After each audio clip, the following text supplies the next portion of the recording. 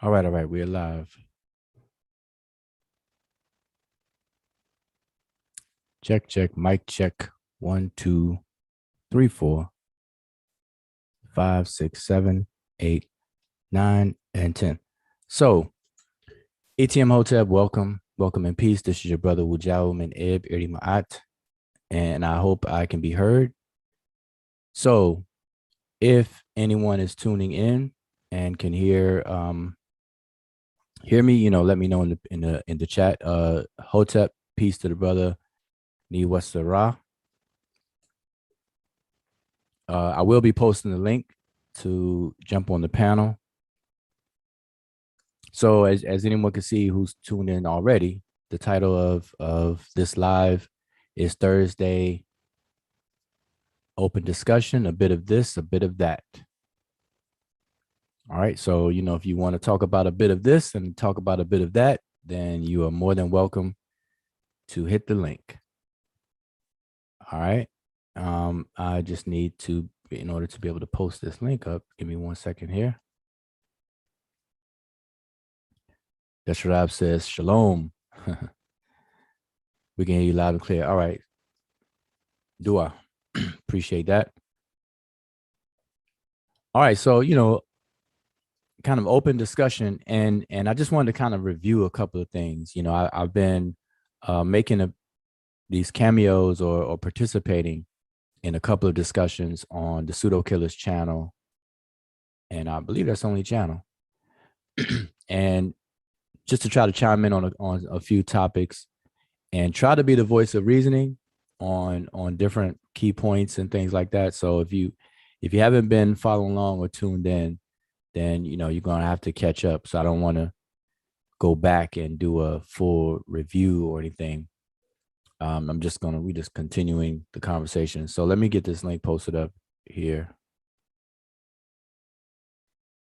And by the way, I'm so far on the panel, I'm not by myself. So anyone who's on the panel right now, if you want to introduce yourself and give a shout out to everybody in the chat, all 4,000 people.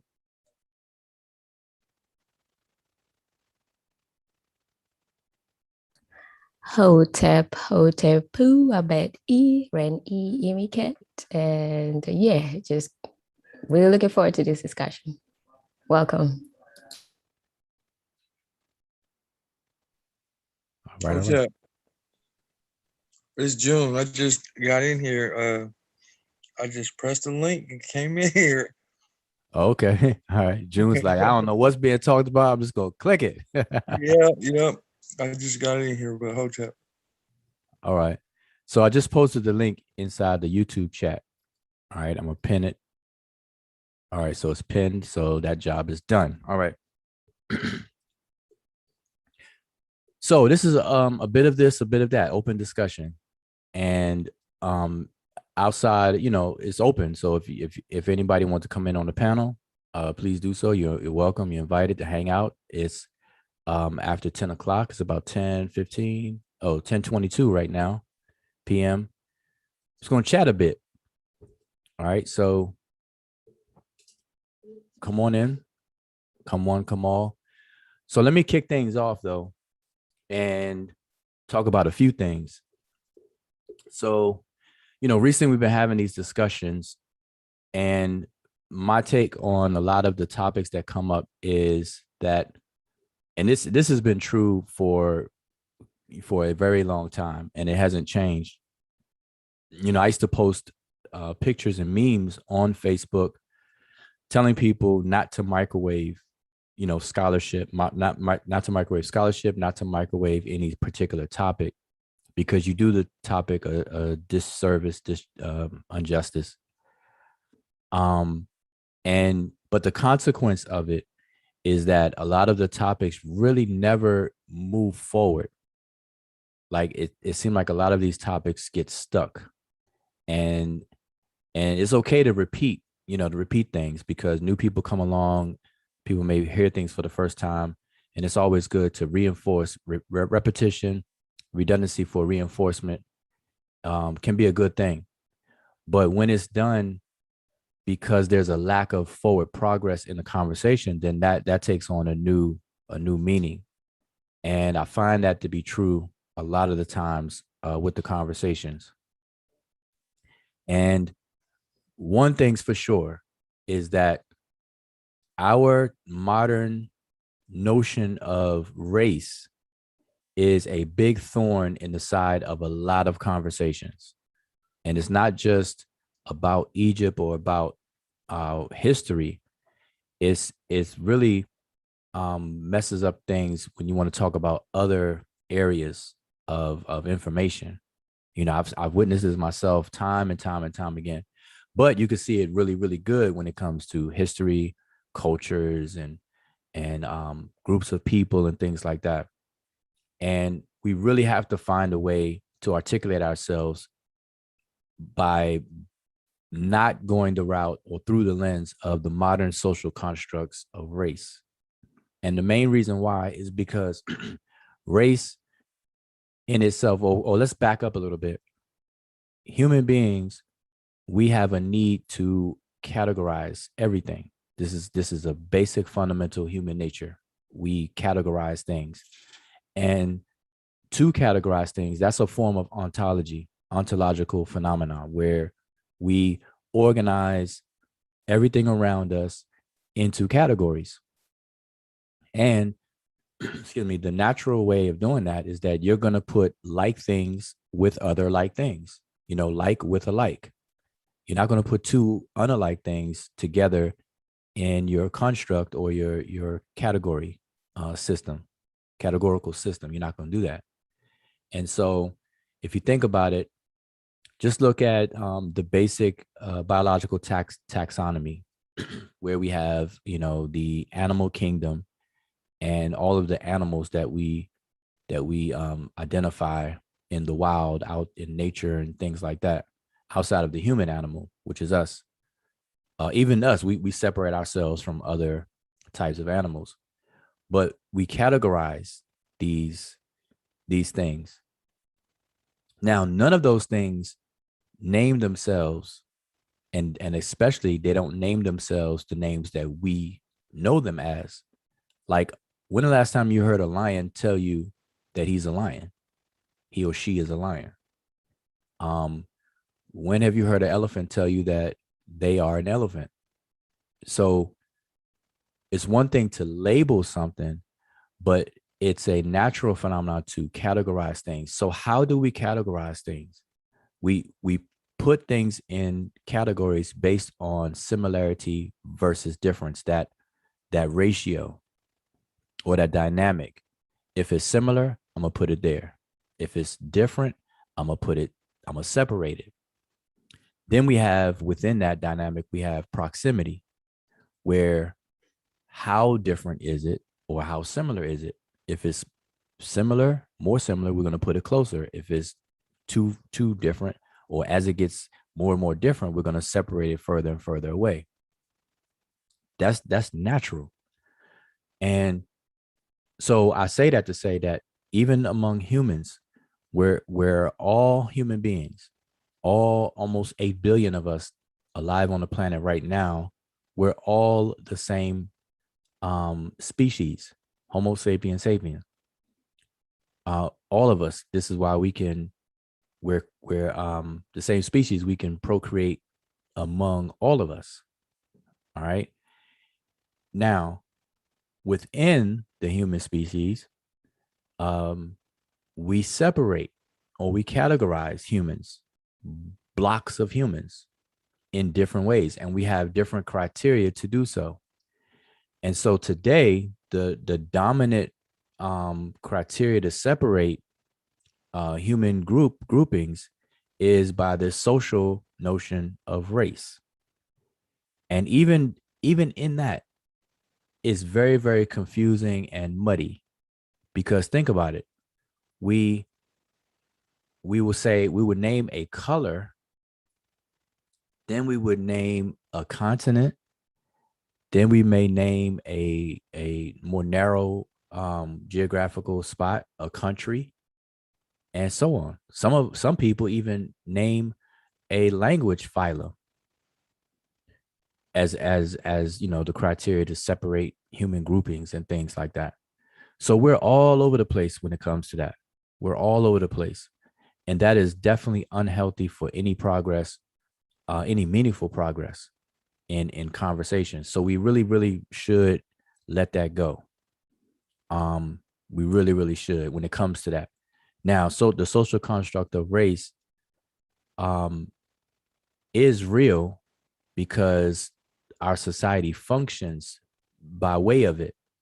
So, it's not to be naive and pretend that, hey, race doesn't exist. No, it does.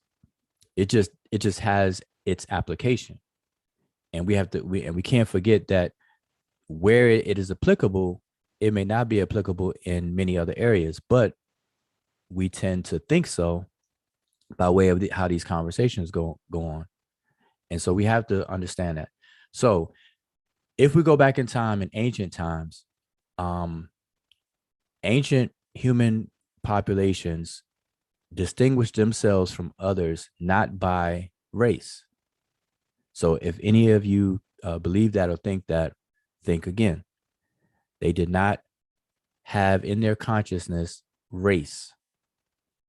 And more specifically, our modern social construct of race. It did not exist in ancient times. Now, if we use the word race as as a way of categorizing something, then yes, all human populations did that. But the key thing is, what was the criteria? And today, like I said, we use skin color, we use lookership. That's what we do. Black, white, and then we'll start saying some country names and languages or continents: European, African, South African. We'll start naming nationalities as if it were a race. So it's really, really all over the place. Now, so what did ancient people do? Ancient people distinguished themselves and other groups from each other by way of culture. Culture was, is, and should be king.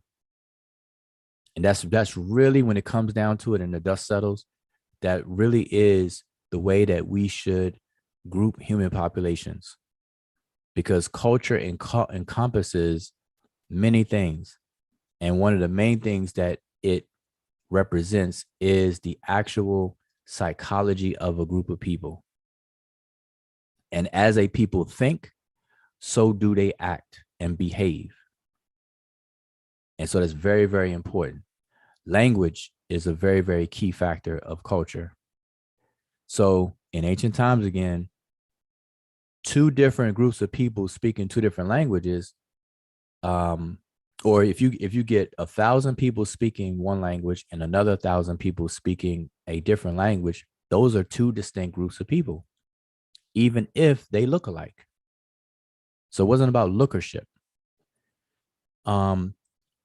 Then you have, nowadays, we have genetic technology and science, biogenetics. And so now, since the human genome has been mapped since 2003, and further mapped, I think completely mapped out, I think 2013 or more recent. Now we have the benefit of using DNA as a tool to group people. But in doing that, that's a helpful tool, by the way. But in doing that, we have to understand that whatever groups we come up with using DNA, that is not how ancient people group themselves, ever. Same way with social construct of race. Both of those, they have no application in trying to group ancient people. All right. So what I mean by that, I'll give an example. This is just to illustrate the example. So in Kenya, how many different tribes are in Kenya, roughly? We have about 42 indigenous tribes. Okay. So let's work with that number. There are 42 indigenous tribes. Now, in order to even say that there are 42 tribes, that means we should be able to recognize 42 distinctions. So Kenya has a population of what, about 12 million? Oh, almost 50 million. Oh,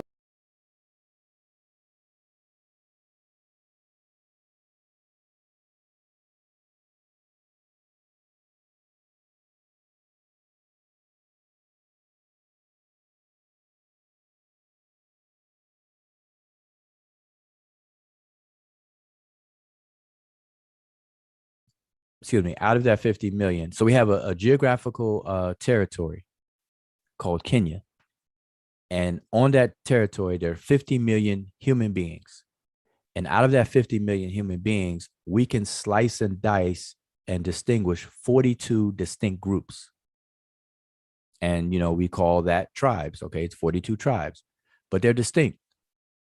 So now, this is how the people would group themselves. And most likely, those 42 groups speak different languages or different dialects of different languages. And so now, on a DNA level, if we're using the tools we have available today, all 50 million, and it's just for the sake of illustration, all 50 million of those people may share a whole lot of DNA to where we would lump them all together as a genetic population. So Kenya has one genetic population, but yet 42 distinct groups of people. And that's how they themselves group each other. So that right there alone would tell you that DNA was not used by the people to group themselves. They used something else. And so I'm reiterating that what that is all throughout history has always been culture. And I'm saying culture, but culture has different elements that make culture. Language being one of the main factors of culture. You have language, you have mode of dress, food production, weaponry, how people defend themselves, and so on and so on. All right, that make up culture. All right, so if you speak a different language from me, you're not of me. You're distinct, you're different. Even if you look like me or have the same skin color and general features, if you don't speak my language, you're not categorized with me, and vice versa. That's something that's been paramount all throughout history. So we have to have that understanding. So trying to project this modern notion of race on ancient people is a complete waste of time. So this speaks to all the arguments about whether the Egyptians are black, or whoever is black or not. That conversation is a 100-mile-an-hour conversation running up into a red light. It's a waste of time, and it's just at this point it's just very, very silly to even engage that any longer than what we've already engaged with it for the past 50 plus years. Okay, so a lot of that's going on. I'll just give you that example, but that's not the only example with Kemet and so on and so forth. It happens all over the place where race will get interjected and it become a major topic as if it matters, as if that matters. All right. So I just wanted to kind of open and say that. So, again, the link is in the chat. It's pinned to the top. If you didn't see it, it's pinned to the top of the YouTube chat. And click the link if you come on the panel. Want to share some of the questions or whatever the case is, or just hang out. But whoever's on the panel now, I see you just have Emmy Cat and June. Yeah, if y'all have something you want to share and open up with, go ahead.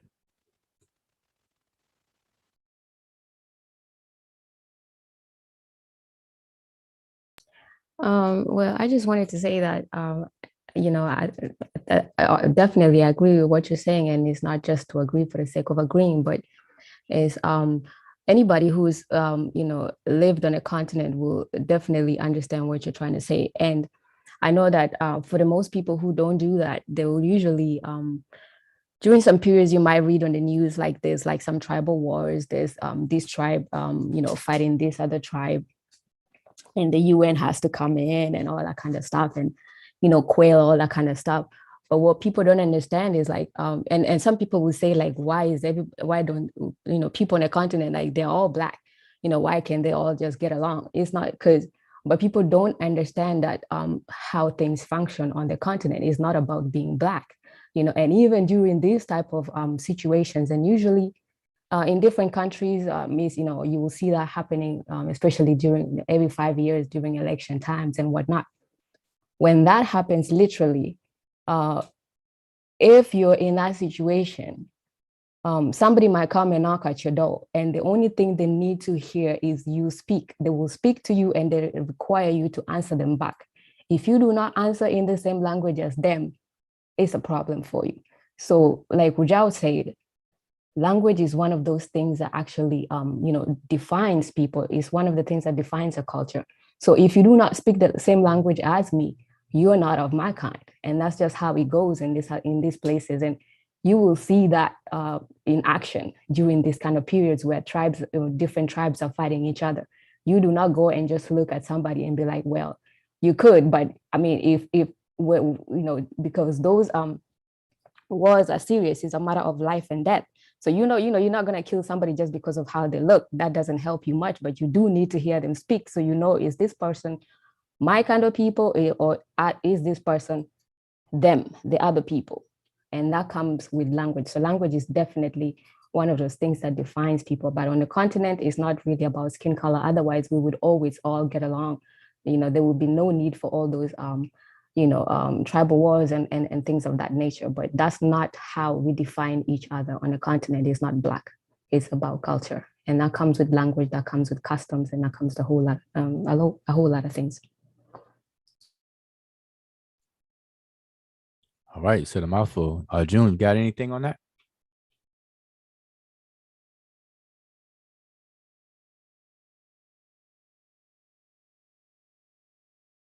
All right, I think June may have stepped away. So No, yeah, that's my bad. No, I'm good. I'm just listening in, enjoying the conversation. Okay. So that's very important. So now here's the thing as well. Now let's look at the flip side. Here in the United States of America, we have this notion of black, this social category of black, and so much so that we can look at the stats, the demographics of the United States of America. We have approximately 40 to 45 million black people in the United States. Black, aka African Americans, but we have this flat blackness where people are lumped all into this black, say black. So African American is really a subset of this flat black. But if you just look at black, about 40 to 45 million out of the 300 and some odd million Americans altogether. So even here, we have this thing in our head, we have this assumption in our head that because black people are black people, we all should, as Emika said, we should all get along. We should all, everything be the same, and so on and so forth. But we're not. But the assumption is that we are. Now, here's what happens. When we make that assumption, we tend to look at the collective condition, the condition of black people as a collective, and then whatever is causing condition that we're not satisfied with, we want to point the finger. So we point the finger to white people, and we identify racism, white supremacy, and so on and so forth. And so that's based on the modern notions of race. And so these are clear, observable lookership type of distinctions. So they're easily identifiable. But in us doing so over our history here, we drop our guards when the detrimental actions or people look like us and be among us and hurt us. Because put it this way, if you have an organization and it's 100 people, and you're trying to do some things and it's all Black people, it's easy to spot a white person or what we would call an infiltrator. If a white person came in, everybody would be on guard. If it's a Black organization, a white person comes in for whatever reason, everybody's alerted, everybody's on guard. Why? Because it's easily recognizable, the whole situation, whatever. And so a lot of times a white person who has ill intent for a Black organization cannot directly do anything for those reasons. So what happens is organizations are attacked, destroyed, or harmed by people from within who look like everybody else. And I shouldn't have to name any of these organizations, prominent organizations of our recent history, where people were taken out or what have you, or something happened from within by people who look like everybody else. Because we have this assumption, this guard up that we all are the same. And it's not like that. It's not like that on the continent. It's not like that anywhere. But we create that in our minds, and that's our assumption, and we operate through that. And there's no progress with that. Okay, so that's just to illustrate the example. I'm not, trying to go any further than that, but I just illustrate that, use that as an example to illustrate those things. But in these conversations about history and scholarship on all the different platforms, that always creeps in there. And it occupies the bulk of the time, and the conversation never goes anywhere. It really never goes anywhere. Everybody is so preoccupied about what race of people are that they don't even look into the genius of the people, whoever they are. They don't look into the genius of it, And so what's the point? What's the point? You had something? Okay. So, all right. So anyway, yeah, the link is in there. If you've been paying attention to any conversation on the Sarmotep's channel, the Pseudo Killers channel, or this channel, then you kind of know some of the things that I'm bringing up and talking about and whatnot. All right. So another topic is specifically about Kemet, since we deal with ancient Egypt, Kemet. Is this thing about the afterlife or the Egyptian beliefs? What do they believe and everything? And I find it interesting that a lot of people take a stance on that, but have done absolutely no homework on it at all. None. But they'll take a strong stance on it. And to me, that is unscholarly. That's unscientific.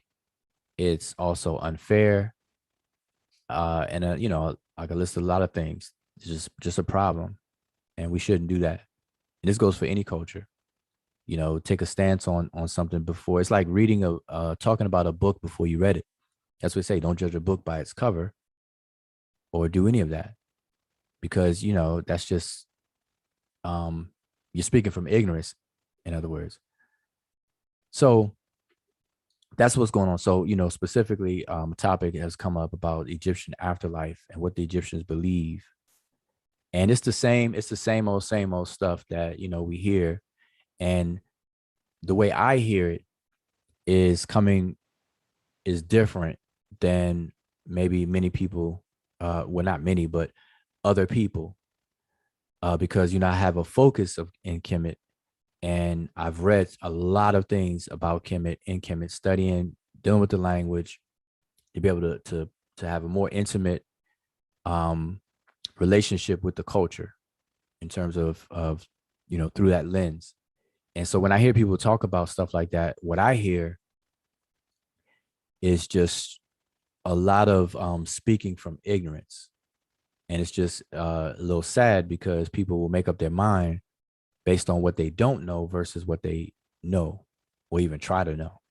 And so one of the main things is, the afterlife, and everything that comes along with all that good stuff. So we've been having conversations about that a little bit, about the Egyptian afterlife and what's that about.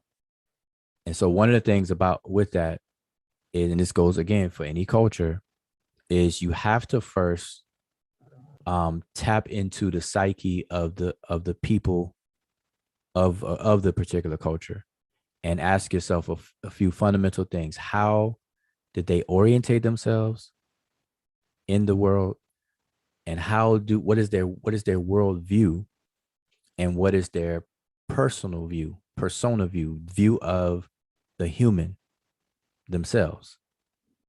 And it's through that lens where you have to start to see, what did they do, what did they say, and so on and so forth. And if you don't do that, what we risk doing, and what people end up doing, is projecting our understandings of how we view things today, and then we retrofit it backwards. And that's just crazy, because you're not going to get it right. You're not going to get it right. So, yeah. Before I don't want to, long that out, unless somebody brings up that topic or whatever the case is. So, you got something? Yeah. Now, when you were saying that, especially like going, and just going through and understanding the psyche of the culture that you're trying to that you are attempting to study. What I just thought was, what I saw, I guess it was this week, and I think it was a conversation with between you and Thunder on the Pseudo Killers channel, and it was at that point where I think he was because because like you said, people come in with a strong stance, and in this instance, he was like, Thunder is trying to put you on a hot seat about about Kemet and a few things about it. But then once you started to slow walk the whole process, and like you always say, demonstration beats conversation. So you're like, okay, so I'm gonna show you a few pictures here and there. So, and then, it was interesting seeing that whole process where, Thunder was like, okay, that person, you showed a picture, and he was like, well, this person could be considered, um, the Egyptian. And he said, that's like, yeah, that's an Egyptian, that's like you say. But then when you go through it, then you find out that that's a picture of Ptolemy.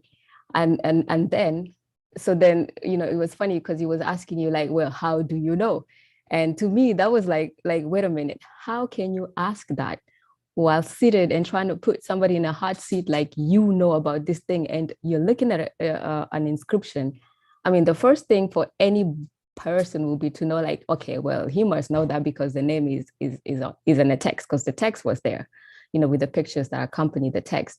So even that, for somebody to ask that, but then sit in a position where they're like putting you in a hot seat, like they know their stuff and they want to check what you have to say. I was like, well, that person doesn't even know the basic stuff. Like, so even if you tell him, how is he going to double check what you're saying? And like, if you tell him, okay, this person is idiomate, what kind of prerequisite skills does he have to even know whether you're saying something right or wrong? But for somebody to say that, and then have that attitude like of, I know, and I'm trying to see if you're saying the truth or you're lying to me. That was just, it was sad, but it was kind of funny. It was funny, but I did notice that over there. And even another part of another session, I think, was because you had a few sessions over there. So another session where you were talking about a few things, and you were mentioning things like the offering formula, where people can find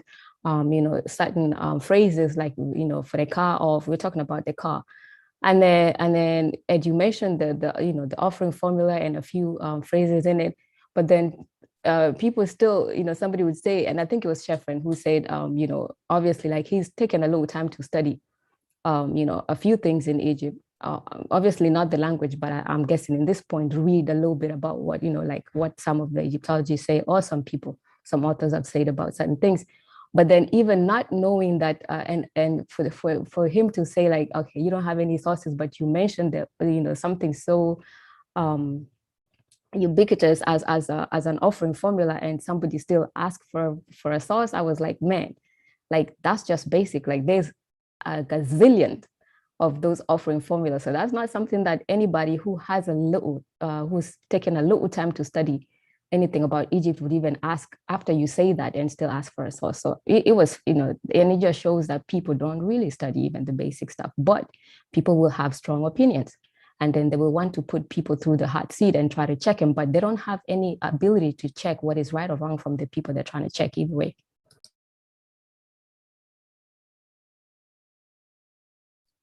Okay, you said a mouthful. Yeah. Zane, you had anything? See, Zane is in the building. Kadeem? Yeah, hold up. Not at the moment. I think MK just explained everything I had on my mind. Okay, man, did you get a new microphone? You sound crystal clear now. I'm on my laptop. Still All right. Boy, I'm about to say you got a new microphone. But yeah, we can hear you now. Okay. So yeah, I still wonder like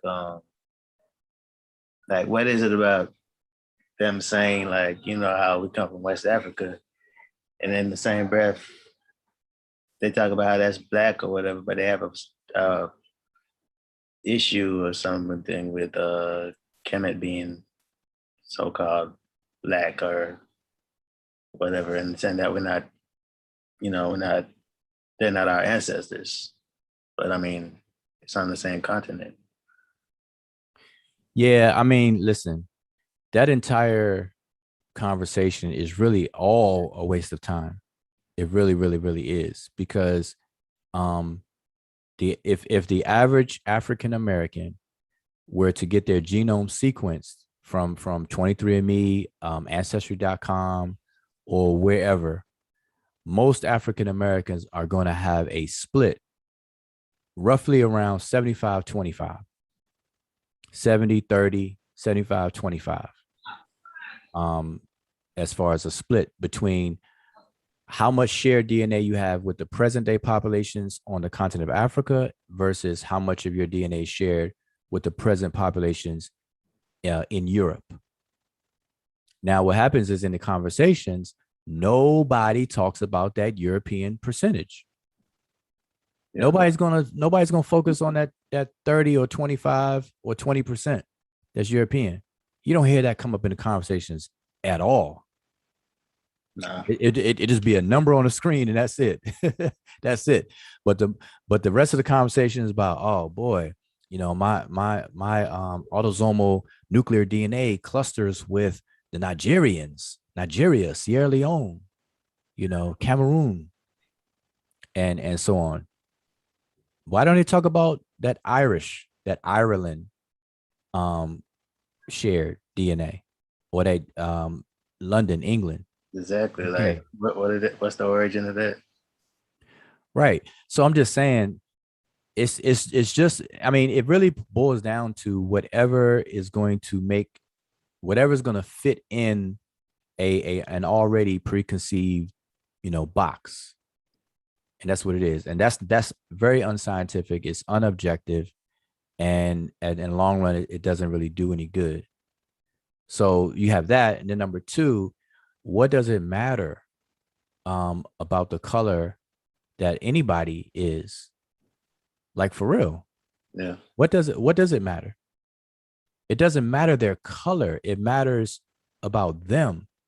And them, or a person or a group of people, is observed and expressed by the overall summary of what makes them them, which is their culture. Yes. How do they behave?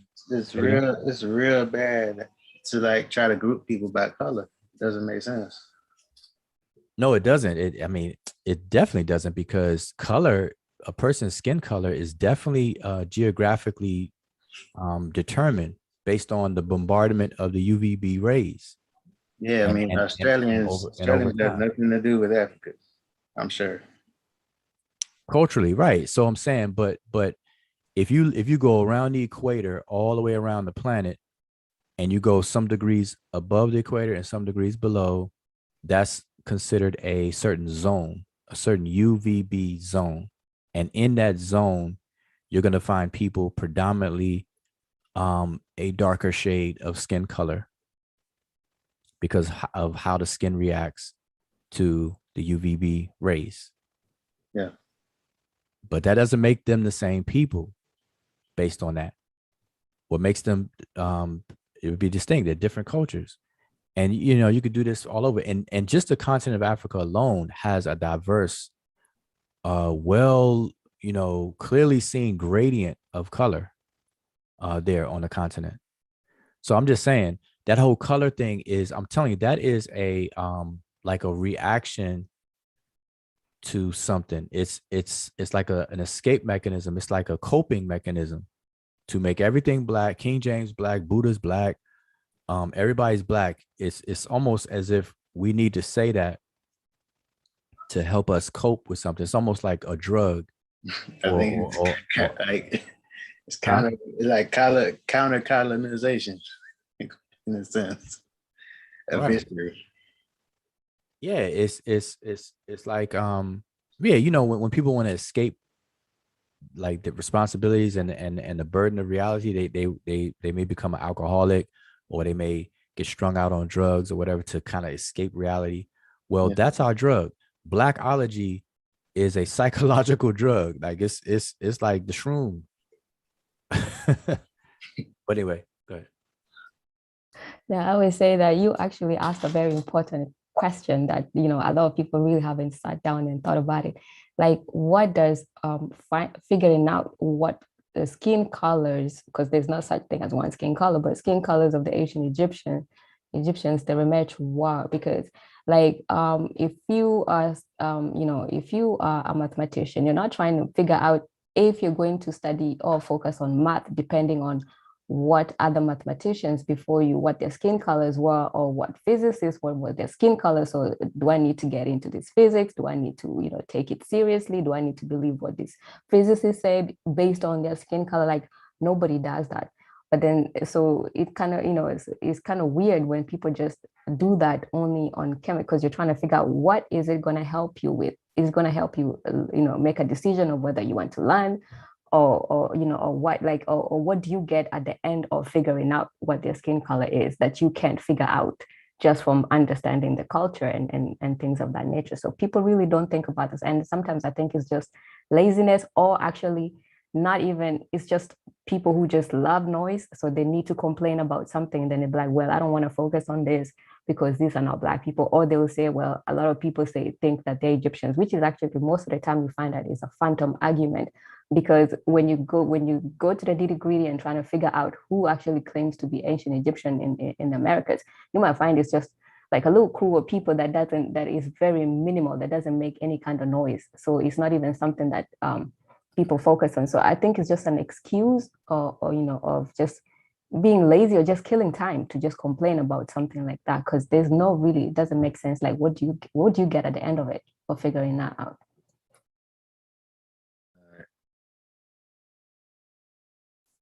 One quick second. I just want to make sure that everybody can hear everybody. Okay, because I just happened to look at the chat and I see Bika said loud and clear. As if that was recent, or am I scrolling wrong or something? And then I see Niwa Sarah says it went out. I'm just making sure that that nobody's talking about the sound and that I could be heard. No, that was when you were making fun of Zane's microphone, I think. You're good. I just hopped in. Hotep, who's that? Donnie? Sound like Donnie. Yeah. What's up, y'all? All right. So, yeah. So again, I'm my stance. I'm of the opinion that all of that is a waste of time, because I've seen it. I've seen it at play, and I can actually do a presentation on it using real examples from engagements on social media to the live streams.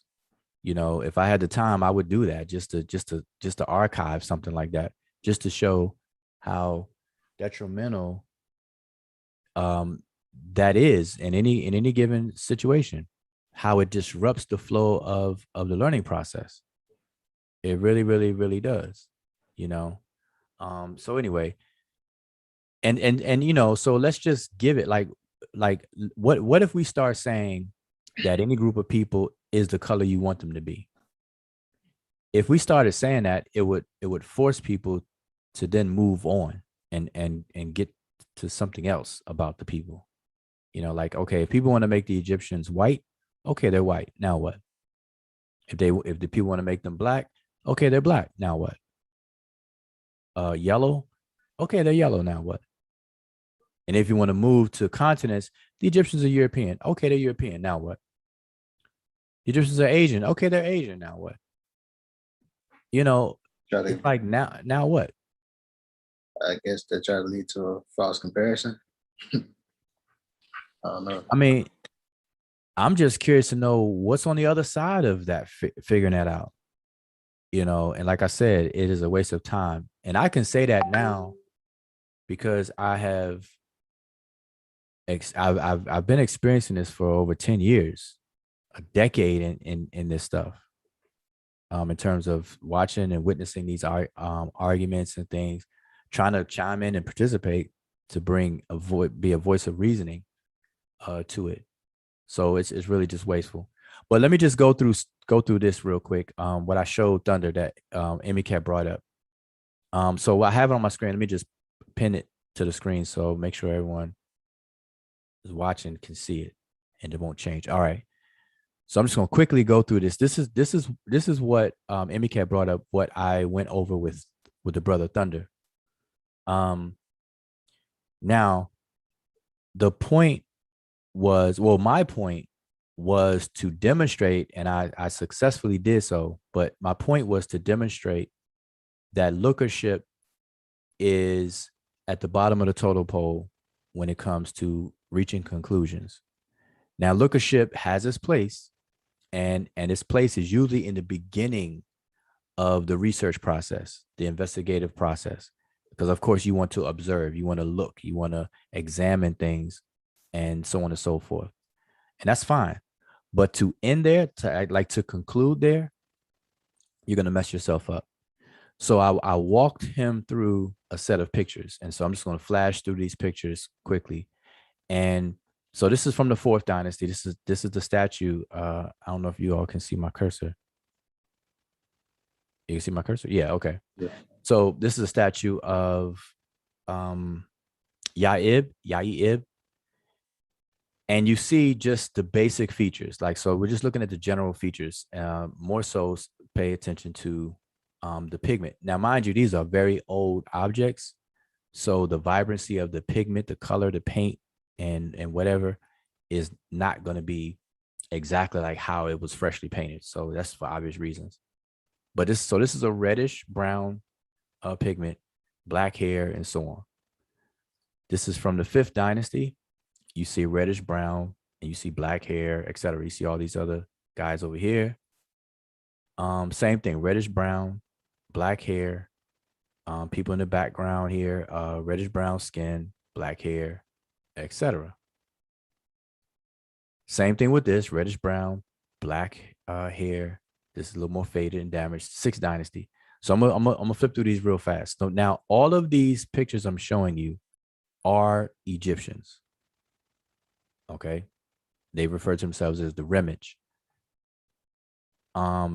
Here it is again, a more distant shot. Sixth Dynasty. Sixth Dynasty again, reddish brown, black hair. Now we're moving forward. This is the between the 8th and 11th Dynasty. And I'm skipping some objects just to kind of get through these. But you're going to see the consistency. So 8 Egyptians, reddish brown, black hair there, so on and so forth. You see, this is the 9th Dynasty. Again, 12th Dynasty. We're moving forward. 12th Dynasty. Getting to the 18th Dynasty. Same colors. 20th Dynasty. We all the way in the 20th Dynasty. We see this guy here. Now, so I'm going to skip.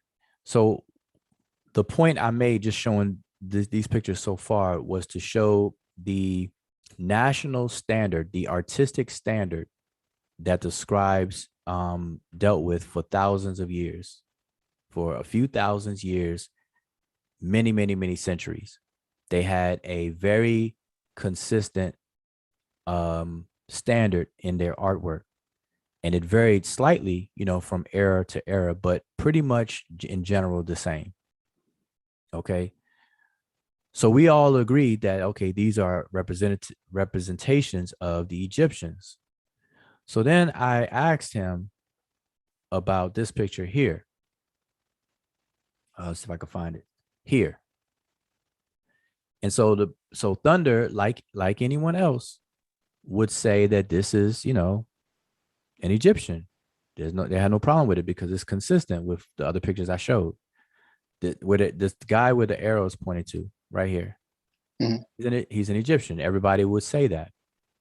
So when he said it, like everybody does, I had to inform him that this person is not an Egyptian. This person is actually a Greek person by the name of Ptolemaeus. Okay. Lookership. And the name, we know who it is because the name is here. His throne name and family name, Ptolemaeus. And what does this tell us? This tells us, like Donnie just said, lookership fails you right at this moment. Because if you relied on lookership, you would say that this person is an Egyptian. Not culturally, but the way people use that is that they are of the same stock of people. But we know Ptolemaeus is not of the same stock of people as the Egyptians. Here is a realistic image of Ptolemaeus right here.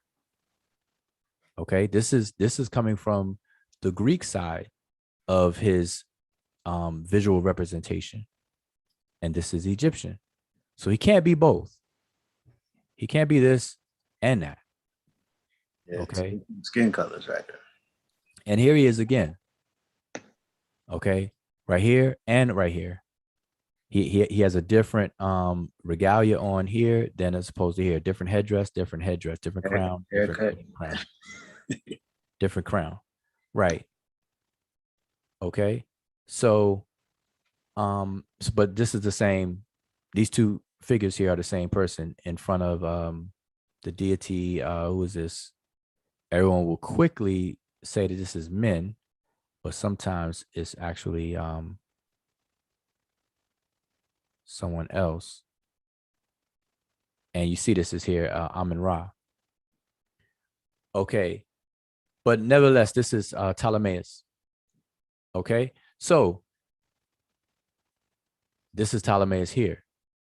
So what this says is that now what this actually says is that even when foreigners came into Egypt and even took the throne, such as the Ptolemaic dynasties, the Ptolemaic era of Egypt, they took on Egyptian culture and customs and the whole nine.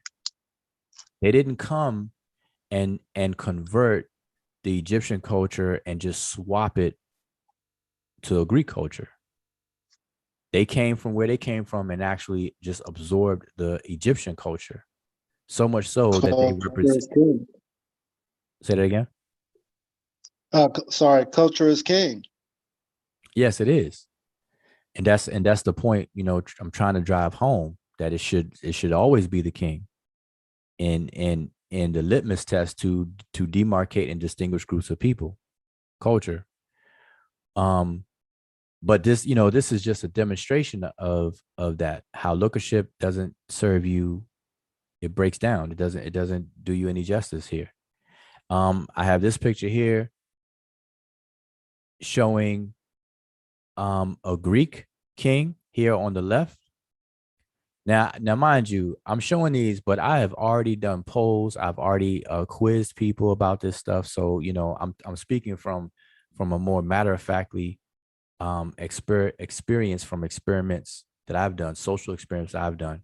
I've asked people, does this person look black? And people say yes. Look at his nose. Look at this. Look at that. And then when I tell them, Then when I tell them who it is, they're like, what? And same What, with the, what material is that? What mineral? that I don't know off the top of my head. I don't know. Okay. We could find out. So I know some people just gonna consider that black paint or something like that. Oh yeah, not even the color. They know they didn't wear a nemes, what's called a nemes or nemes head covering and all this stuff. All this stuff wasn't black. They know people should know by now that a person's eyes are not black. So, this just doesn't have any color on it, at least not anymore, if it did at one point. But even the statue next to this statue is of a well-known Egyptian. Who could guess who this is? Just on sight, because it should be a popular statue. I never seen it, honestly. You never seen it? Okay. No. Well, I'm not even gonna say who it is, because I want people to look at this and then find it. Find it. Go find it, and you tell me who it is. Let me look at the chat. Somebody in the chat probably real quick with it. So anyway, I know it's a delay. So yeah, somebody find this statue by looking at it. And I'm not gonna say who it is. But anyway, so that was the point. The point was that lookership will fail you every time. It just doesn't work out that way. All right, so that was that. So that's what I did with the Brother Thunder, making that point that the Egyptians had a standardized way that they represented themselves, and it wasn't about skin color, because the women were not yellow and the men were not all reddish brown of the same skin color. These are like, today we call these like stereotype, or in the art term will be caricatures. It's almost like a caricature of the general stylized way that they wanted to represent themselves, on a national level. And they rarely carve or draw themselves in a other than excellence type of way, in old age or anything like that. We know. I was about to give away the name of this this person right here. So Say, Chris says Ramesu.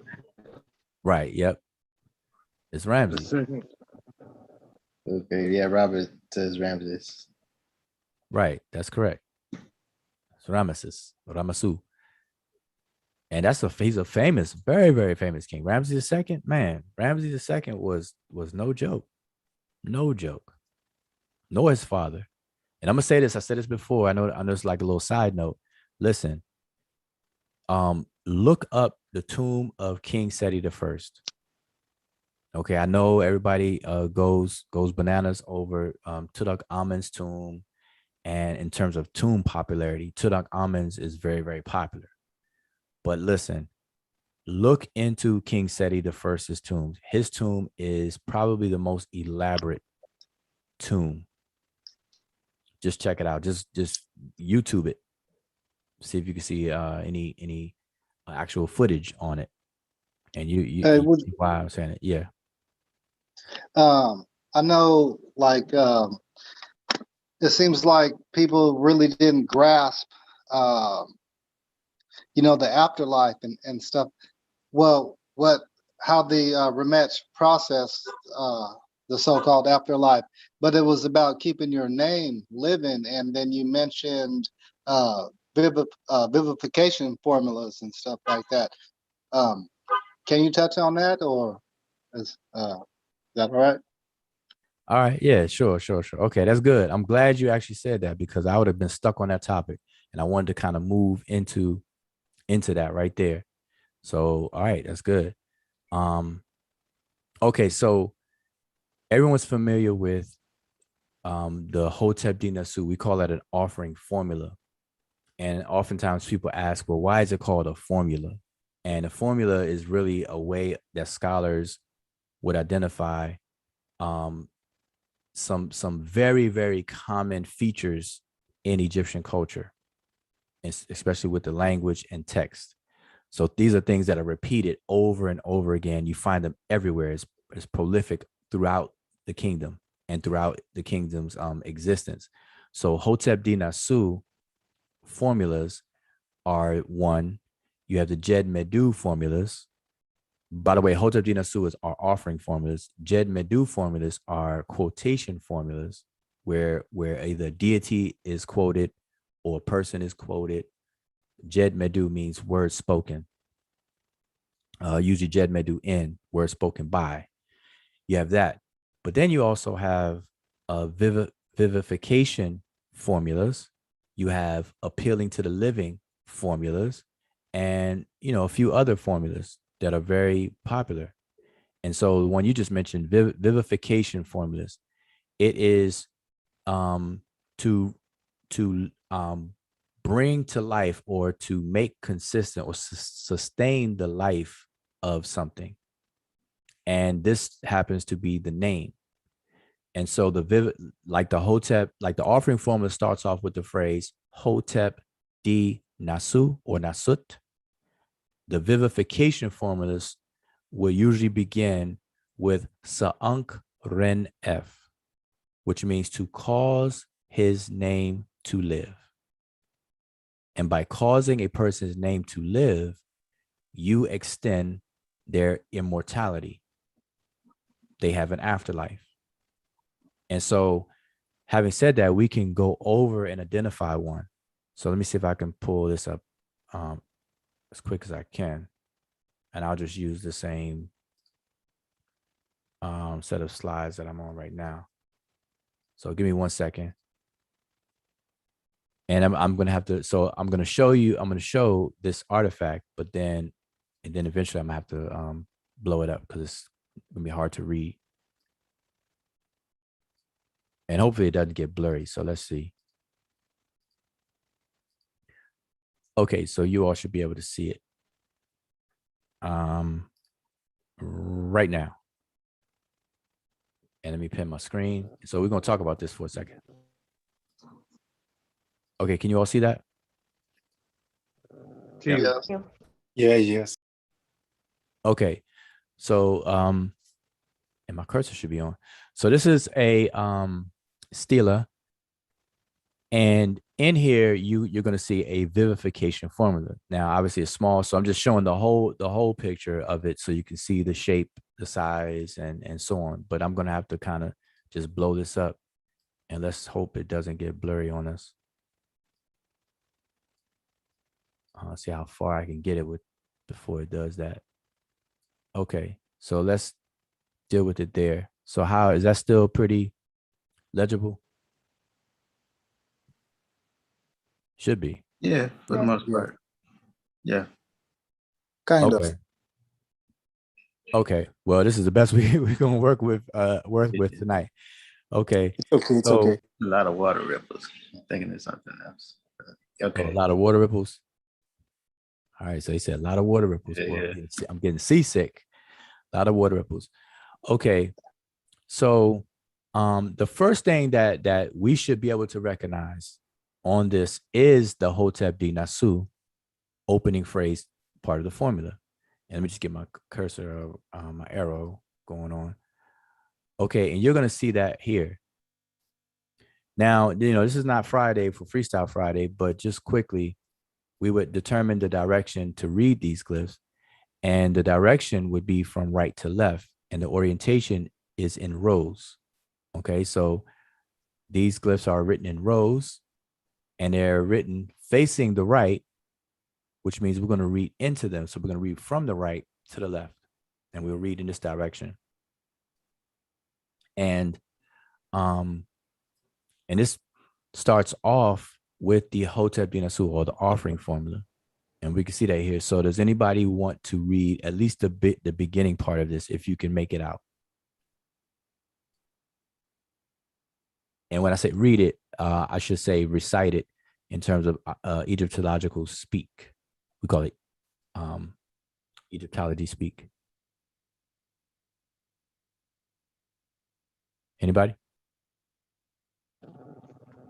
Yes. Hotep Dinasu was seer, Netcher Ni Abju Wet Wet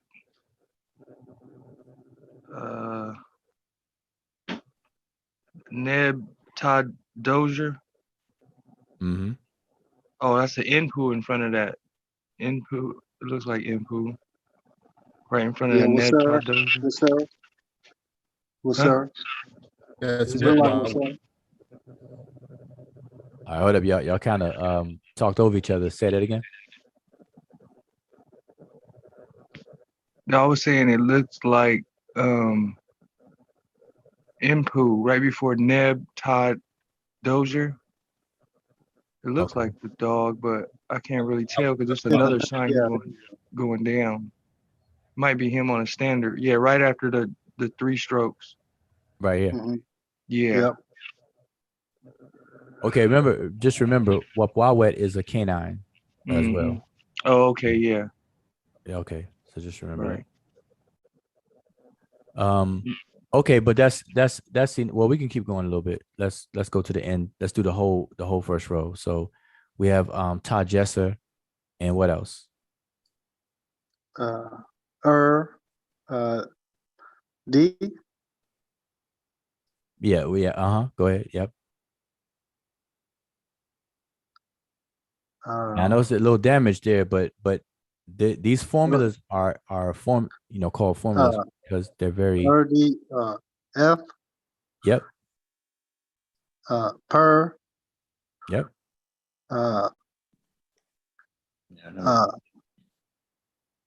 Either Nefer or Haru. I'm guessing right now at this point.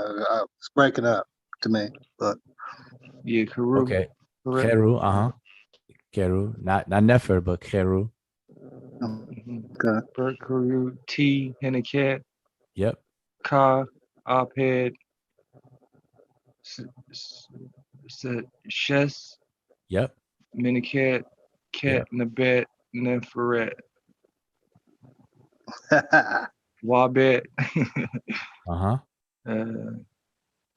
Netrim. Nope. Or Signature. Yep. There you go. All right. Yeah, Signature. Okay, so let's just stop there because I don't want to take too much time. So that was good. Excellent. See that? So we mixed a little freestyle in here. And we skipped straight to it. So Hotep Dinasu. So just to kind of just read it all the way through, we have Hotep Dinasu, Waser, Netcher A, Neb Abju. We have Wapwawet, Ta Jesser, DF Peret Kheru, T Hinket, Ka Apet, Sesh Minket, Ket Nebet, Neferet, Wabet, Senetcher, and then Kebeb, and then so on. So this, in other words, this is an offering formula. Okay. And so there are many, many, many offering formulas. Pretty much everybody who is deceased pretty much has an offering formula. Okay. Whether they had an elaborate stela made for themselves or what have you, the family members, the close family members' duty, and it was usually the duty of a son, but the close family member had the responsibility of performing these rituals, which was to conduct an offering, performing an invocation offering, which is what Peret Cheru means, which means the going forth of the voice. Cheru is the word for voice. And so this is an invocation. All right. And so this would happen, but for what though? And so we have to fill in that void for the for what, you know. And it all boils down to, as we've been discussing lately, memory. Listen, if y'all haven't heard it anywhere else, y'all gonna hear it from me, and I'm gonna say it till the wheels fall off, is that what people believe that the Egyptians were fascinated about death and the idea of death, it's really all about memory. That's what it boils down to. Once the storm, the tornado leaves, the hurricanes go away, the dust settles, and all of that good stuff, it is all about memory. Immortality has everything to do with memory. That is the only way something is going to live forever and live being used in a different way than how we understand a living person, breathing person. But memory is the medium of immortality and eternity. Okay. And that's what it's all about. So just look at the many ways to accomplish that. So the Hotep Dinasu offering formula is to give an offering ultimately so that this person can be remembered. So, but what I want to do is skip down because Donnie brought up vivification.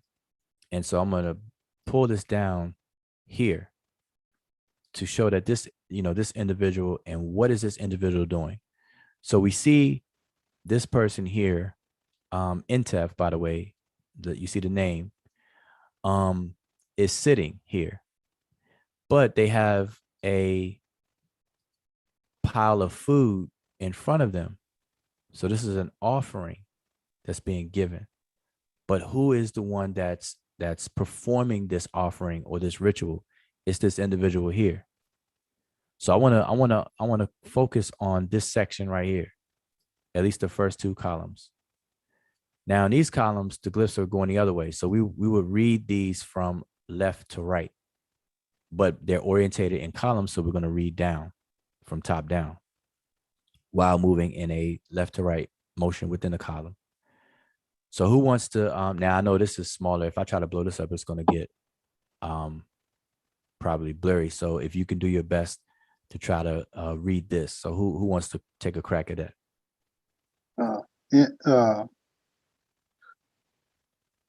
In saw. Yep. Excellent. What's this here? Let me point to it right here, right there.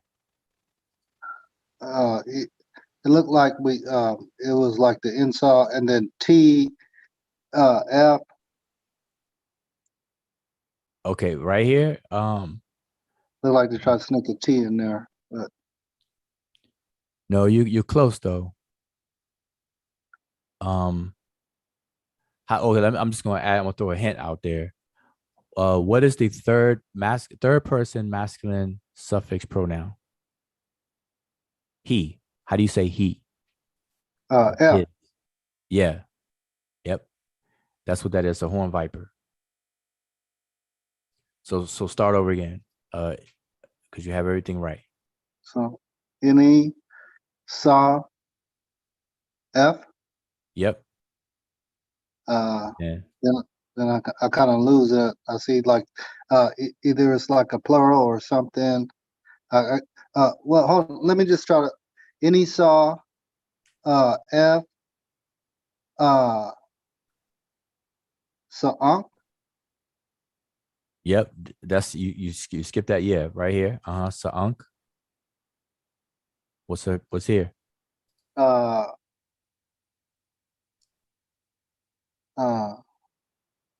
Same thing. It look like the mouth Mm-hmm. or a hand. Okay, so it's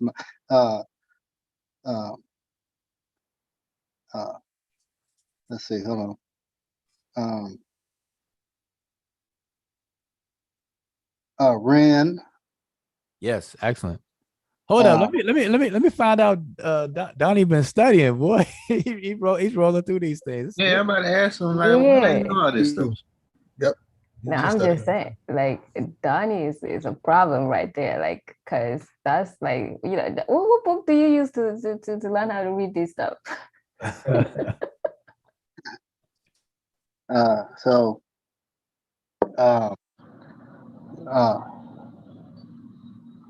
yeah, y'all made me blush. But anyway, back to it. Ren, F. Yep. Oh man. I got the F already.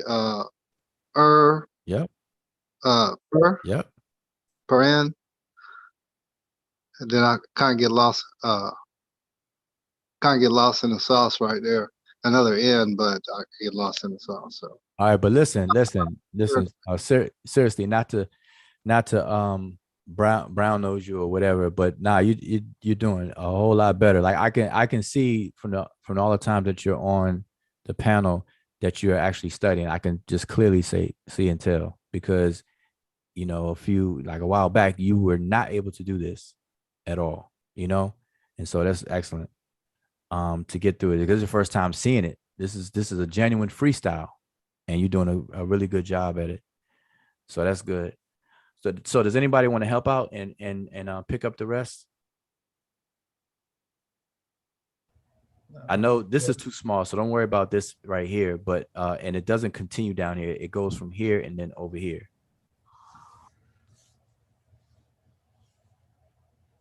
I don't even know who do we have on the panel. Let's see. Oh, I think St. Chris was going to say something. Okay, go ahead, Chris. Yeah, excuse me. And then at Mary in that first column, Mary F. Yep, Medew, exactly. Mary F. Saon Renef. Per Pen in Wusir Genet. Yep. Imintiu. Neb Abju. Exactly. No, Excellent. That's it. That's it. Let's put a period on it. That's excellent. So for real, that's very, very good. Very good. So hopefully everybody listening in the chat, you're witnessing a proper freestyle. Okay. So let's just I'm just going to say it again all together. So we have in sa f medi f sa ank ren f raper pen. Then we have ni wuser kintia mentiu neb abju. All right. That's the whole thing. So what is this saying though? Now, mind you, you see these glyphs over here that are above this couple, these glyphs are facing to the right. So we will read them this way, but they're facing the same direction that these figures are facing. So this text goes with these two figures. This text is facing this direction because it goes with this figure, because he's also facing that direction. So Donnie brought up vivification formula, and we've just read one. So this is a offering or vivification formula done by Saef, his son, his beloved, to Sa'unk, which is to cause to live. That's where we get the word vivify. To vivify Renef, his name, in regards to this chapel. Erper is the word for chapel, sanctuary. And this pen would be this. And it's the chapel, this chapel of, and I got to put this the other way, of the Osiris or Wasir, who is foremost of the Westerners and Lord of Abydos or Abju. Okay, so this person right here is actually performing the vivification ritual by offering food. Okay, you see his hand extended out and everything. And so this is what people have to understand. The Egyptians were not some slouch people that just had some real stupid, spooky beliefs. That is not to say, and I'm gonna say this very clear, that's not to say that the Egyptian society did not have your pseudo, what we call pseudo today, your spooked out and superstitious people.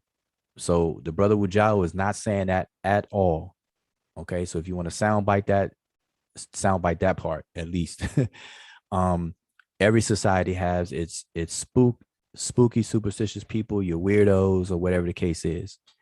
Okay, but when we want to represent the culture as a consistent cultural item, now we can't just loosely say those kinds of things. And so, question about that. Okay, and so the Egyptians focused on the remembrance of people that are past. That is the idea. That is the entire idea and the end goal of an afterlife. Period. That's it. I mean, it's really nothing else to throw in there. It's all about memory. Now, whether you believe in God, whether you call yourself an atheist, by all the different types of atheists, or theist, or whatever, everybody has memory. Everybody that has a functioning mind and brain and neurons kicking off and all that kind of stuff, you have memory.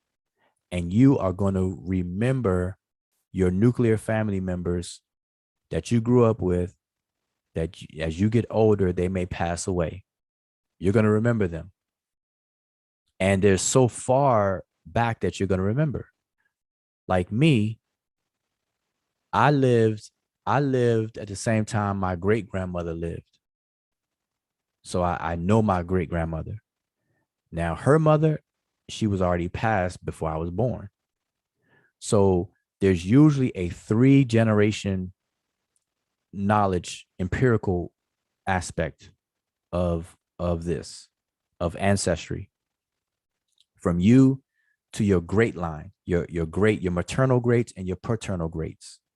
That's usually the empirical ancestry, meaning that you have direct knowledge of them because you were alive while they were alive. 2 greats, not so much.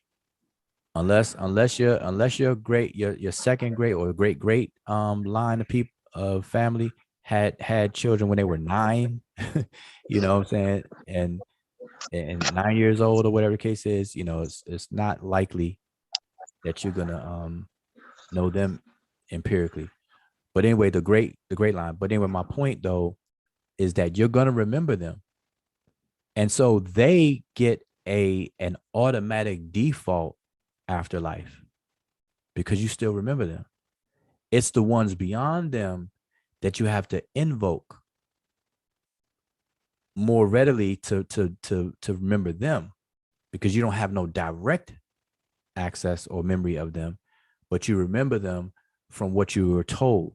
And this starts the ancestral veneration, where ancestors are tumbled along throughout the generations as long as somebody remembers them. And so to do that, you set up a shrine. You have nowadays we have pictures, we have computers, we could take video footage, everything, or what have you. And that creates a more permanent and prolonged afterlife or eternal life. Okay. People, in other words, to put it plainly, everybody alive today has a exponentially greater chance to have an afterlife than people thousands of years ago. More of the population is going to heaven, and I mean that as a analogy, going to heaven than in the past. And heaven being a compare or correlation to an afterlife. I don't mean the spooky heaven as a place. I'm talking about just being remembered, because we have more devices, we have more technology that gives us a chance to remember more. We could save pictures, say, the whole computer, you could have a thumb drive full of pictures of your loved ones, but anyway, so I just wanted to say that. And so this is a vivification formula. It actually tells you, it says to vivify. Sa'ank means to enliven or to vivify his name. It is, and that's what it was all about, to remember someone, and not just the name. So I don't want people to think that it's just about the label, the name, how we say the word, that sound pattern, or if we write it on paper, the way it is spelled. No, it's not that. It is, it's the entire identity. But go ahead. So would it be the same, say something like, let's take the spookiness out of it, which what you've already done, but to me it's like, okay, so say, like, because nobody comes into the world just being super smart, right? Unless you're just some special case. But most people got to get laced and trained and things of that nature. But say, like, your favorite uncle or your favorite partner or whatever, or your favorite teacher that took a liking to you or took you under their wing and they passed on. What's wrong with you saying, not just saying, but just mentioning her name. Like if you do something in the name of them, or you find yourself in a moment where I remember where I got this from, and this propelled me to make my life better for me, or you know what I'm saying, doing things like that. That's a remembrance of somebody. This person taught me that. This is how I'm carrying it on. This is how I'm passing it to you. We call it lacing nowadays. You know what I'm saying? So Yes. I don't know Nah, why that's so hard to reach. well, no, you made a good point. Excellent point. And to answer that last thing you said, it's hard to reach because people make it hard. People make it hard because of this mischaracterization of ancient people. We actually think, even though we don't say this out loud or like on out overtly, we really believe that we're better than people in the past. Like the present, everybody living in the present, we generally think that we are better than people who lived in the past. I don't think that. No, I know I'm saying you may not, but I'm saying that's the kind of undertone that we have. Like the modern technology, we'll look at something in the past or what was done as quote unquote primitive, and we have a better way of doing things. We have technology, we have all this good stuff, this, that, and the third, and that leaks into the idea of taking a stance. And so people make it hard, but it's really not. It really boils down to something very simple. The remembrance, memory. Remember, I'm telling y'all, I'm going to drive this point home every chance I get. It's all about memory. And think about this. The name of a person is to be remembered. And we all do it to this very day. For example, the pouring of libation. Why or what happens during the ritual of pouring libation? People use water, they use soil and a plant, and maybe some other things, and they say the names of people. They're calling out people's name. They pour water and say a name. They pour water and say a name. Pour water and say a name, and then they use a plant or a flower, tree, or plant, because as that tree grows and everything, those names are being poured into it. So the tree will become a mnemonic device for memory. And so that is what it's all about, remembering people. And so we say inkani imaku so-and-so makeru. And just a generalized word for ancestor, we say inkani imaku aku makeru. The word aku is a word that we just stick in there for all the ancestors. But if you see, and okay, let's look at the flip side of this.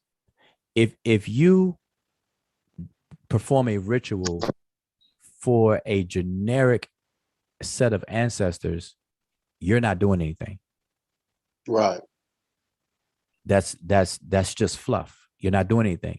Right. Because you're not remembering the identity of anyone. Right. Okay. So all that just that very vague general ancestral stuff, that's just exercise. Somebody, that's just like, doing push-ups. It's about remembering the identity. The word Ren means identity. And remember, the glyph for Ren, outside of it being spelled out with monoliterals of the open mouth and a water ripple, is actually the glyph of a shenu. And that shenu is a rope that encircles. The word shenu is from the word sheni, which means to encircle, to wrap around something. And the act of wrapping around something or wrapping something is to protect it, is to preserve it. So the names are to be preserved. The names is a container. Your name is a container for you, for who you are. Agreed. But not the components of what you are. It's who you are in terms of your outward expression. And then that outward expression is also identified by the ancient Egyptians. People refer to it as the personality. Some people will call it the soul. because of the confusion with the Greek word psyche and stuff. But all of these aspects are components of a person that actually survives after the body of that person dies. Right. And so everybody has an afterlife because everybody has a name that outlives their body. Right. Everybody has a reputation that outlives their body. Everybody has an identity that outlives their body. Everybody has a influence that they have on the living that outlives their body. Right. An example of that, I don't know, just switching to some rap stuff. I don't know if you guys are Pac fans but Pac did an excellent job of executing that. I'll say that. That's just an example though, because he did it. His name is living on. Yeah, You know? yeah. I mean, a lot of people, and that what you just said speaks to what I was saying. I said people today will have a longer eternal life than people in the past because we have what's called celebrityism, and celebrities. We got book writers, we got entertainers, artists who record. They're long gone. Like we could name like The data now. yeah, Technology. Otis Redding. Mhm. Otis Redding's not here, but we remember his name. Michael Jackson recently passed. Prince. All these people are going to be remembered for a long time. Indeed. A very long time. Yeah. So look, it kind of rolls into my question with you and Donna were just talking about, like, about how Egypt and how they, their beliefs or whatever. Like, for us, not saying us particularly, but, and this might come across like kind of rhetorical, but like, how could you figure what the psychology of ancient civilization was to even think that what they was trying to, relate to their own culture was spooky or whatever, when you don't really understand like how they was just describing their ideas. I mean, this is the same thing that the Greeks and Romans were looking at, and they figured they made their own philosophies out of that. I mean, that's what gave birth to their own schools of philosophy. It sounds to me, Brother Zane, if I could speak, it sounds like it sounds like but it's like you're not convinced on what it sounds like, again, like you believe, but you don't believe that it's not been translated in totality or whatever. It's like you're second guessing in the translations that Egyptologists put forth to this day. That's what I get. Is that No, I'm saying like, for those who would try to come to a conclusion without even studying the culture for itself, how could they even speak on, the psyche of what they, what they were trying to explain to themselves, or what their ideals were to their own culture? Like, you can't really say that was spooky or My bad. Well, I'm going to tell you what triggers that. It's based on mischaracterization, and mischaracterization is usually a very subjective and biased act. So, because we've been coerced and cultivated to have a certain lens and outlook on life, we tend, and all humans do this, we tend to project that on everybody, whether it's recent or ancient or whatever. And so real scholars and real scientists, and I don't like you to say the word real, because a scientist is a scientist and a scholar is a scholar. I shouldn't say real as if they're fake ones, but scientists and scholars become scientists and become scholars by breaking that bad habit, because you have to learn to be objective. You have to learn to be able to follow the evidence and ask those pertinent questions that's going to lead your your focus and not set out with a assumption or a preconceived box that you're just trying to fill up.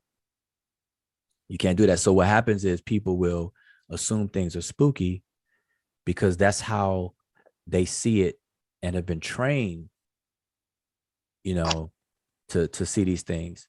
So like people have a hard time looking at the various Netcher as ontological taxonomic labels Yeah, I for see those. phenomenon and existence. Yeah, I see those as like basic principles of whatever they was trying to, describe. I don't see it as Right. anthropomorphic type of being.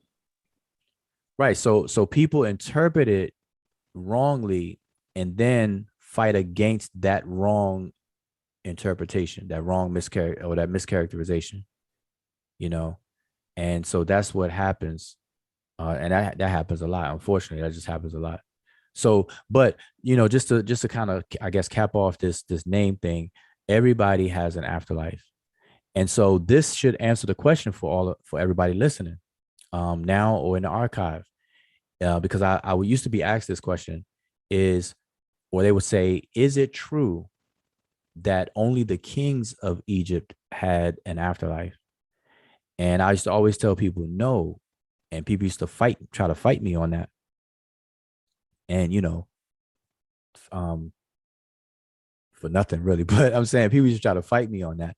And so I would have to explain to them that the reason why it's interpreted that way is because the afterlife is about memory.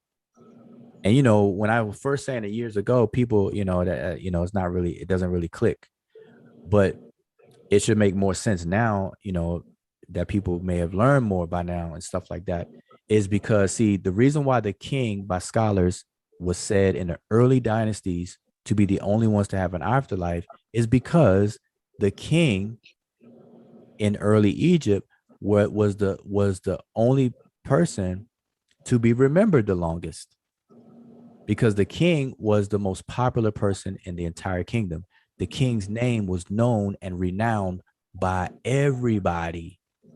So a king, a person that popular, has way more chances of being remembered than your average Joe Blow. So the average Joe Blow, quote unquote, didn't have an afterlife only simply because the average Joe Blow was not remembered outside of their own family. And once family members start dying off, they start to be forgotten. Right. Like right now, like right now, you do not know the name of your sixth grandparent. No. Your 6X grandparent. No, but the litmus test was 3, and I could only go back 2. Yeah. Right, but I'm saying I chose 6 because, to kind of guarantee that nobody on this panel is gonna be able to utter their sixth great grandparent and whatnot. And so it wasn't like Egypt had a death record or anything of that sort, right? But now here's the thing. I'm glad you mentioned that. Just real quick. Yeah. They did, but not for the average Joe Blow. They did it for the kings. That's what we call today the King's List. Okay. So the King's List, you got the Turin's King's List that survived today, and then you have the Abydos King's List, and those etched on the walls. You got one in papyri and one etched in the walls, and then you have the polymer stone as well. But those are the King's List. And it goes from the time of Seti all the way backwards. And so those names were placed in a place where people were to remember. But anyway, go ahead. Somebody else was saying something. Yeah, I was saying that I see Dr. Duarte had raised his hand, and so I'll just let him speak so then I can take after him. Sorry about that. Sorry about that, bro. Come in.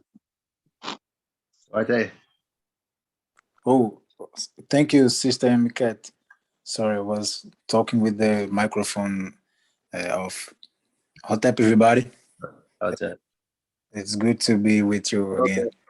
I fell out the last time, so sorry about that. And is interesting what you're talking about. On this topic, I got something which interested me a lot.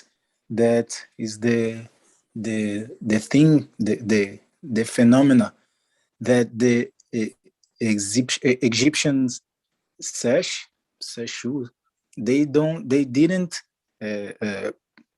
put their names on the text, on the, for example, the beside the Sebaite, the scientific text was not we don't know who are the Sesh which copied it, which scribed it. So beside the question of the a characteristic of the culture, of a collective culture, so much different from our culture, which was individualistic one, which everybody which one wants to be remembered in a book, they sign their names. Yeah, authors. It wasn't made. It wasn't a question to the image. What do you say about that? I don't know if I may be understood. Oh yeah. Understood. Okay.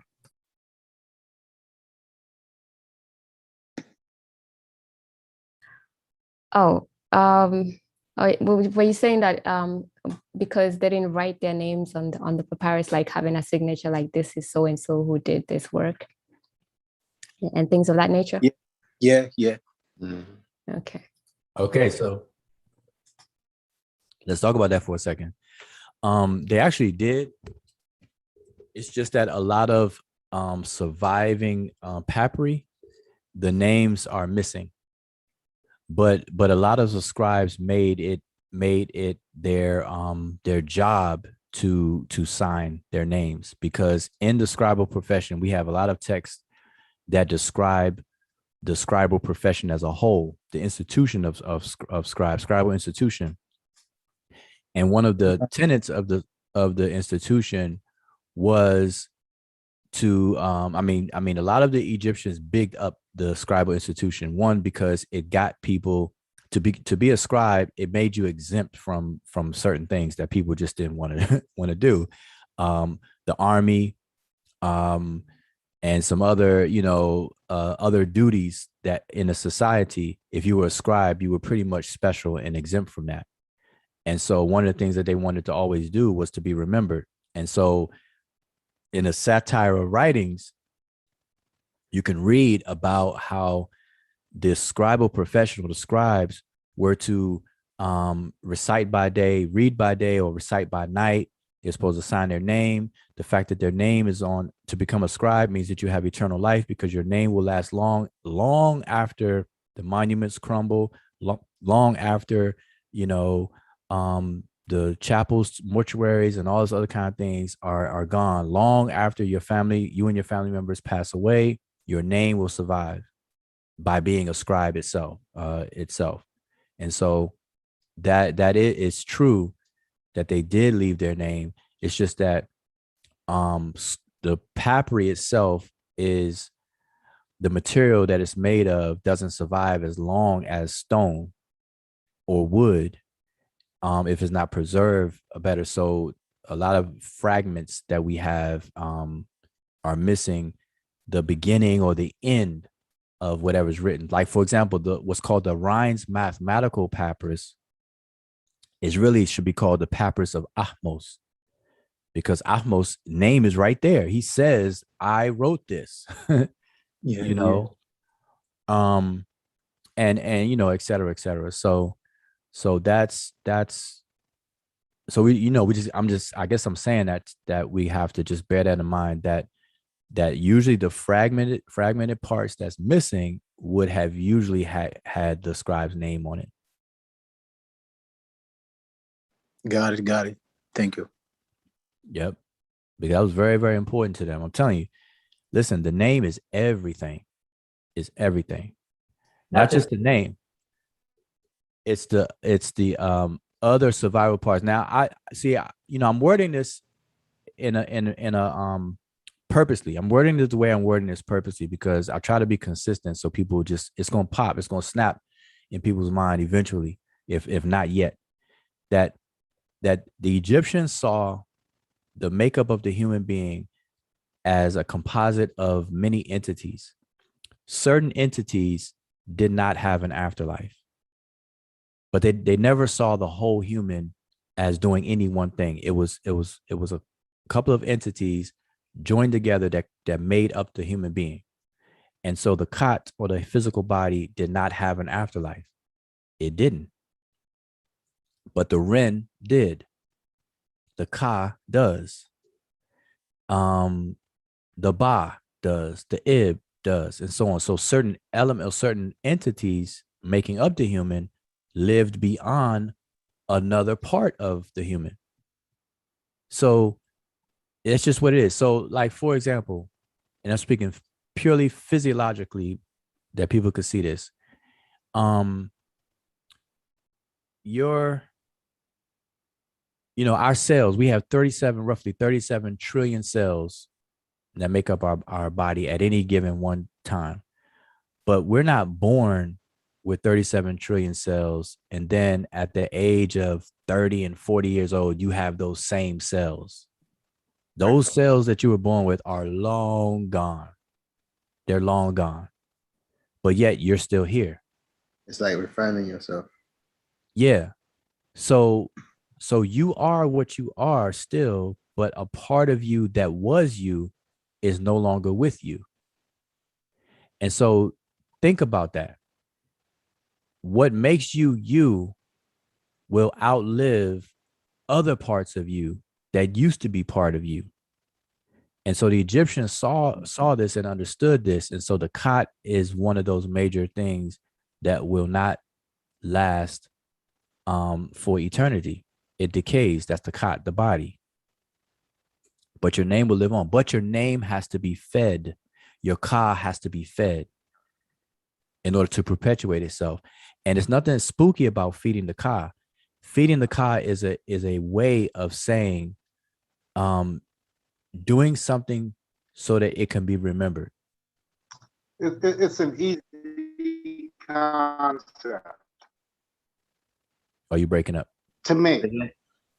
Super easy. I'm just saying it's an easy concept. I agree. It's an easy. Okay. Yeah. I mean, it should be because we all do it right now. Like, we all do it right now. We all do it right now. Go ahead. Yeah, maybe that's the. Sorry, go ahead.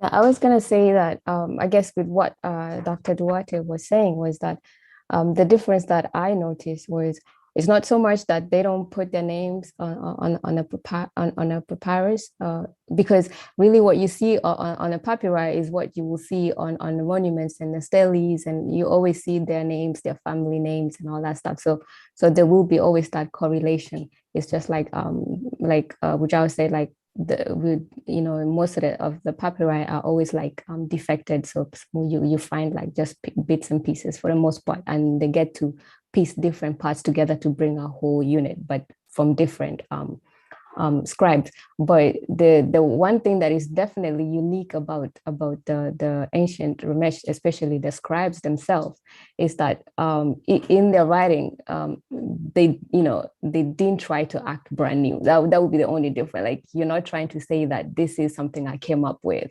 or whatever, but their job is to perpetuate that collective knowledge that they had within that culture. So that was the big difference. It's not like, this is my innovation, this is I am this and all that. Yeah, it was that I was talking about, because they got plenty schools of knowledge. We got the Petai school, the high school. I mean, and other each Netcher was a school of thoughts, which bring different aspects of knowledge about the nature. and we can see differences. We can see implementation of enhancing in the knowledge, but we don't see that enhancement being directed to anyone in particular, just to the Neteru itself. Yes, definitely. And that's a good point. That's a good, very good point. To combat to combat the ego, Netcheru comes to the rescue. Okay, so the most influential aspects of a culture is its gods. And so the gods takes that responsibility away from individualism and puts it into concepts, something that's conceptualized. That way it keeps the people in check. So nobody gets too whatever. Even the king represents Heru. Heru is the governor of the institution of kingship and all of its attributes and things like that, you know?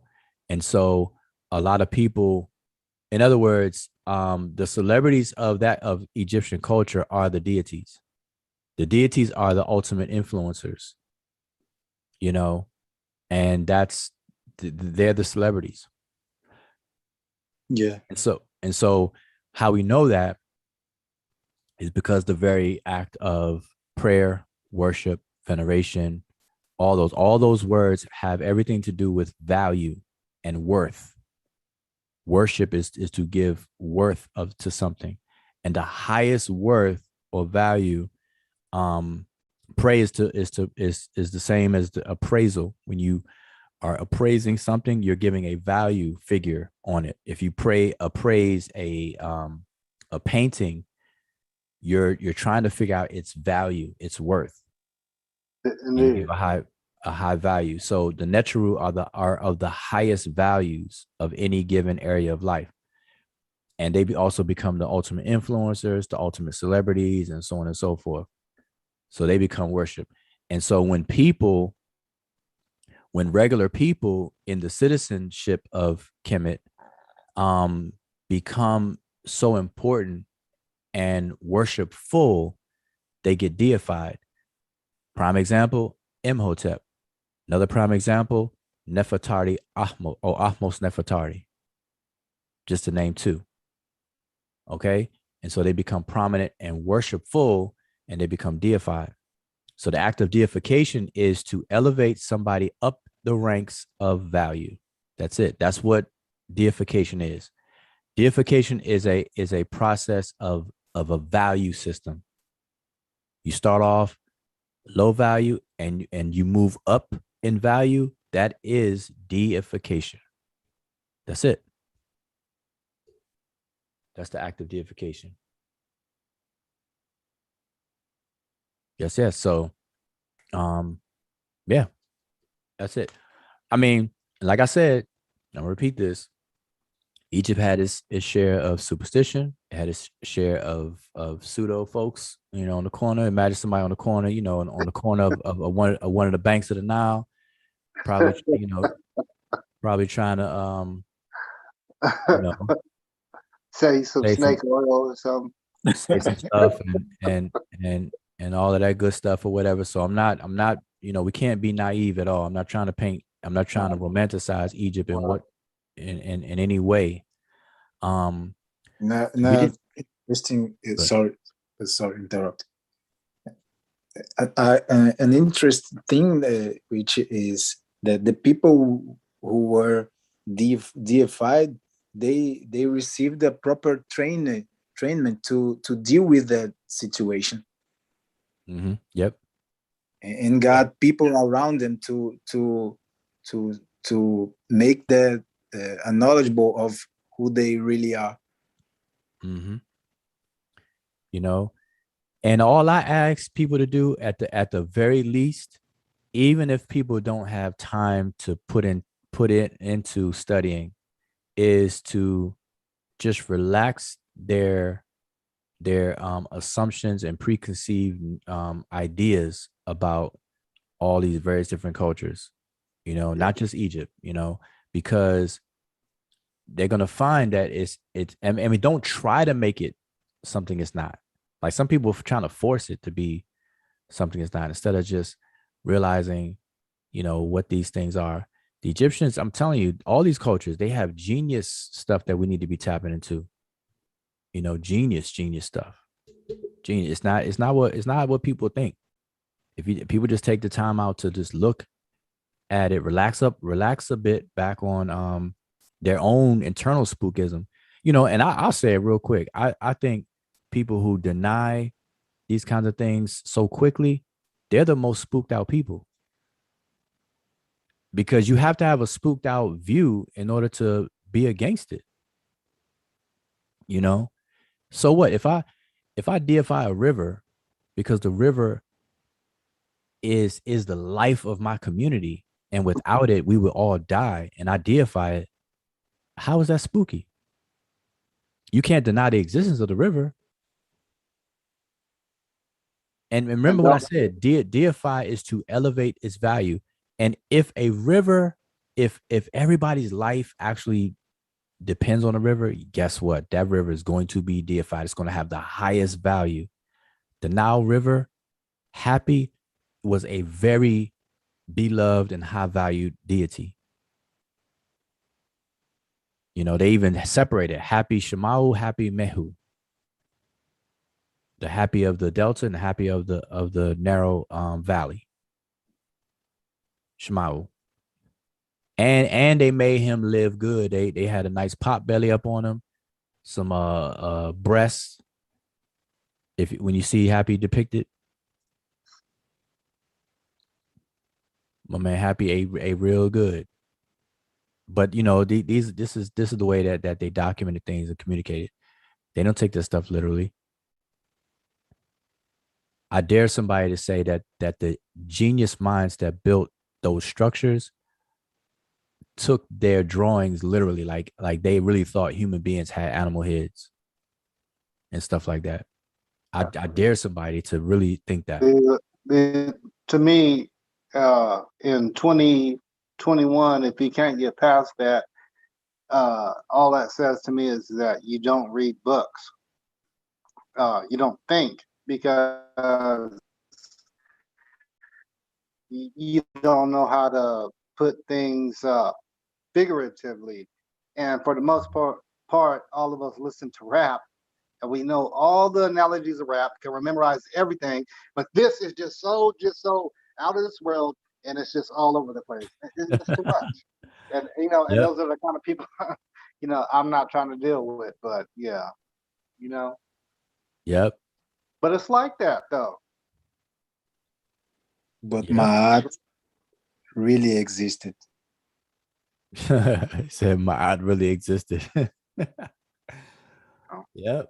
My art really existed. But I saw her at the supermarket the other day too. You know, she actually helped me find some watermelon I was looking for, some seeded watermelon I was looking for. Yep. But now, on a serious note, though, we gotta do it better. But hold on, just 1 second. I want to take a moment because I tend to neglect the chat, because you know, my thing. I want people to hop on the panel, you know, and have interaction, because, you know, simultaneously of having these discussions and people listening, you know, I'm also trying to set an example of how to even have, you know, a decent conversation. And I want more people to engage the conversation directly, you know, not just in the chat. But the chat is cool, you know, I'm not saying anything against it or anything, but you know, I'm looking for engagement. I'm sorry. That's why we're here with y'all, because you know you always do that, and I want to thank you for that too. Indeed.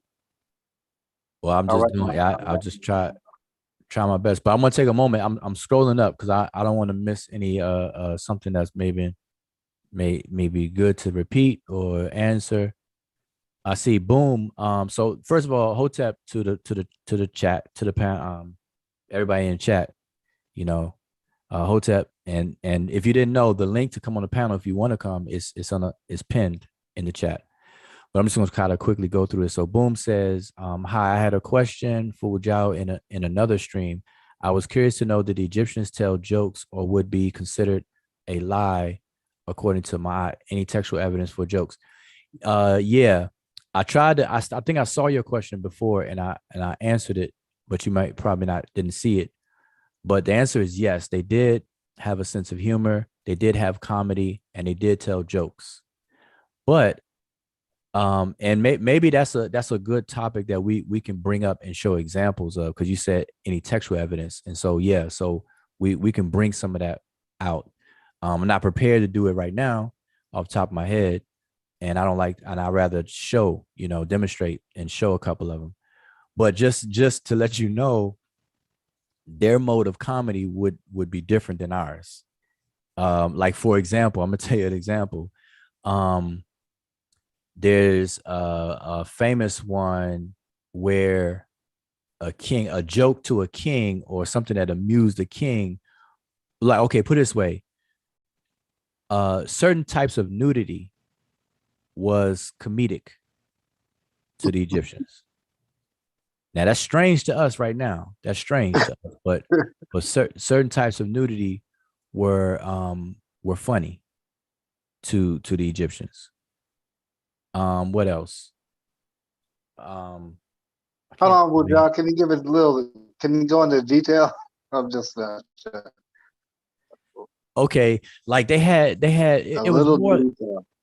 It was more so like it would more fit under the umbrella what we would call satire, so like there are a lot of satire or satirical text, so for example, a woman, a half naked or naked woman being wrapped in a fishnet on a boat getting in the Nile River, and then the king being told to go fish, or somebody being told to go fishing.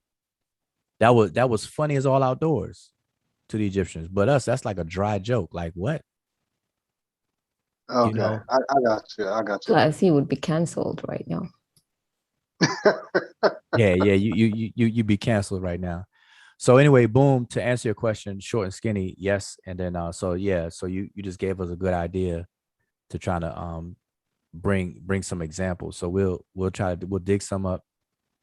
I'll put it on the list to dig some up and go over them. All right, may dig up at least two. Okay, so I'm gonna keep going. So let's see. Keep going down. I'm looking for any like questions that I missed. Okay, Boom. Pretty much at the bottom now. So Boom said, I think that's why. Okay, the totems and the praises are linked to it are important in Africa because that's how the name and characteristics of our ancestors are carried on from generation to generation. What does Nkani mean? We also have that word in our language, which we use to mean stubborn. Okay, so Boom, my question to you is, what language do you speak, and what language are you talking about when you say our language? But to answer your question, Nkani is not one word. It's Nkani, 3 words. Nkani means for the ka of. In meaning for, ka is the ka, and we can get into that, what that is. And then ni is of, for the ka of. And so we say in ka ni imaku, aku ma keru. So for the ka of the venerated ones, imaku. And then aku, the ancestors, that's a general word for ancestors, the aku. And then makeru, who are true of voice, who have triumphant, who are vindicated. And that vindication is a perpetual thing, because you triumphant every time somebody remembers you. You are triumphant. You fail or you lose when you're forgotten. I'm telling y'all, it is all about memory. That is what it's about. So think. So Wujao, can you say that again? One more time. You fail when you're forgotten. Yes. You fail. Can you say that when one you're more forgotten. time? No, you fail when you're forgotten. You're triumphant if you're remembered. And so as an anchor into morality a little bit is that The idea is that you will be remembered more for good deeds as opposed to doing wrong. And so that's why in the society, if you were seen as doing heinous acts, your name was erased. Your nose was broken off. A lot of people think that it's a racist act, like the statues missing a nose and stuff was a result of racism, and white people didn't want Africans to see the African features of these statues. I was Man, one. yeah, that's just not those. A lot of those statues, noses and things were damaged back in antiquity because the Egyptians. You got to understand. Let me explain that real quick. Sleep is the sister to death. If you look at a person laying on their back who is dead, and you look at a person laying on their back who is sleeping, there is no hardly any noticeable difference. But obviously, only one person can get up; the other one can't. So, what allowed two people to look identical, but one can recover or get up, and the other one can't? What allowed that to happen was air getting into the body of the one that can get up. Now, the only way that air can get into the body if they're laying with their mouths closed is through the nose. And so the unk or the life is travels through the nose to sustain a person while they're dead. But in this example, dead is really sleep. So dead and sleep are the same, except for the undead person is sustained through some kind of life force, and that life force being air, breathable air, oxygen. And so the unk is held up to the nose. So I say all that to say is that to chop off a person's nose is to dead them and not allow them to actually recover and to bounce back.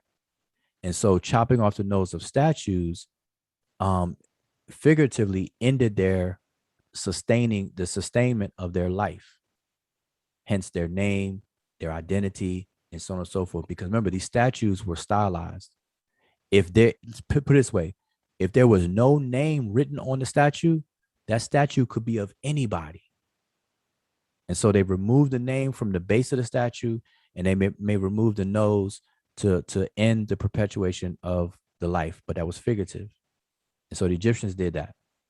Not white people, having target practice on some statues with some pellet guns. That would be like ancient time hating.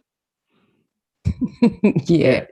It would be for real. I mean, No, listen, and it's real because I'm gonna tell you, Waser Ma'at Setepen Ra, which is Waser Ma'at Ra Setepen Ra is Ramses' throne name. That's Ramses II.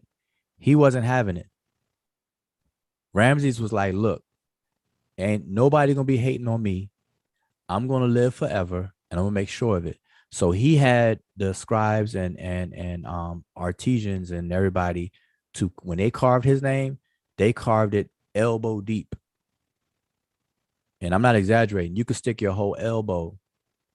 There's pictures, like just Google Ramses colossal statues where his name and stuff written on the side and everything like that. You're gonna see stuffed teddy bears snugged up in the glyphs. You're gonna see birds' nests and all kinds of things. That's how deep his name was carved. He was like, nope, not enough plaster in the world is gonna fill this up and erase my name. And think about it. He was right. Because to this very day, we're keeping him alive. Like every time we utter his name and we know about his identity, where he has an afterlife. like I get the concept in totality. I mean, I really do. It's simple. Like your name lives. Like if you have a good name, it lives. Yes. I get it. Like I said the other day, morality, the afterlife and morality are not really mutually married like that. They're not one and the same. because you can do straight up immoral acts and be remembered longer than somebody who's the nicest, sweetest person that you know. You know, so morality, remember this, morality is for the living, immortality and stuff like that, and remembering the names and stuff, that's a death thing. Morality is strictly for the living. And that's and knowing that, then you'll know the Declaration of Innocence that people call the negative confessions. You'll begin to know that the book that those are found in, which are the Book of the Dead, is really the book for the living. The Raul Niu Peret Emeru, it's the Yeah. book of Coming forth by day. by day, You know? as opposed to Gray the night. And so that was a daily, that was a routine ritual of taking an assessment or taking a survey of your own mind. And that bred a moral fabric in the society that was for the living. That's it. One thing that came to my mind right now, you talked the other day about the interesting fact that they named the text, this kind of text, that they're coming forth by day and not by night, for example. But taking the analogy which you brought about the nosing, the broke nose part, which indicates that that person would not wake up. And I mean, wake up is an act which is made by day. So it kind of makes sense, right? Why they name it the coming forth by day, which means that this person was not dead. They were really wake up. They was alive. It makes sense. It makes perfect sense. And you are absolutely on point with that, because the word Heru, it means daylight, the light of the day, but it's a figurative expression for conscious. So it's really the utterances for waking up. So Ra'u is utterances, Niyu is of Peret, which is the coming forth, and then Peret Heru by day, but it's consciousness. So it's the utterances for becoming conscious. Got it. And so remember, when we're sleeping, listen, when we're sleeping, we're unconscious. And there's things that goes on in the body that prevents us from moving and acting anything out. There's a chemical in the body, I forget the name of it, but you all can look it up. There's a few chemicals in the body that literally paralyzes the body so that we don't act out our dreams while we're laying in the bed. And so the opening of the mouth ceremony, and see, I'm up here talking about this stuff, and usually I kind of reserve. I'm a little bit reserved about talking about certain things without knowing, everybody's on the same page and we got prerequisite information, this, that, and the third. So just hear me out. The opening of the mouth ceremony is to try to revive the actions of the body so that the body can move again, and so on and so forth. This comes from the observation of sleep, because sleep is the sister of death. And while you're asleep, you're paralyzed. And so the act of waking someone up is to bring movement back to their body.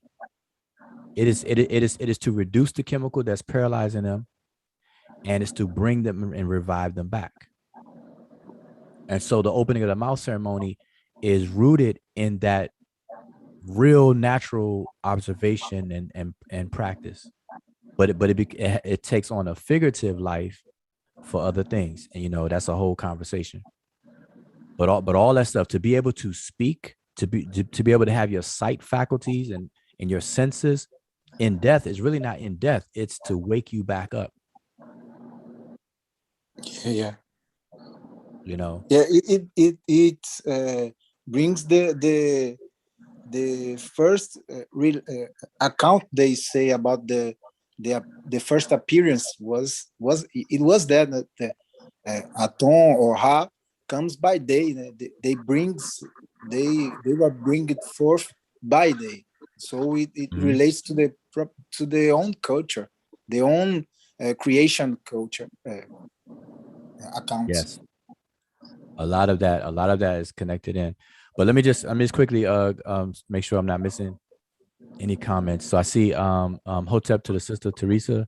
She says this is a part of Freemasonry. They make sure they remember their members are remembered, and that's very true. They definitely do that. New University TV facts, papyrus of Ahmes. Okay, I'm just gonna keep on going down. Okay, Teresa says, I'm wondering if maybe the names were replaced many times over the years. Like today we have erasers. Maybe they were removed so a later person would come and put their name, and then later people remove them. That's true as well. I can tell you from father to son, Seti the first is Ramses II's father. And there's a portion of the temple in Abydos or Abju where Ramses left it alone, the portion that his father, the temple was never completed by Seti the first. So Ramses completed it, but he also took some portions and erased his father's name and put his name there. And a very, very famous section of this is what's called a palimpsest, what people think are UFO glyphs. They're not UFO glyphs or flying craft glyphs at all. It's a combination of Seti the First's titulary underneath Ramses' titulary. They're overlapping each other. And so when the plaster fell away, it revealed both set of glyphs, and the glyphs just happened to look like flying saucers or helicopters or whatever the case is. And I did several shows on that. So I'm not going to dig that up now to show, but that's what that is. So that is true. That is very true. They repurposed some monuments. And remember, the building of a monument, the word monument is menu, which means that which is established and established for a duration of time. That's what a monument is. Monuments were built to sustain a person's name. That's why monuments are dedicated to a person, even to this very day. The statue or monument, the Washington Monument, the Martin Luther King Jr. statue, so monuments are built to give a person or people an afterlife, because monuments remain. The word men is the word stability, to be stable, or it means firm. It means to be established, to remain somewhere. And that's a vertical, a horizontal stability, where you have Jed as the vertical stability.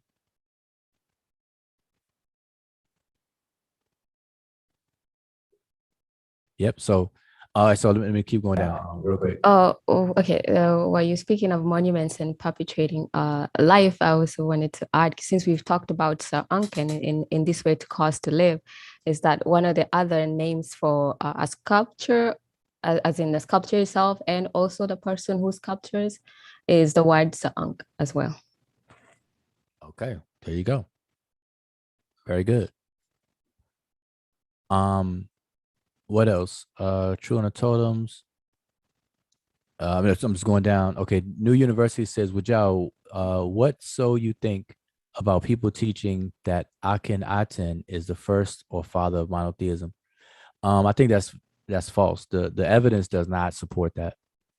He's not the father of monotheism, because Akhenaten did not push like this what monotheism actually is. The definition of monotheism doesn't fit that. It doesn't fit the Amarna period and Akhenaten's doing. And I had promised before, or I said that we were going to do a show talking about Akhenaten, but it's going to take some time. Got to dig up a lot of notes on that. But a short and skinny thing with Akhenaten is that during Akhenaten's time, we have to understand first we have to understand what is a priest, and our understanding of what a priest is will give a lot of insight on what happened and the issues and problems with Akhenaten and that time period. Because if we view priests as people, as essential job workers for the society, that if they quit their job, the society would be in danger. Like today, we got essential workers such as utility workers. Like, think about this. If everybody in the electric company, in the power company across the United States just to quit and just don't go to work, then the power grid of the United States would be at jeopardy, it'd be vulnerable, because power would something go wrong, nobody's fix it, whatever. And so if there was ever a threat for these workers to strike, the government at that point would have to step in. So priests in ancient times were essential workers. It was nothing spooky about that. That's when you get into Roman Catholicism and everything, where you get the priests and fathers and all that. That's the idea we have. But no, the word priest, there is no word for priest really in the Egyptian language. They describe themselves by their function. These are people with important jobs. But anyway, so their jobs were so important that the society relied on it. So when the priesthood grew in power and started to rebel against the decisions of the administration, it created a problem. It created a ripple. And so there was a beef between the priesthood of Amen and then some of the administrative bodies. And so, Aten or Akhenaten is a good example of that time period of certain things, certain political back and forth and tension. He moved the capital to Amarna and did some things. So yeah, it was a lot of that stuff going on. And then after him, to Amen, who changed his name back, to Amen. He was like, "Nah, I'm not having that. I'm not going out like that." He's like, "I'm not going out like that." Tut Amen, the living image of Amen, even though it's imperceivable, but I'm gonna be the living image of it, But anyway, then you have Hard Imheb, which is his general. There's some controversy of how he became king afterwards, and he's the beginning of a different dynasty, and blah blah blah. So, is it true that Akhenaten send the army in the house of the people to break the image of another Neteru? I didn't see any text supporting it besides the claim of some scholars, but do you know anything about it? no, that's nope, not off the top of my head, not at all. But that's good. I want to do, I want to have a series about Akhenaten, because that's a hot topic among Well, the questions. I'm sorry. No, go ahead. Do you actually see adversarial text? What do you mean adversarial text? Like say, just make up some stuff like Seti was going at Amun Ra, or just, anything. Do you see adversarial text? Disagreements and beefing, how we would say today. No, not like how you're saying it. But yeah, there was some arguments. There's some breaches of contracts and stuff like that. Yeah. So but not, Because maybe I'm not wording it right, but just in the sense of are you trying to wind it down or keep it going, or no, go ahead. No, go ahead. Well, because I could imagine, like, if you have people like the Magi and stuff like that, like some troopers or whatever you want to call them, that's how we would talk about it to this day. And obviously there was beefs and stuff like that. So how would we address it? Like, do they, what I'm asking, do they write about stuff like that in their texts, like their beefs and stuff like that? Yeah, I mean there's evidence of that, but um the way I understood you the first time, not so much, but yeah, there are beefing texts. You know, there's it's funny, there's even a beefing text where a man is beefing with his own soul or ba, Mhm, his own ba. You know, a mhm. man is arguing with his own ba, you know. Well, then we're Um gonna have to know what the bar is, and that's gonna yeah, exactly. that's That's another gonna be a argument. whole But, That's gonna be a whole thing, right? Exactly. but yeah, But I'm just saying, in general, you know, the answer is yes. There does exist some beef, textual beef that you can see, you know. so Um, maybe I should have worded it different and just ask, what does that look like, and where can I find the text, and just learn more about it. Maybe I should ask it that way. all But right, so we're gonna add that to the list. We're gonna dig up some comedy, Egyptian comedy text, you know, that we would consider comedy, and we're gonna try to find some beefing text. Some Tupac and Biggie type text or whatever, where somebody's beefing with each other. Yeah. Yeah, So that will be interesting because we can we will be possible able to see how the paradigm changes throughout the Egyptian life and how they deal with the change of paradigm. Although we know that the paradigm of Mahat became men, if we can say that, stable, but we can see various difference since the initial period of the dynasty and the last one. So, although we see the changes of the paradigms, we cannot see the intermediate period where they discussed about that difference. It will be interesting. mhm. Okay. Let me just read the last few of these comments before I can't scroll backwards anymore. So Boom says I speak Shona or Shona and Ndebele, Ndebele, Ndebele. I'm probably butchering that. Ikani is a Ndebele word. Thanks for answering the questions. I'll be looking forward to the stream on Egyptian satire. Okay, cool, nice.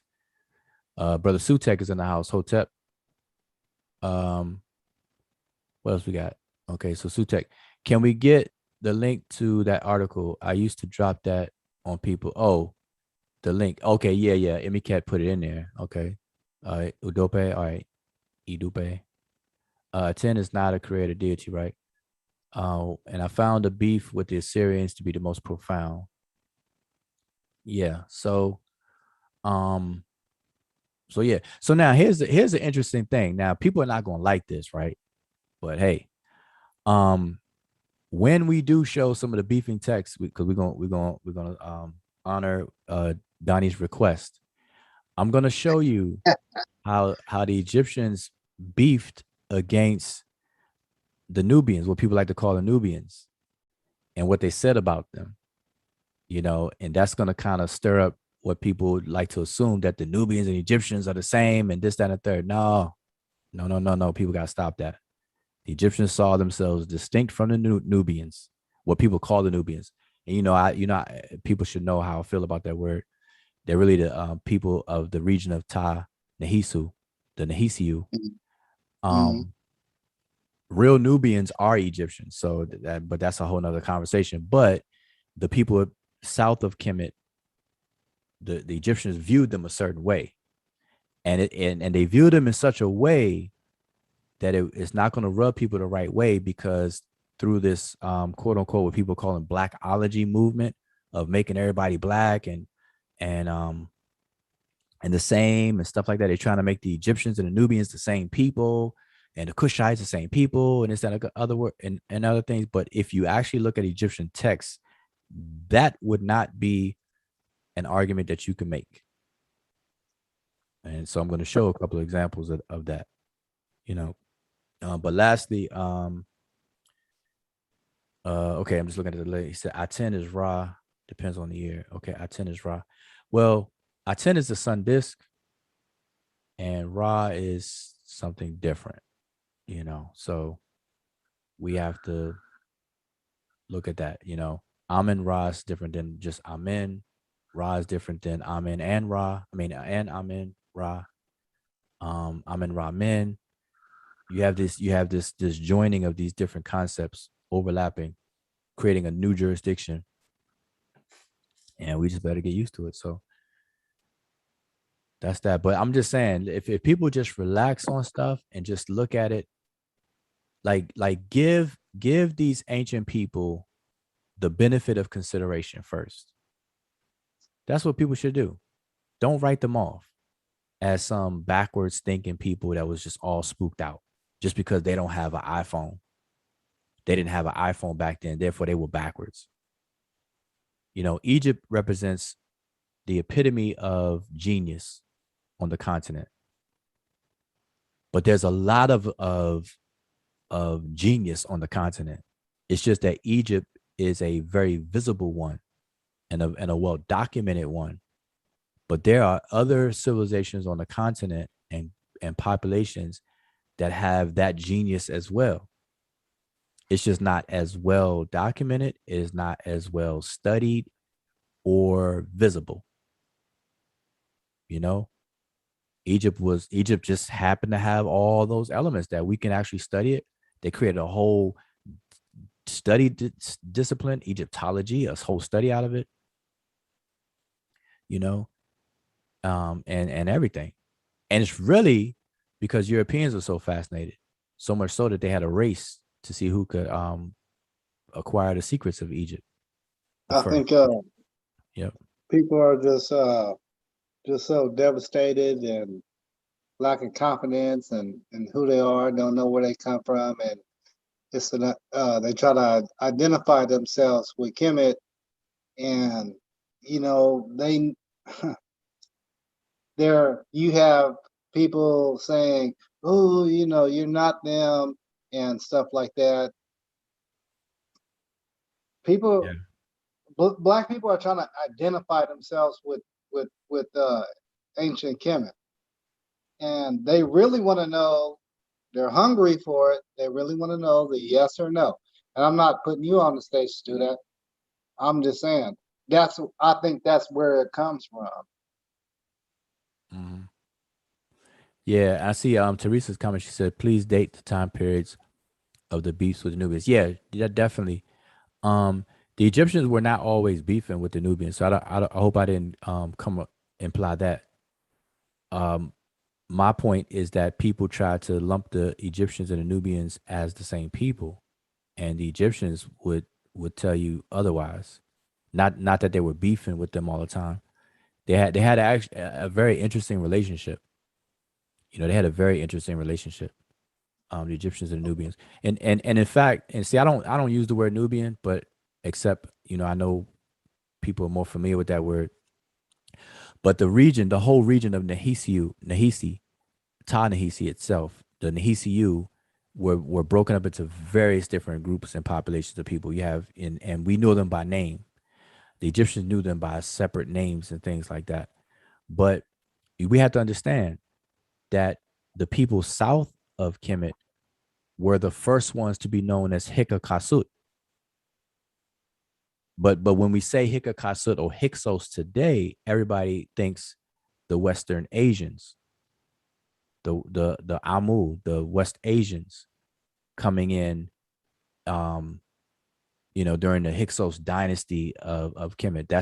That's what rings a bell in people's minds. They don't go far enough back and realize that the people south of Kemet were also known as Hyksos or Hyksos, which is really just the word chasut from the word chas or chaset is the word for hill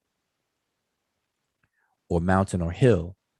And anything that came from the other side of the hills was foreign because Egypt had a natural border made of hills in the desert. And so everything that came from that other side was foreign to them. So it didn't matter your skin color or anything like that. You were just foreign, buddy. That's it. You were. So that word doubled up as a meaning for hill and mountain and also meant foreigner or that which comes from the other side of it, which is foreigner, whether you're a person or object. So chaset or chaset, it becomes chasut in the plural. And so Heka will be the rulers, people, dignitaries, important people from the foreign territories. That's what that is. And so that's all it is. But they were the first ones. The Asian ones being labeled that came later. The nomadic Asiatic folks. So let's see, Teresa. Yeah, it did seem that you implied Egyptians always considered them separate. Yeah, well, no, I'm saying, and that was Teresa saying that.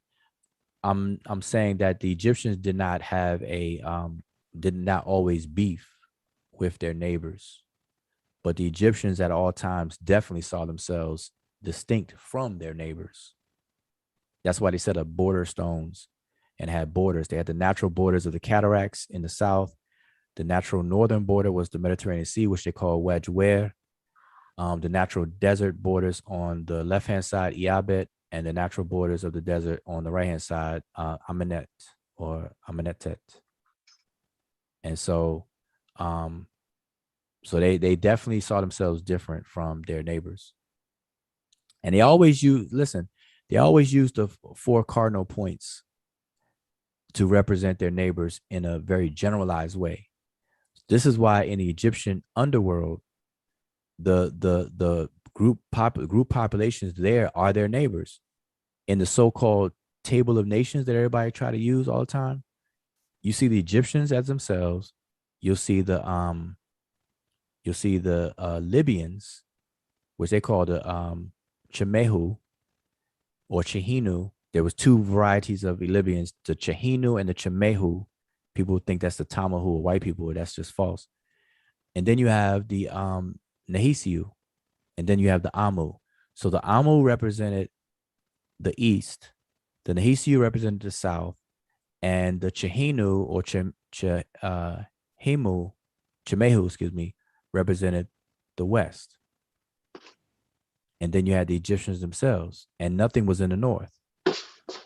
And somebody brought up Freemasonry in the chat. We got who? But anybody who's a traveler, man, they know that there's nothing in the north pretty much worthy of speaking of. And so the Egyptians didn't have a representative from the north. It was themselves in the center, the Remech, the Nehisiu in front of them in the south. To the left of them, Iabet was the Amu, and to the right of them in the Amen or the right hand side was the Chemehu or the Chehinu. And they're right there in the underworld text of the Egyptians right there. Yep, somebody's mic is open. So yeah, so there you have it. But anything else? Because we got 4 minutes to 1 o'clock. I was trying to shut it down by 1. Any last bits? Remember today's title of the show is Thursday open discussion. A bit of this, a bit of that. So that's why I say, anybody have any bits? I see Teresa is rolling it on. So she said he of the sedge, Su, is the sedge plant. Yep. I'm Su good. is Just sedge. got more studying to do. Okay. Definitely. Like I said, I hope people are starting to just understand some things that we are quick to say is spooky and really not spooky. It's just a misunderstanding. And I hope people could clean that up so we can identify what's actually spooky versus what's just misunderstood as spooky. God is not spooky. God is existence itself to the Egyptians. New or none, nobody's going to argue against that. You're not getting around that. So have we officially designated the Egyptians black, white Egyptians black topic to the short bus section? Definitely. That's on my list, a short bus. That's only the short bus shorties. Short bus shorties Talk about that. The Egyptians being black or white or yellow or pink or brown or purple. Like whatever color you want them to be, let it. Okay, fine. Now what? You know, I mean, Boom says, talking about the Table of Nations, why is lookership accepted when it comes to Greece and Rome, but disqualified when it comes to ancient Egypt? I don't. Well, let me just say this. I know you might have covered this earlier, but don't you think it's a bit biased? Well, here's the thing. The Egyptians, and this is what a lot of people that I find don't know, that the Egyptians practiced a style of artwork called aspective artwork, and it is different than perspective artwork. And along with that aspective style, which lasted the entire duration of the civilization, they also practice caricatures, standardized ways of representing things. For example, one of the standards was to represent women with a yellow pigment, some form of yellow pigmentation. The men or males in the society were standardized and represented by a reddish brown pigment. The hairstyles, even the youthfulness in all of the figures and features and stuff, even though the person could be 80 years old with sagging cheeks and everything, they're not going to portray them as such and things. So there's a standard that was used. Now in statuary, you get more realism, but in terms of flat surface, whether it's incised or raised relief, carved glyphs and things like that, it was very stylized. It was a lot of stylization going on. But in relation to the Table of Nations, in the Table of Nations, people like to use the Table of Nations coming from the tomb of Ramses III and not the one from Seti I or the one from Myrna Ptah. And the Egyptians in there, those figures, there's text right above them. Like there's a story right there. It tells you what it's all about. But nobody pays attention to that stuff. Everybody just looks at the pictures and stuff like that. So the Egyptians would not fit the modern notion of what people try to put them in. So I'm going to just give you an example. It's going to be a last thing. Let me see if I can find it quickly. Okay, so here we go. I'm going to show a couple of these. And I'm going to run. Now I've done this before, so I'm going to be kind of quick. So if you don't catch it, then, you know, I'm going to apologize ahead of time. I'm going to quickly run through this set of images. And oh, I'm right here. Why? Okay. Okay. So now this is part of a presentation. So I'm not going through the presentation, just where I can show you some examples. So let's start here. First, let me make sure everybody can see this. I want everybody to see this real quick. Let me pin this so Yeah. it is there. Okay. So anybody old enough will be able to remember these cartoons. Okay, these are still shots from actual cartoons. All right. And these cartoons are now considered racist or, you know, kind of shunned upon now because they have this racist overtone and image of Black people. Yeah. Black people with big lips, eating watermelon all the time, with chains around the neck, the hair, the earrings, bracelets, anklets, and all this other kind of Stupid thing. and just want to eat pancakes, docile. Right. Okay.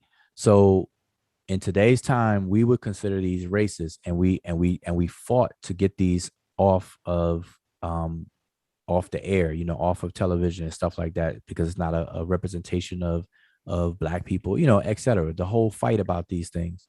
Okay. But I want to point out a couple of things. Notice that you see the in all of these, let me put my arrow on, my trusty arrow. Notice that in these images, you see the defined cheeks. Mhm, You see the lips are mhm, are defined, the nose, and you see the curve of the mhm, nostril mhm, and everything. Same here. Now look over here. You see the earring. You see the arm bracelet, armband. You see the jewelry in the hair. You see the jewelry around the ankle. Over here, you see the same thing. You see some kind of jewelry in the hair, the ears. You see the lips. You see the armband, bracelet. You see the bone in the hair, and so on and so forth. Okay. Now, these we consider these racist images, and we don't like them. Now, that's today. Now, in ancient Egypt, they depicted their southern neighbors in the same way. Here is example number one. Here is a Hell no, person. man. I don't agree with that, man. I don't here agree with is that, y'all. here is a person who is from the south of Kemet's borders, okay, in the land that people like to call Nubia, and this is a Nubian. That's what other people like to say.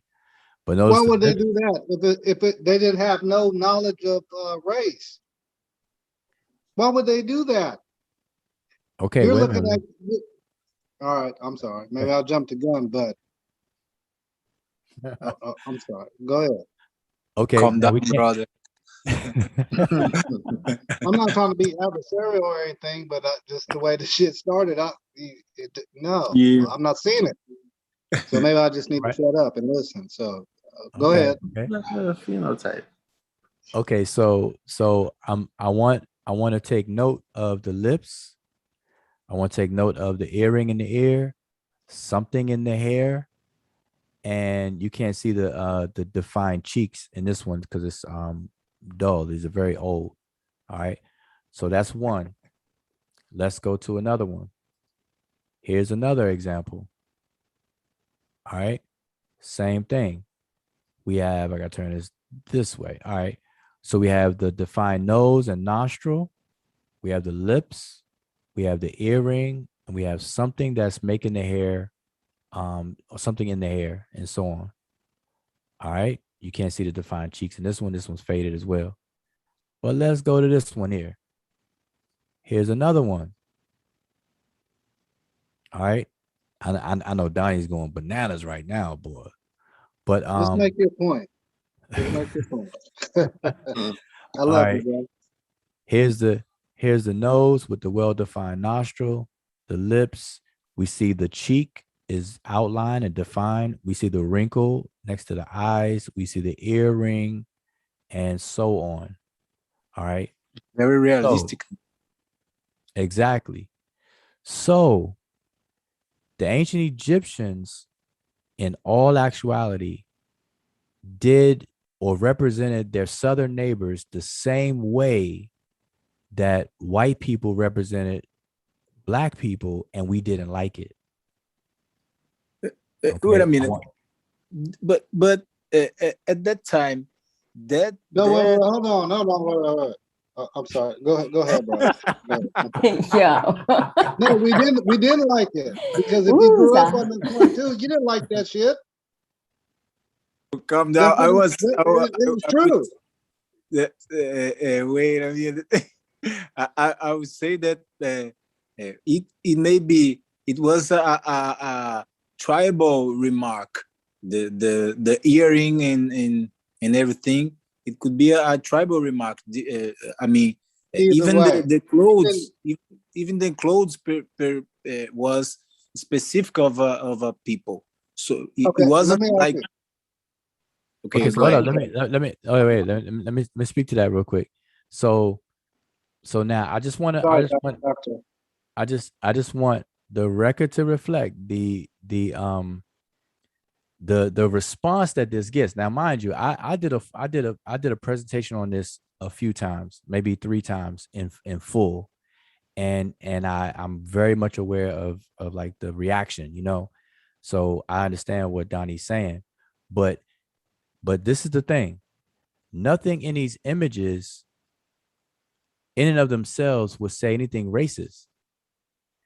But notice how I did it, right? I started here to set a backdrop.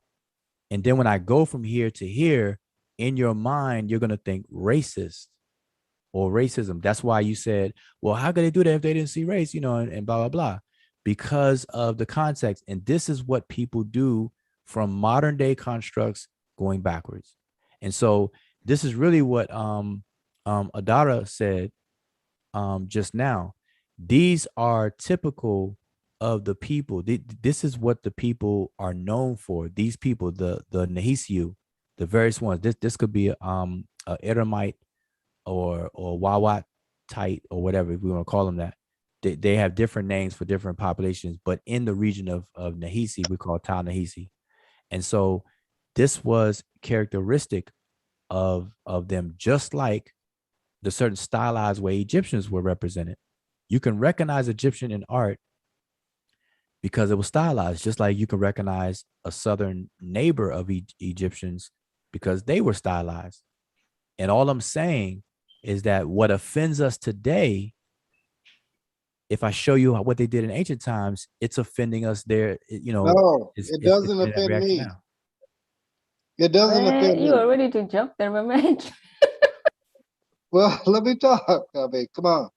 This is supposed to be a field where we can build, right? So, Cat. So, No, go ahead. I love you, but you didn't grow up. You didn't see. Did you see these images when you were growing up? No, just just finish. Yes or You no? finished. Yes or no, darling? You mean the Egyptian ones? No, I don't. Okay, so you Oh. didn't see these images, and they didn't do things to you. I'm dating myself, but I saw all that stuff. So, Wajaru, I think there's room for argument because you're using well, I'll just let you talk, but I just No. I'm trying. Look, okay, let me ask you this. What do you think what do you think I'm saying? Like, what do you think I'm arguing or something? I'm trying to, because maybe well, maybe you uh, understand what I'm saying. these are you're looking at. I think you're trying to separate. Well, you're separating something. Well, I'm not doing it. The Egyptians did it. See, the Egyptians had a way. Okay, let me show you a different picture. Let me get off of that one and show you this one. So look, here's a group of southern neighbors of Egypt from Iram or I forget the place where they're from because it's actually cut off in this particular picture where they're from. But these are people who are not Egyptians. Okay, this is well established that these are not Egyptians. The Egyptians. Yeah, but why did you do? Why did you do what you did? What was the cartoon analogy for?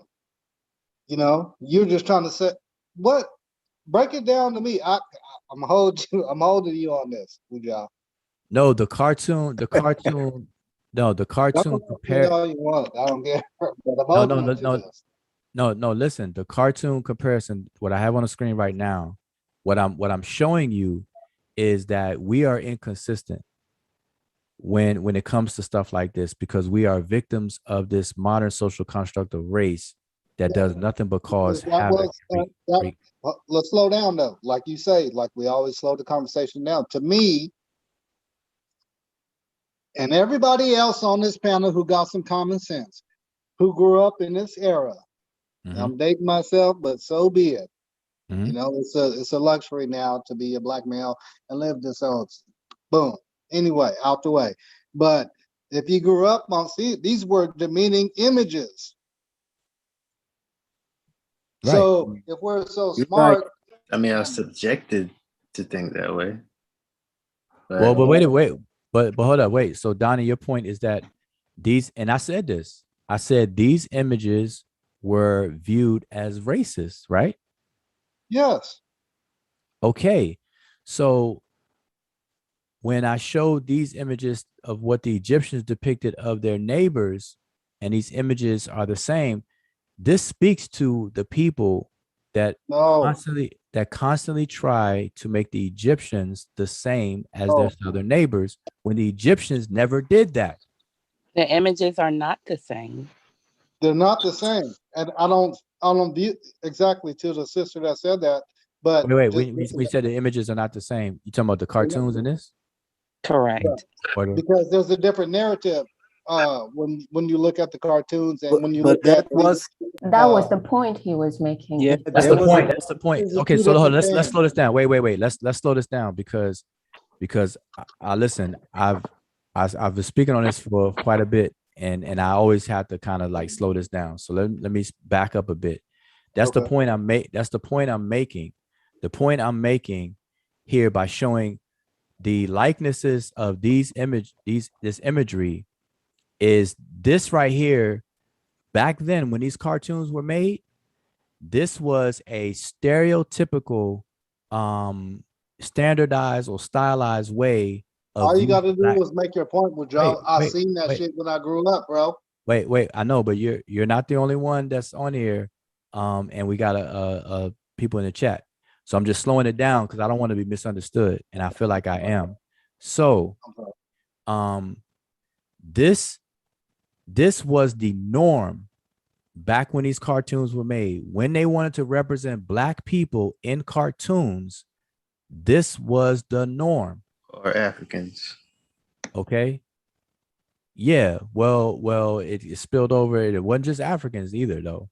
Because now I only have 5 examples up here. I can only fit 5, but if y'all want me to pull up a whole bunch more, I could. But my All you point got to do is here, make your point. yeah. So my point here is that this was a stylized view of black people, or in this way back then. Okay, so a group of people viewed another group of people and represented them in a stylized way. Okay, we did not like that. No. We didn't like that. Okay, we called this racist and we didn't like it. Okay, but regardless of what we like or dislike, this is what was done. Now, what I'm saying, my point is, the Egyptians viewed a group of people that are not them, and they represented them in a stylized way. And I'm showing examples 1, 2, 3, and I can show many more. I just show these 3 just to make the point that the Egyptians drew their neighbors in a stylized way. This happens to be the southern neighbors. I could do the same thing for the Amu, which will be their eastern neighbors. So I could the do the same neighbors thing. didn't I draw could themselves that way, right? I can do the same thing for the Chehimu or the western neighbors, the Libyans. The Egyptians Make your point. Make your point. I'm following. I already did. I don't want you to miss it. I already did. So I think you're looking for something that I'm not making. My point is that the Egyptians represented their neighbors in a stylized way to distinguish themselves from them. Okay, so all right, let me go the other way. The Egyptians drew this person. Now, this person happens to be a prisoner of war. His neck is tied. Okay, so he's a prisoner. All right. This person's neck is tied. He's a prisoner as well. This person's neck is tied and hand is bound behind his back. You can't see the hands right here, but his neck is tied. Okay. So now these are foreigners to the Egyptians, foreigners, southern foreigners, neighbors. But when it came to another foreigner adopting the culture, they represented him as themselves. The question originally started when Boom was talking about leadership and why it's not accepted when it comes to to ancient Egypt, but it's accepted when it comes to Greek. And the thing is, we're talking about leadership, and it was brought because of the Table of Nations, as if that's how the Egyptians depicted themselves and their neighbors, all the ones that they would call foreigners. So then the pictures are being brought to show how the Egyptians would distinguish themselves from their neighbors. Can I say something? I Yeah. think maybe the contention is like the image. I don't know what the static is. I'll try to speak over it. The image that you have of the gentleman that you described as them showing them as themselves. Um, we weren't there, so we don't really know. Um, I look at the ancient Egyptians much like I do America. Okay, in certain time periods, depending on what the time period is, that some of the time it was more diverse than others, culturally and racially. Now, when you get into the images that you showed, I just feel the things that we have has been filtered through what archaeologists have been able to research and discover and put out to the public. So I do hold some of that with a grain of salt. However, the Sudanese on the South and other ethnic cultures on the South do carry some of those features. The example that you gave of a stylized representation of people using blackface minstrelsy cartoons, Right, I don't right. think should be used as the way that you used it to compare. I, I I don't think is really appropriate to exemplify what you are trying to get across, because even though they may have portions of features that are Afrocentric, like the gold jewelry, the earrings, the feather in the head, and whatnot. Those things are also in South American art and other art where our people are found. Um, and they're not looked at with a rope tied around their neck as a slave or to represent the trodden folk. Yeah. Um, so, So okay. just a second, just a second. I'm almost done. Um, I don't want to losing my my chain of thought, but I think what I was trying to convey was that the features that you showed that they use as quote unquote stylized is something that's unique to Black culture. Um, however, the portions that in blackface minstrelsy, that's exaggeration stylized, is those lips are like 2-3 times as big. you know, you can't just say because someone used brown paint that they're being stylized. Someone uses jewelry, which is an actual feature. That's a true feature. But the images that you showed in ancient Egypt, even though those images that you show, I mean, African people come in many different features, shapes, sizes, and colors.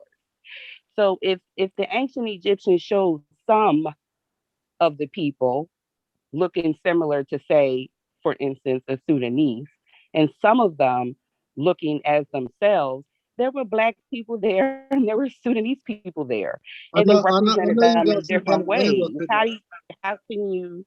All right, I'm finished. Thank you. Now, Donnie, you kind of interrupted her. So were you finished, sister? Yes, I'm complete. Thank you. Okay, so in everything you just said, I don't see much of anything in opposition to what I was saying.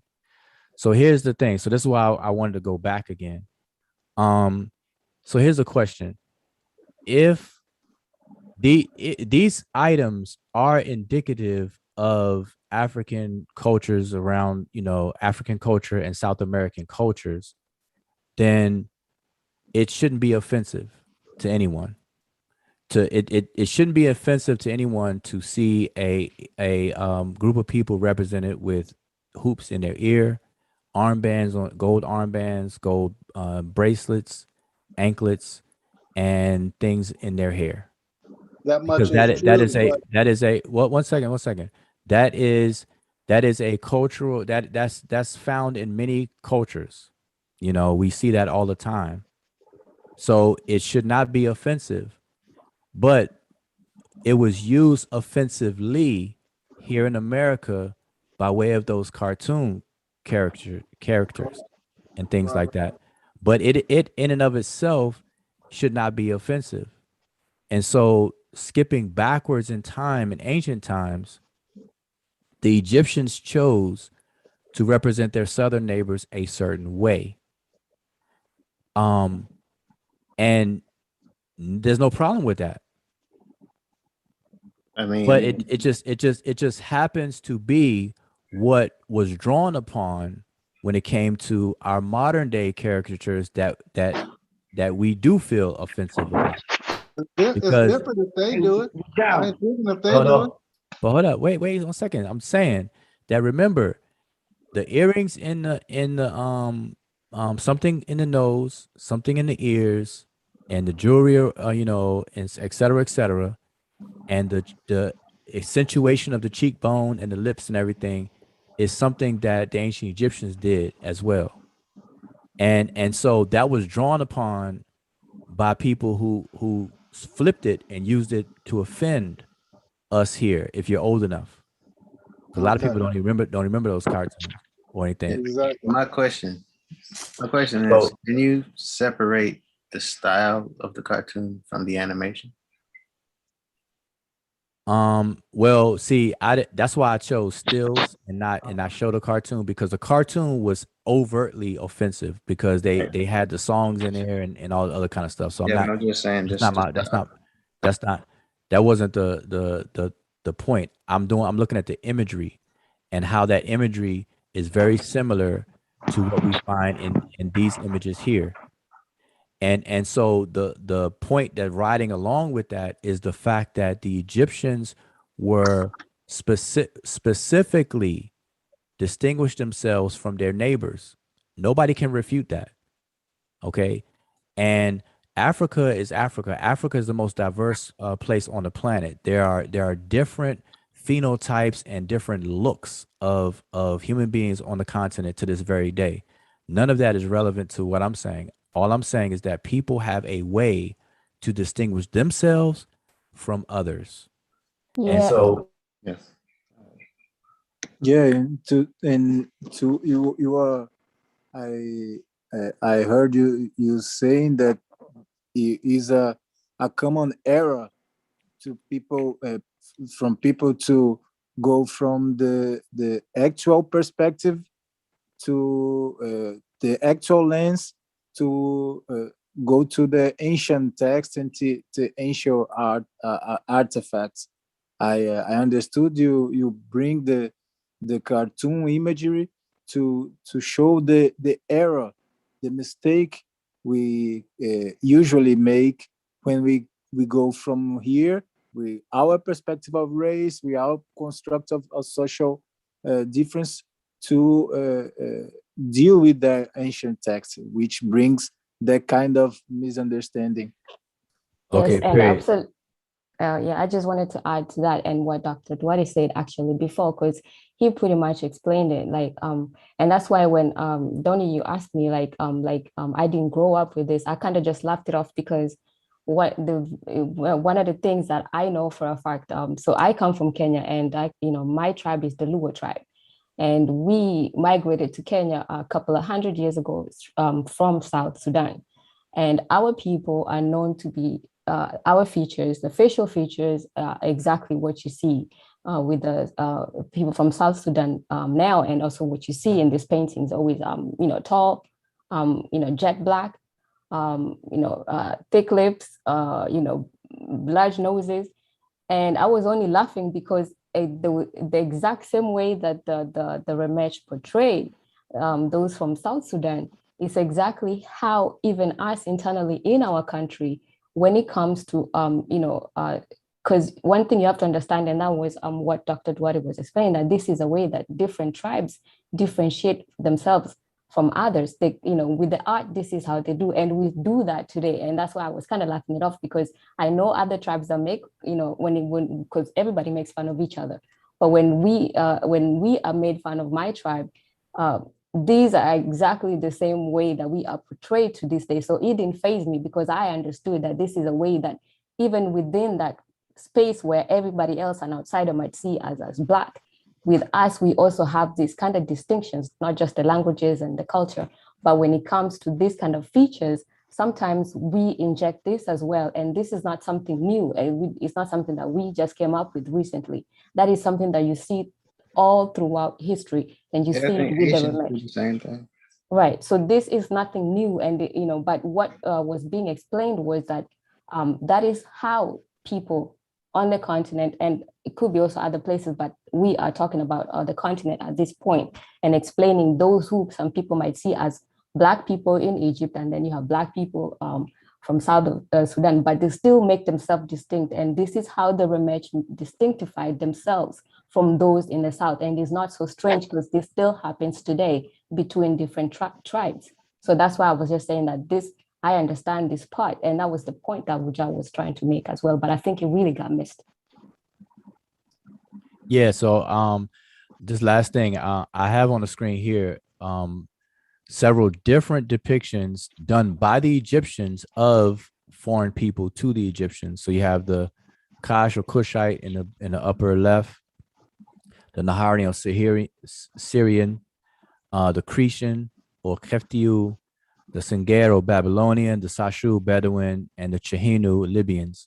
And notice how they are stylized different from each other. The six are different from each other, and they're different from certainly the Remetch themselves or the Egyptians themselves. This was simply the mode of the day. And as Emiket said, this still goes on to this very day. It's just that some of us want to blanket everything as one and blur it. But even in the sea of blackness, the beautiful blackness on the continent, people there make these distinctions from each other. And that's just has always been that way. And so what I was pointing out is addressing the point that people like to exaggerate and say that the Egyptians and the quote unquote Nubians are the same. But my statement and claim is that the Egyptians they're not having it. The evidence does not support that. The Egyptians separated themselves from the Nubians. And by separation, I don't mean beefing. I'm just saying distinguishing themselves from the Nubians. There's a bunch of tech. I would like to see when this occurred, because I did not see it myself occurring throughout the 7,000 or more year history of the ancient Egyptians. I have seen it during certain time periods, and you're making it a blanket statement that they always separated themselves from the Nubians. They were always different. I think that over time, just even as when the Romans came in, differentiation was even more exaggerated. But I don't think they was for the entire history of the ancient Egyptians. They always separated themselves. If that's the case, I'd like to see this longevity of separation even through pre-dynastic times. Okay, well, let me just say, let me give a range. I'm definitely not referring to pre-dynastic times because the unification process was not firmly established in pre-dynastic times.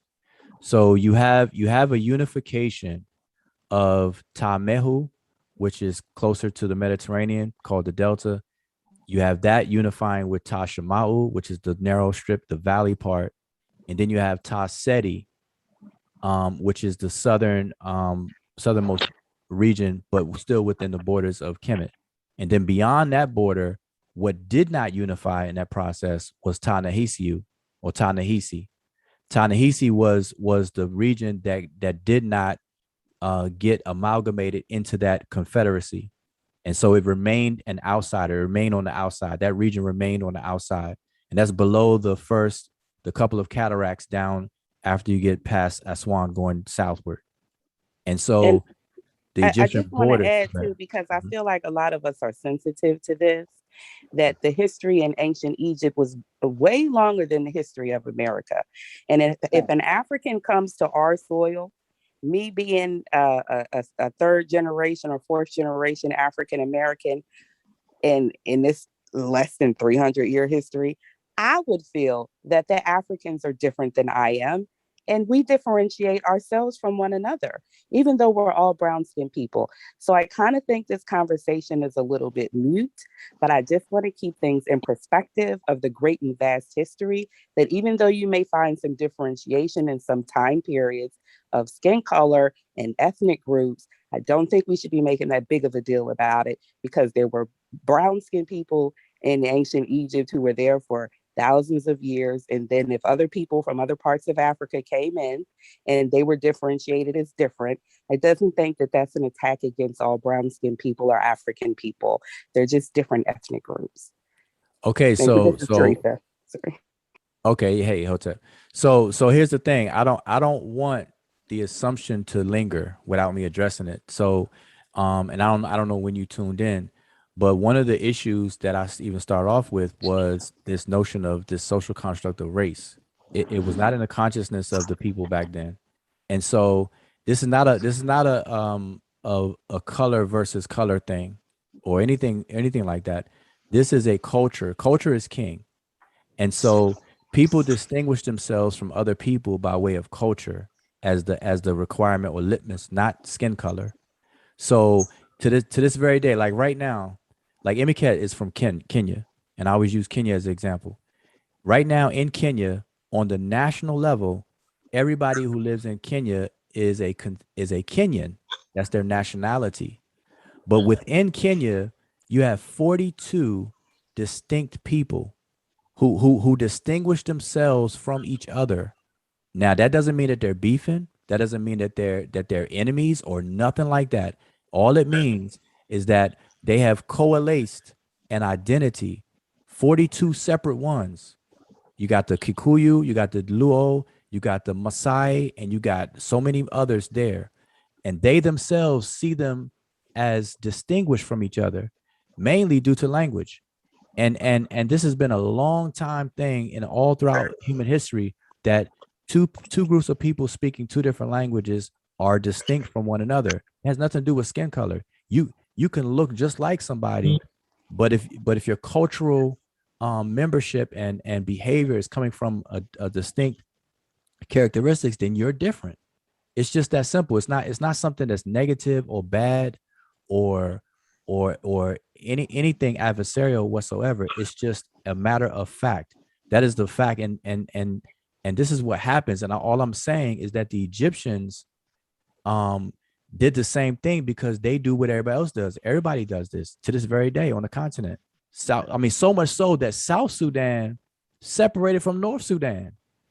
They created a polity around that distinction. They're like, hey, we're gonna have to break away from this whole Sudan.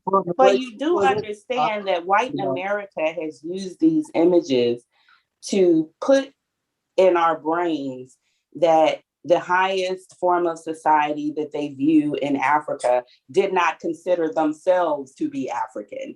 And so when you say it in the way that you're saying it, it's almost like you're co-signing that. And it's not just true. It's not true. No, well, I'm a person that say what I mean and mean what I say. I don't do the innuendo, or I don't like to imply or misconstrue. So if I am, I always like to clear it up. So let me start by saying that the Egyptians are African. Egypt or Kemet is an African culture, full stop. The language they spoke clusters with African languages, inner Africa, not the Middle East, not Europe, or none of that. So none of that stuff is true. I fully understand, and this is why I don't even use the word Nubian. Nubian is a European trick that people are falling for with the banana and tailpipe, just to emphasize how much aware I am of what you're saying and how against it I am. So I'm very familiar with the racism in early Egyptology and the whole nine, and all these different Egyptologists that tried so hard to make the Egyptian society either Caucasian, European, or Asian, to avoid saying it is African and built by African people with African genius. So that's not what I'm saying whatsoever. I'm saying the Egyptians as the Remech, as themselves, they made a concerted effort to distinguish themselves from their neighbors. It didn't matter what color they were. They did so. Okay, And so, well, I gotta tell them. so not, I'm saying not tonight because now it's late, but on another show, what I'm gonna do is, no, I'm saying I'm setting up another show. On another show, I'm gonna go over a few texts where the Egyptians in writing write about these distinctions explicitly. So we can end any of the guesswork and the speculation, and all those other kind of things. We're gonna let the Egyptians speak for themselves. And we could walk through different time periods of when they made these distinctions. So much so that they put border stones at the borders to let people know that they're now on a distinguished territory from their neighbors in the east, the west, and in the south, especially the southern borders. And we can walk through the different I dynasties. don't care about that. Yeah, I think people just, I think there's a little, I see where the misunderstanding is, because then this is why when somebody says something, it's just good to just, be quiet and just listen, because the skin color is brought up when the intention, even from the very beginning, and it was stated, was skin color, we're putting that to the, short bus section. We do not deal with skin color, because even when you look on a continent right now, everybody is Black, but you're not going to tell a Maasai that he's a Zulu, or you're not going to tell a Zulu person that is a Yoruba person. Those people identify, hold on. No, wait. So those people identify. He made a good point of showing that correlation between the cartoon and how they viewed it in cartoons. If you had to be there, if you grew up in that era, and then how the Remetch or whatever did it on the reliefs and stuff like that. So that was that. Not to cut you, Miket, I want you to build, but that was powerful, and it did something to me. You know what I'm saying? Because I don't know if you grew up in that era where you've seen all of that. So it's a different thing, and then I'll turn it off. I'm saying I'm old enough to remember those cartoons, not when they were first done, but when they were still Popeye the Sailor Man, and all those early Mickey Mouse things that came slightly after the era of those still shots I've shown. But the point though is that see this conversation and reaction that I'm getting now is actually making my entire point that I was saying in the beginning of the reason why the social construct of race and our cultivation of it programming today has been let's deal with it like this. And problematic, because even in this conversation I'm seen as saying something that I'm not even saying. I emotionally responded to it because of that reference point, right? Yeah, but yeah, I'm willing to admit that, but let's, let's go through it. Yeah, why but do you think that is? You know what I'm saying? And things okay. of that nature. So I was explaining why it is. I actually explained it before I even demonstrated it, because I did this. I brought this up to actually in real time demonstrate what I said before. Because remember, demonstration beats conversation. So if people were to rewind this whole video, they're gonna see I made the point first, and then I experientially, with experiment, brought something up, and it actually played into the point I made before I did it. And so what that is that this notion of race and this distinction is different in ancient times. In ancient times, they did not have the consciousness of the social constructs of race that we have right now. Like our human groupings right now did not exist in ancient times. They had a different litmus to make distinctions. And the main thing has always been culture. It's always been culture. Hey, brother Ujao, can I get in? Can I be heard? Yeah. I just want to say that, Hey, first introduce yourself. I'm not introduce yourself. New Heru, but you can call me I if you want. I just want to say that, like I agree with most of the sisters on the panel, especially on the part where it doesn't follow that just because they paint pictures or cartoons in America and those were what you call stylized. And then when we get in Egypt, those paintings, like the sister said, that's from Africa, she said those pictures are exactly what we look like. The pictures on the hieroglyphs are exactly what we look like. She wasn't talking about the cartoons. Now she could see that the cartoons are a stylized version of her people, of our people, but that's just a stylized version. And so then when we get in Egypt, I want to use an additional word for idealized. The pictures there are idealized. They're the ideal people, meaning, for instance, one fact would be it's only one hieroglyph for a woman, and that's a goddess. There's no old lady hieroglyph. There's no little girl hieroglyph. There's no other hieroglyph than a goddess for a woman or a female. So, and that's idealized. So then all of the pictures in Egypt, that's why they look so much alike. It ain't from no other stuff like inbreeding or nothing like that. They using idealized pictures. They just as conscious as us of showing masculinity, showing muscles, showing strength, showing ability, agility, showing all these features for people that look at the hieroglyphs so they'll know what territory they're in and know the strength and the power of the people that they will be up against. And so when those same people that you said were stylized by the Egyptians, and I'm saying they are idealized by the Egyptians, meaning the Nubians are exactly the same as the Egyptians. You could take an Egyptian, a real life Egyptian in real time. You could take him and then you could put him right next to, like for instance, somebody who painted themselves in real time was Akhenaten. Akhenaten, you could take his picture and put him in with a rope around his neck and put him right in front of the other dude, and they'll look almost the same. Big lips, wide nose, the whole thing. And he'll look just as degraded as anybody else with a rope around their neck. But it does not follow that the Egyptians were not Nubian or the Egyptians were making any type of distinction when you say that the distinction is already made in culture.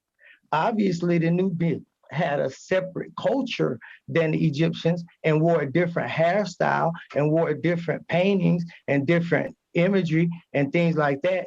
But yet they were the same as the Egyptians. They lived on the same continent. In fact, they lived less than 500, 900 miles. Sumer itself is less than 900 miles from the Giza Plateau, but people say they different people. But you wouldn't believe that the same people that live in LA are different than the Black people in Georgia. No, that don't even make sense. So these people are the same people and they occupy the same space and time. Another So wait, point for okay. Harker. Hold on, let's hold up. Let's deal with that point for a second.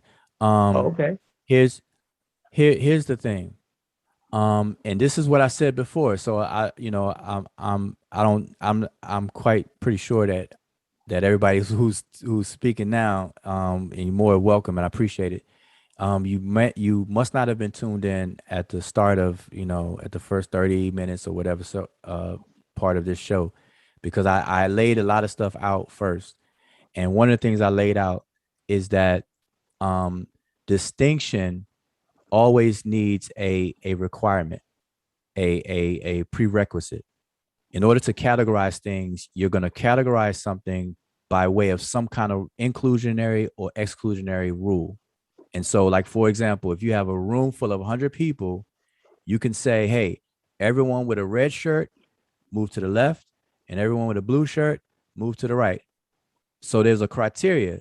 The shirt color is the litmus that allows you to make a distinction between red shirt wearers and blue shirt wearers. Okay.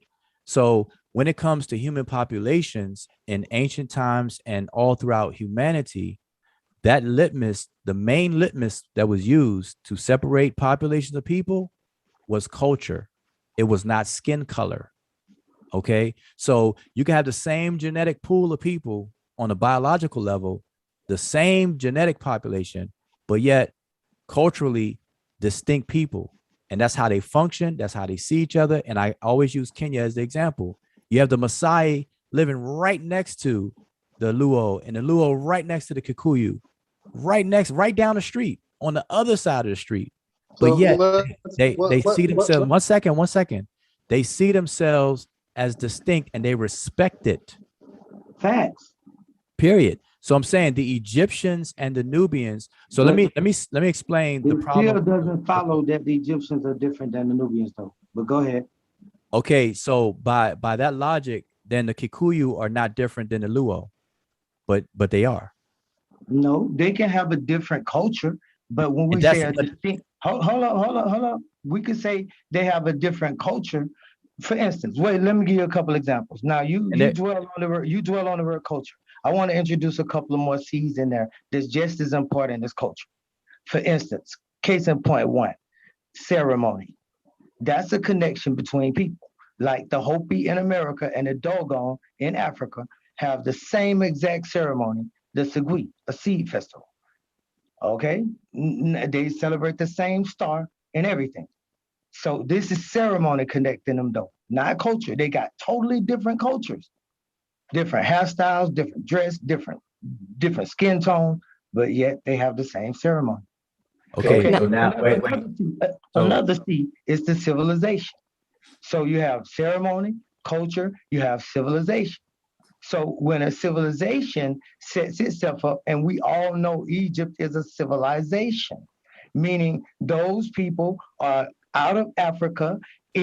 Well, I can't even say out of Africa. I apologize. Those people are out of inner Africa, Southern Africa, Punt, as they tell you, out of Punt, and they came into Egypt and set up the Egyptian civilization and built the pyramids. And there were already civilizations all over the planet Earth, and they set up the Egyptian civilization as the mightiest of all those civilizations.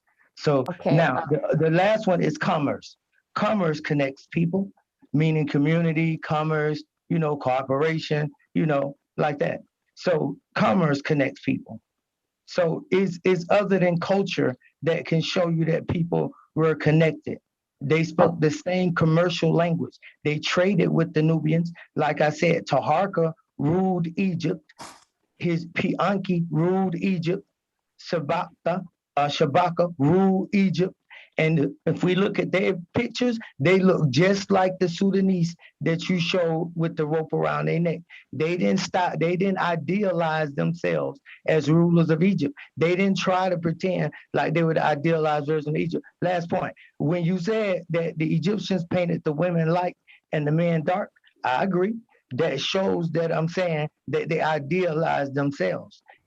How come you don't see no fat Egyptians or nothing like that? You're just talking, dude. Rude, Okay. Wait. Let me say something real quick. But wait, go ahead. Hold brother, up, one second. Yeah, 1 second. So let's unpack the logic of all your statements. I'm gonna be concise though.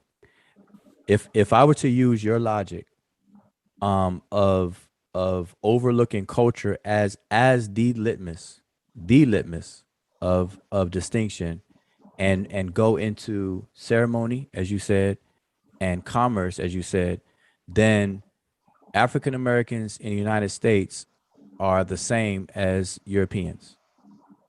We're all the same people. So wait. And here, so I know you're going to say no to that, but your logic will betray you, because African Americans here in this country, we speak English. Europeans speak English.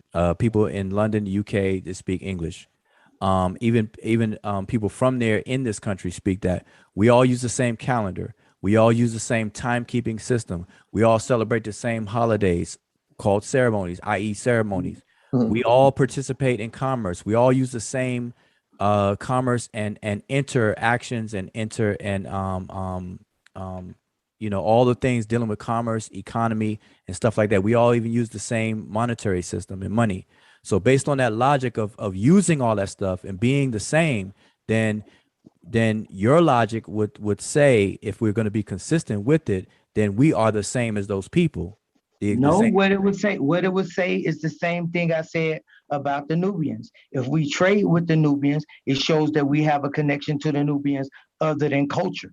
Okay, so stop. Wait, but stop. Commercial language with them. I have to. Okay. Wait. I have to stop you, because we're going. This is the issue of people not sticking to what I'm saying and then making some, going off into something else. So I never said that the Nubians, what people like to call the Nubians, and I'm gonna straighten that out in a minute. But who you're calling the Nubians, I never said that they were not connected. In fact, I said that the Nubians had a very, very intimate and interesting relationship with the Egyptians. No, I'm saying that the Nubians are in fact Egyptians. Okay, but you're wrong. I'm being clear on that. They I'm were not saying that trading. there's some Okay, distinction. but you're just wrong. The Egyptians are not the Nubians. Well, I mean, you could say I'm wrong, but I want to make another point though, brother. Oh, wait. Let me just qualify that, because again, the litmus is culture. See, you're not using the actual litmus that they used. So No, so but so so so even if I use culture, like you said, even if I just use culture as my litmus, it will still fail the test because, like I said, if you take, for instance, Taharka and those other people who ruled in Egypt, like for instance, you even showed the the Ptolemies point. ruled it. The Ptolemies That's ruled in right. Egypt, That's what I was just about to but point that out. Wait, you showed the but you would picture of never Ptolemy. say the Greeks are the Egyptians. I knew You you would was you gonna would catch it. You showed the you picture of Ptolemy who had idealized himself, not stylized, but but listen stylized, what you're saying. idealized. So what now? You would never say the Ptolemies or the Greeks are the Egyptians. No, but according to Okay, the picture, somebody would. so why, if a Cushite by the name of Taharka and Pianki and all the boys, when they rule Egypt, all of a sudden you want to make them all the same, but when the Ptolemies did it, you don't want to make Because them the Egyptian one and the same. Why is that? because it is. Okay. Okay. No, I'll introduce some C's. I want to introduce some L's.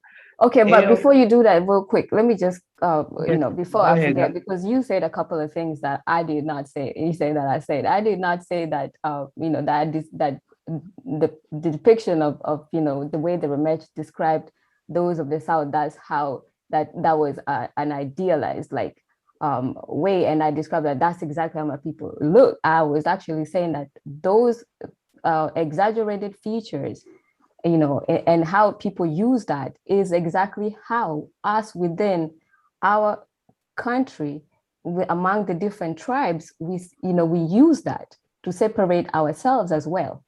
So it wasn't, I didn't say I don't want people to kind of like go back and think that that's how I say our people in Sudan or whatever look like, and that's a difference between the way, because you explained it as that's the difference, that was a realistic way, and then the Egyptians painted themselves different. So I just wanted to correct that. And then the other thing I wanted to correct is that you just have to be very careful with how you cannot go around and define people's cultures. The people themselves define who they are. So you can say that, oh, I'm not going to look at these people the way they describe themselves. Like if a Maasai person tells you I'm Maasai, and then a Zulu person tell you I'm Zulu, you can't just go and tell them, nah, y'all all just the same. They're telling you who they are. And in all these instances, you can't ignore that, because you ignored that with what we said about modern Africans, and then you went back ahead and you're still doing it with even the ancient people. And that's how people always, through time, now and in history, have always made themselves distinct. And you cannot be the one to tell them that that is wrong, because you have to let people tell you who they are, and you take it from there. I agree with that. I agree with that, sister. I don't know if I said what I said wrong, but I 100% agree with everything you said. So let it stand that I agree with what you said, and that people define themselves. They declare who they are tribally as they want to be. And that's on the point that I was going to make about language, about lineage, bloodline, about law, and about land. So this is outside of the ceremony, culture, civilization, and commerce. We're talking about language, we're talking about land, we're talking about law, and we're talking about lineage or bloodline. Now, when we make the distinction, we can't we can't postmodernize the Egyptian people or the ancient African people. We can't postmodernize their views and ideas over into what we're talking about now. That's semantics. What I mean by now is here in America and what we're going through here. Meaning, for instance, when you said that we speak English, I agree that the people here speak English, which is a contradiction, because if you go to any other country, because the United States, not America, the United States is a country. So China is a country. So then they speak Chinese, and the people there are called Chinese. If I went to Nigeria, that is a country. The people that would speak Nigerian and the people that would be called Nigerian. So if I went to, any country in the world, it would be like that. Other than America and Russia, where they speak Slavic and call themselves Russian. And these people here call themselves American, which is a continent, not a country, which is the country. The country is where you get nationality from. And so this just brings me to the point of that when you ask me the question of the comparison to America, I'm saying that in America, that's based on nationality and a country and the borderlines of a country called the United States. And that would make Okay. me a United Statesman. And my language would be United Statesman. You see? Okay. So then that's what I would be. But as an Okay, so Egyptian person, it would be tribal, and you would be talking about tribes of people. Like, for instance, the natives here, which I'm a native here in America, the natives here, like the Kolomoki, like the Yamasi, like the Hopi, like the Navajo, like all of the tribes here in America, these tribes act the same way that the tribes in Egypt act, and they recognize themselves as being of one people. They don't say that we are separate people living right here in America. Although we got different tribal names, we recognize the one people. We okay, so let me recognize that. okay, The so let Ana me and Giga. okay, so let me kind of like draw a circle around everything now.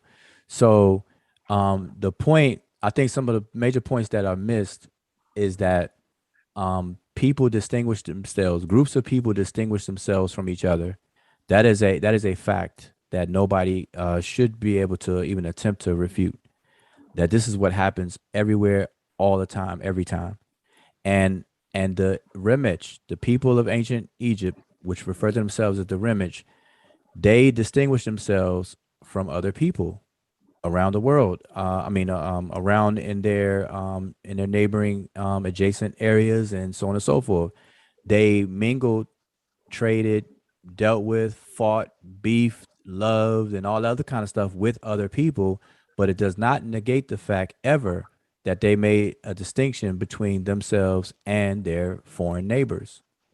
So, so I don't know where the argument is coming from in terms of as if that doesn't happen or has never happened and whatnot. In terms of the Nubians, what people are calling the Nubians, the Egyptians never referred to themselves as a Nubian. Themselves as the Nubians or their neighbors as the Nubians.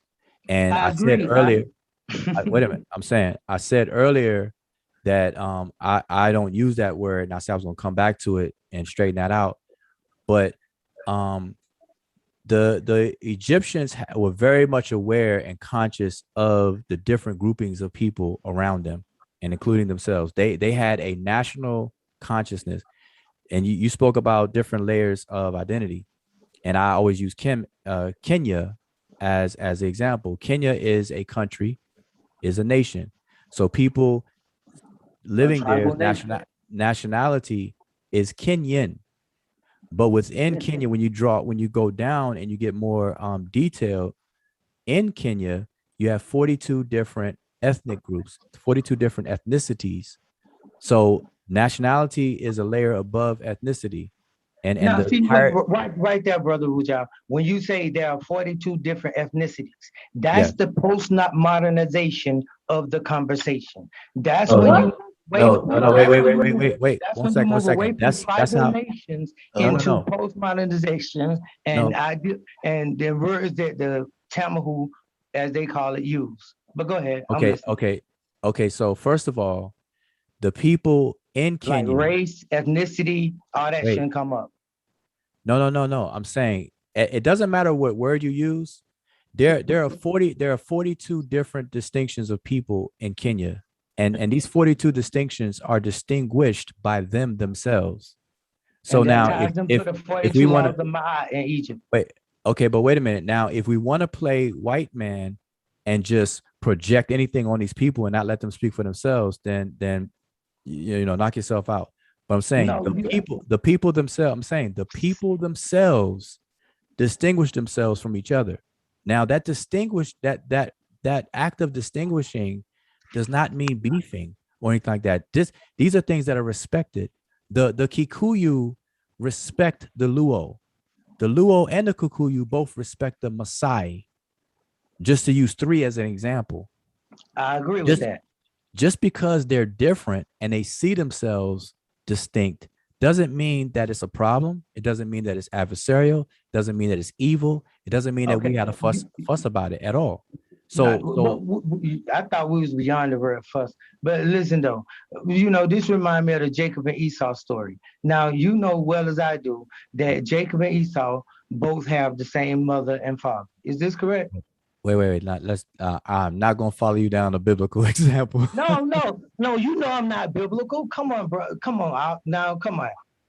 Come on now. No. Come on. Let's be for real. Just answer the question, bro. You know the answer to the question. You know, ain't trying to be no biblical. This is just an example, bro. So anyway, without your agreement, then I'll just say it, bro. The Jacob and Esau both have the same mother and father, but yet the Hebrew Israelites will argue all day that they are distinct nationalities and distinct races of people. They'll even argue that one of them white and one of them black. Okay, but the reason why I said I didn't want to walk to you down there, not because I think you're biblical or anything like that, but the logic of it. Because see, Adam and Eve, according to the Bible, everybody comes from Adam and Eve, so nobody should be fussed about anything. No, according to science, everybody come from Eve, mitochondria Eve. That's what I'm saying. Like science is theology and biblical. All right, so let's not get all.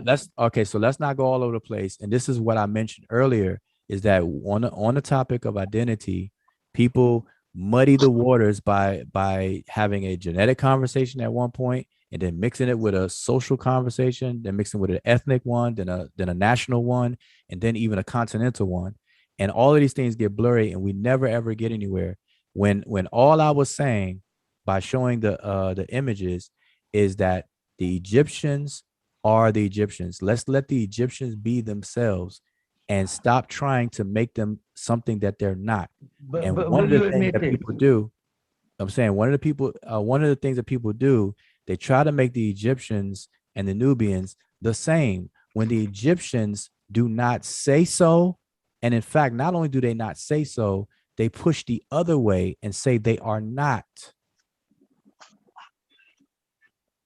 Now that doesn't mean anything bad though. I don't know where. I don't take it as meaning anything bad. I just took it as in the way that you use the pictures in the American stylized pictures of our people, and then you made a correlation to Egypt, which made it continental, which made the conversation continental, and it made it postmodern and ancient because you're dealing with a modern picture and ancient hieroglyphics. So your question or your proposition or postulation is what brought all those things about. You mentioned so let me ask you a question. Let me ask you a question. But I don't think that should be called muddying the water though. I think that what I was doing was trying to make the same thing you doing. I'm just trying to show you that, hey, you could be looking in the wrong direction the same way you might be telling me. And I respect that I could be looking in the wrong direction. I don't think that I'm above your correction or anything, but you haven't satisfied my inquiry. So I just what's your well, I want you to ask your question, your inquiry, but let me ask you, the image that I have on the screen, do you have a problem with this image right here I have on my screen right now? Now I'm on my phone, so I'm assuming, is it the picture of all the Nubians in a line right there? Yeah, that's the one I'm showing right now. Yeah, I love that picture. I don't have a problem with it. It's a beautiful picture. I ain't got a problem with the picture of the Sambo or Uncle Tom, whatever you want to call it, pictures you posted of the ones in America. I ain't got a problem with the pictures. I don't have a problem with pictures or hieroglyphs. I love pictures and hieroglyphs. Okay, so we can move on. But what was your question? So we're gonna move on from that because you don't have a problem with this image. So no, I don't have a problem. I had a problem with you making a correlation that those pictures, the pictures you call stylized, I said then we'll call the hieroglyphs idealized. And I said when I look at the stylized pictures of America, I could see the exaggeration of the lips, the nose, the features, and I could see that they're trying to make it funny. I could see that it's a joke. But when I look in Egypt, when I look at the people, even though they was in chains with the rope around their neck, I could see his strength. I could see his muscles. I could see who he is. I could see he had dignity. His head is held high. Put up the picture again. Look at him again. The Egyptians did Okay. not try to degrade Well, see, him or any kind of way. He was just simply a prisoner of war. Now, I really didn't have a question. It was more or less the query into what you were saying. But this is it. I'll tell you what it is. When you say that the Egyptians are not the Nubians, and then you say because the Nubians or the Egyptians call them Nubians, and the Nubians call the Egyptians Egyptians, and they were both separate by tribe in relation to each other, despite them living on the same land, speaking some of the same language, doing the same commerce, and everything like that, that they were distinct and separate people. I say yes, because the Hopi and the Navajo do that. They distinct and separate people. They distinct and separate tribes, or they live right next to each other. I understand that. Okay, so then you don't But have it doesn't follow. any issue But at all yeah, with anything I said. Then based on what you just said, yeah, but it doesn't follow. But it you're doesn't coming full follow. circle. It doesn't follow that just because they see it that way, that the Hopi and the Navajo are not the same people. Okay, but see, when Because you if you say ask that, any elder wait, of the Hopi hold and on, the one Navajo second. people, they'll tell I you know. that they're the same people. If you ask the Okay, Doggone, they'll tell you that they are Egyptian. okay, but here's the thing. See, okay, for one, you full circled around, and there's doesn't appear to be a disagreement, but the very last thing you said has no value because Okay. all living human beings on the planet Earth are the same race. We're the same species, Homo sapiens sapiens. We We're went through that with all Adam and Eve and the mitochondria Eve thing. I know. no, yeah, but I don't want to deal with Adam and Eve, but on the mitochondria Eve, yes. So we could talk about mitochondrial Eve and Yap Adam, the Yap DNA Adam, or whatever the case is. But the point I'm making though, that has no value because all of humanity is united based on the fact that we're all human. We all bipedal. We have 99.9% of shared DNA, genome sequencing. It's that very small Yeah, ocean but of see, that when y'all 0.1%. always say that, but we got that with a banana. We share that No, same amount of DNA with a banana or no, a we pear. don't. No, Yes, we we don't. We don't. do. No, we How much share. No, DNA you no, think we no, share with a banana? no. Listen. We share DNA sequencing with a banana, but nowhere near as much as our fellow brothers and sisters human beings. All right, so let's not get it twisted.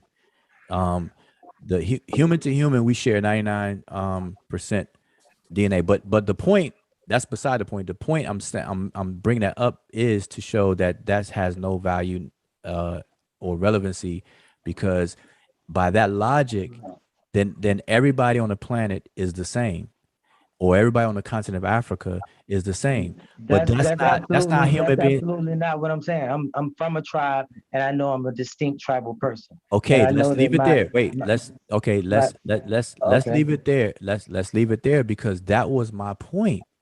See that and that's what I mean by somebody making a But tangent you point, saying that the tangent point. Egyptians stylized those people as just like the Americans did. You saying that the Egyptians tried to paint an ugly, low down picture of the Sudanese or the I never Nubians. said that. Listen. That's That's not what I what you don't. said. Wait. That's what I don't like. No, I didn't Okay. say. I didn't say they stopped. They did a ugly whatever. I simply pointed out the way that they stylized their southern neighbors. They stylized them. They stylized them by drawing detailed in the cheek. They did not do that for themselves. They stylized them by drawing hoops in the ears. They did not do that for themselves. They have a Okay, let me certain ask you hair. something. Have you They ever have a seen the certain hair. have you seen the glyphs on the walls of Seti One? Yes, I have. Have you seen the different races painted on the stele? Those are not races, but those are groups of people that are being shepherded by Heru. Yeah, but yes, I Okay, have. now Asked you the see the question. semantics we about to play. Those are not different races. What you'll They're call not. them then? Let's use the word you want to use. What Those you'll are call those them? are those are Egypt's neighbors by culture, not by race. Next. Okay. So now, so then we take those people on the stele and we look at all the groups of them. Isn't one set of those people painted exactly as the Egyptians are? Nope. Nope. They're not. Okay, so one of these days now, real soon, I'm gonna pull up the stele and anybody could do it. And it's been on many I already shows. I already beat you to it. It's on the screen right now. That's the Tomb of Seti the First. I do this all the time. This is Yeah. Tomb of Seti. This is Tomb of Seti the First, and you're talking about the four groups of four. These are 16 human beings, human figures, and the first set of four are the Remech. The next set of four are the Amu. The next set of four are the Nehisiu, and the last set of four are the Chimehu. And these are always in this order in all of the tombs. Seti the First is not the only tomb. It's the tomb of Merneptah, Seti the First, and Ramses the Second, where this same story is actually visualized. The story exists in other tombs, but it's the Yeah, Book of I Gate. know that. So you know you ain't building no points by telling me that. I No, no, mean, no, what we no, going no, by no, telling no. me that? I'm not saying it to I mean, tell I you could have named as one if of you those, don't, but I as if you chose don't. this one. So what's wrong I, with this one we talking about? because you named this one and you said So it's perfect for my don't example. And you no, you you just said, confirm what I was saying, that these are the same people. Look at the people on the walls, look at the reddish brown hue, look at the clothing that they have on. Look at that, bro. You gonna tell me okay, that what okay, you so talking let's about? okay, this is what I'm talking about. This is what I'm talking about. You claimed that in the tomb of Seti the First, that the Egyptians looked exactly like someone else. And your eyes betray you because right here on the screen, the Egyptians are distinguished from these other three groupings. These these four individuals are a group of Egyptians. 1, 2, 3, 4 are Amu. 1, 2, 3, 4 are Nehisiu. 1, 2, 3, 4 are the Chemehu. The Egyptians do not look like any of the other three groups in the tomb of Seti the First, which is what you Okay, said. but see, this what I mean. This what I mean with y'all. This what I mean. Okay, we could take a glyph, a picture of a bust of Wait, Queen T. Wait, I just wait, want wait, you wait, to, wait, wait, wait, I wait, just wait. want We you can to take a bust. acknowledge. Wait, but first, I just We want you can to take a bust. acknowledge We can take a that bust that of Queen correction. T. Okay, go ahead. I'm gonna I will, acknowledge it. Go ahead. What you want me to I, acknowledge? I will rock out with you as long as What you you want can me to acknowledge? acknowledge. Okay, acknowledge the fact that what you thought is incorrect. That in the tomb of Seti the First, the Egyptians do not look like any of the other groups. No, I'm saying this. I'm saying this. Right now, I'll whatever the word is, I'll consent to that. I'll say that I'm in a losing position because it's on my screen and it's too little for me to even see. So I got eye problems, so Well, I can't even I see. I can't no, even find. Wait, hold up. I No, pulled up what you said. You said Seti the giving First. I'm giving you the point. I'm giving you the point. You got it. I acknowledge it. I'm giving you the point. You got it. Okay, now, so I want to ask you about the bust of Queen T. If we took a bust of Queen T, does Queen T look anything like any other Egyptian that's painted on the walls? One thing that we should not do Does is she look like the Nubians, or does I she was look like I was anybody great. painted on the wall? I I'm was just great. asking a straight up question. I know, and I was great answer it. Okay. So one thing that I would recommend you, but this is what we don't do, is that you don't compare the statuary with the actual incised or raised relief glyph. Why is that? That's a very fundamental understanding that pretty much people who do this understand. And okay, But so I mean, so that's a good question. You asked why, so I'm gonna tell you why. The reason why is because statuary art uses perspective methods of representation, whereas the incise and raised relief two-dimensional flat surface artwork uses a technique called aspective. And this I is heard you very say that well. earlier. Yeah. This is very well known for those who studied this stuff. So I'm saying And I do. one thing we do not do is to compare the statuary with the aspective. You can't do that. No, I don't believe in the word can't though. I don't accept the can't thing. I mean, it's a Okay, construct well, that you have in place, and I respect it. Like you wanted culture to be the litmus, and like you want this to be the litmus for this. I can respect that. That's your Okay, so conversation. You run okay, it. so listen, You so got it. listen, so you can't fly.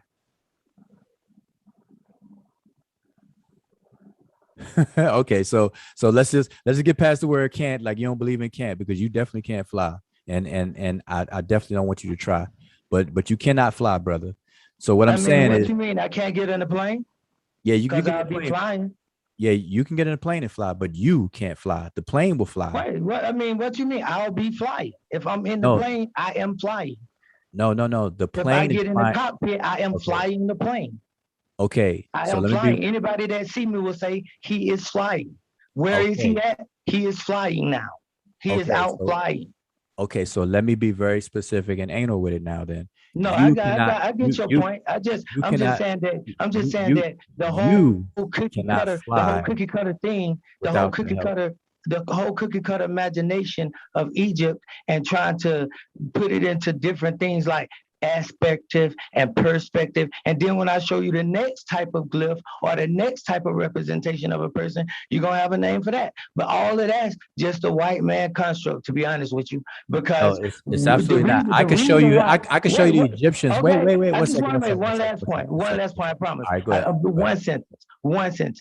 Then So mute the yourself out. reason why, to answer my own question, which I already answered, the reason why you don't want to hold a bust of Queen T up or anything like Akhenaten in that perspective of drawing, because he drew himself face on and it was two-dimensional. So that would contradict the whole thing about it being two-dimensional on the side of the Egyptians on the hieroglyphs. So anyway, but when you take the bust of Queen T, it will bust down the fact that, like I said, the Egyptians are idealizing themselves on the wall. Because if you saw Queen T on the wall, she wouldn't be a self-representation of the Queen T on the bust. But now you got it, brother Wajal. Okay, so you ended with making my point for me, and you answered the reason why we don't compare statuary with the aspect of. I know I did. You didn't give me an answer. I said that I'll answer my own question. No, and no, I answered no, it in no, fact. no. And you just said that, actually, and I agree with no, you. No, I didn't just say it. I said it actually before you just said what you said, and I don't know if you did. You must not have heard me, because I gave you the reason why we don't do that, and then you double back and said the same thing. You said that when you gave your reason for us for the statuary and the bus, you said you don't use the bus because it's a current standard modernization of what y'all do. Whoever you and the others are, scholars or whatever you call yourselves, that type of thing right there was the answer. The appeal to authority, which I neglect and reject. I'm saying that the real reason why you don't want to use the bust is because the bust shows that the pictures on the walls are idealized, and the bust is a real representation of T. And when we look at the real representation of T, we see that she's a Nubian and she's a ruler of Egypt. Okay, so all right, but here's an example of why. Here's another example. Now I don't know. You went off on a tangent with the appeal to authority stuff and everything, but I'm going to demonstrate. I'm going to demonstrate why we don't do that. You see this picture, this figure here on the right hand side. Hopefully everybody can see it. I don't even know if I'm sharing. As best I can. Yeah, I see it. Okay, so this image of this person here on the right hand side is this is what I mean by aspect of art. So I'm gonna be very quick and break it down. This person, if you look at this person, his head is facing to his right. Okay, our left, but his right. Okay. Now, if you look at what would be his right arm, because he's facing his right, this would be his right arm. If you look at it and notice it, this is actually his left arm. Okay, because his hand is wrapped around the staff that he's holding. The thumb is on the opposite end, and you can see his shoulder and how that arm is fitting. If you look at his other arm is the opposite, which is why the second staff that he's holding, or scepter that he's holding in his hand, is behind the figure. And so what does this mean?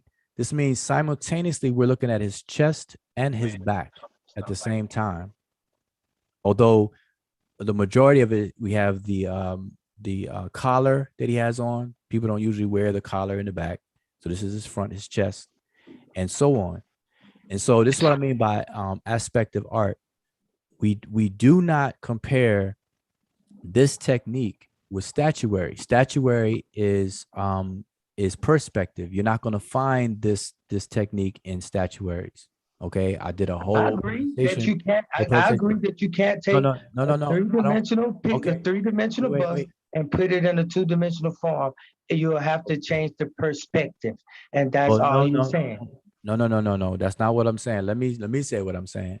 Because you can take a 3D, people draw people all the time. You can draw on a two-dimensional plane, a sheet of paper, whatever. Now you're talking where I'm an expert at. I'm a mathematician, a linguist, and a geometrician.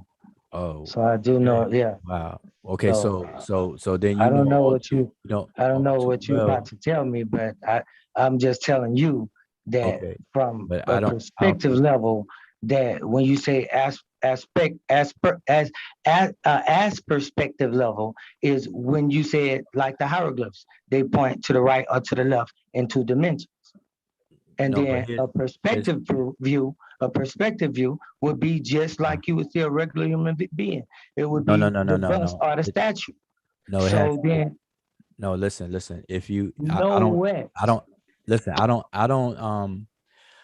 know your background in art and stuff like that, but what I would recommend what I would recommend is that you actually do at least, at the very least, a cursory study of aspective art before you want to have, before we have a conversation about it. I mean, okay. Because no, I'm saying, seriously, because I don't want to sit here and give a. But it ain't that much to discuss. You already said what it was.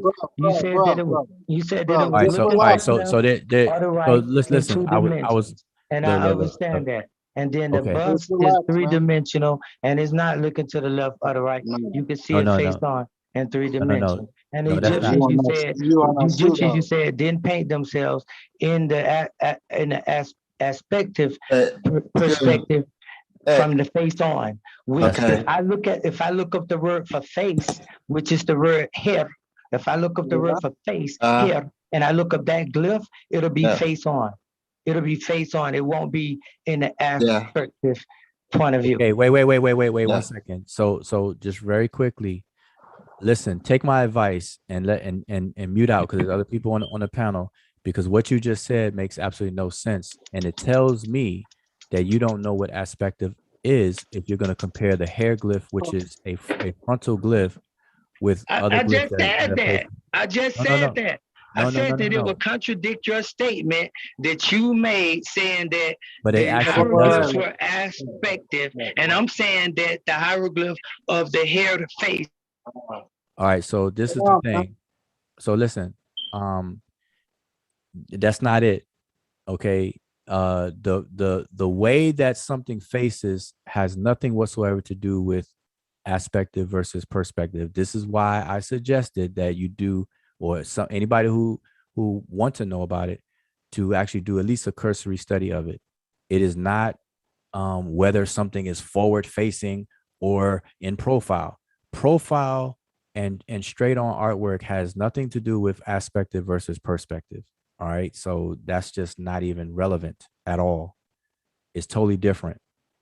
And so with that, I just wanted to say that. So we kind of went a long way off of the point, all because of now the reason why I could walk with this a bit, and I have a toleration and a bit of patience with it is because This perfectly demonstrates, and see, this is an archive. This is recorded now. This is an archive. This is an additional documentation of the problem that this social construct of race being projected back with our prerequisite of modern times backwards in time, what it causes. And I keep saying that the Egyptians themselves, if we let them speak for themselves, they made these distinctions. Either we're going to respect them or we're going to, or we not.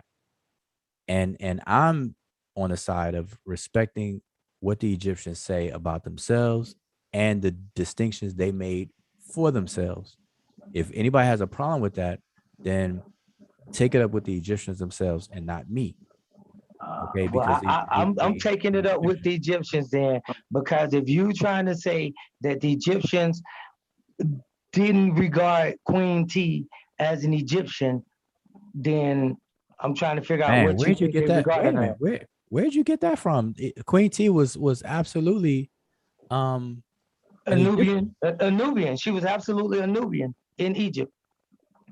Okay, so she was a Let's Nubian. look up where she's from. Want to Google Okay, that? no. Let me ask you let me ask you what did the Egyptians call the Nubians?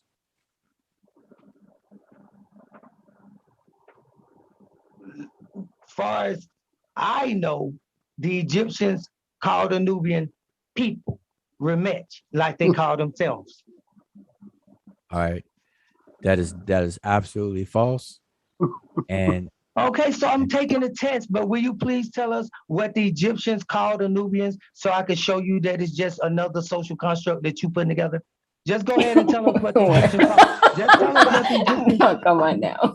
And on that note, I just want to say, Yeah, for real. Just tell us what the Egyptians called the Nubians. Because you said that the Egyptians didn't call Nubian, but I could see the word Neb in the word Noob. I could see the word Nebti in Set, Nebti and Noob. I could see that they use the word and it's in the language, but I'm just not going to go through all that. I just want you to tell me what the Egyptians called the Nubians.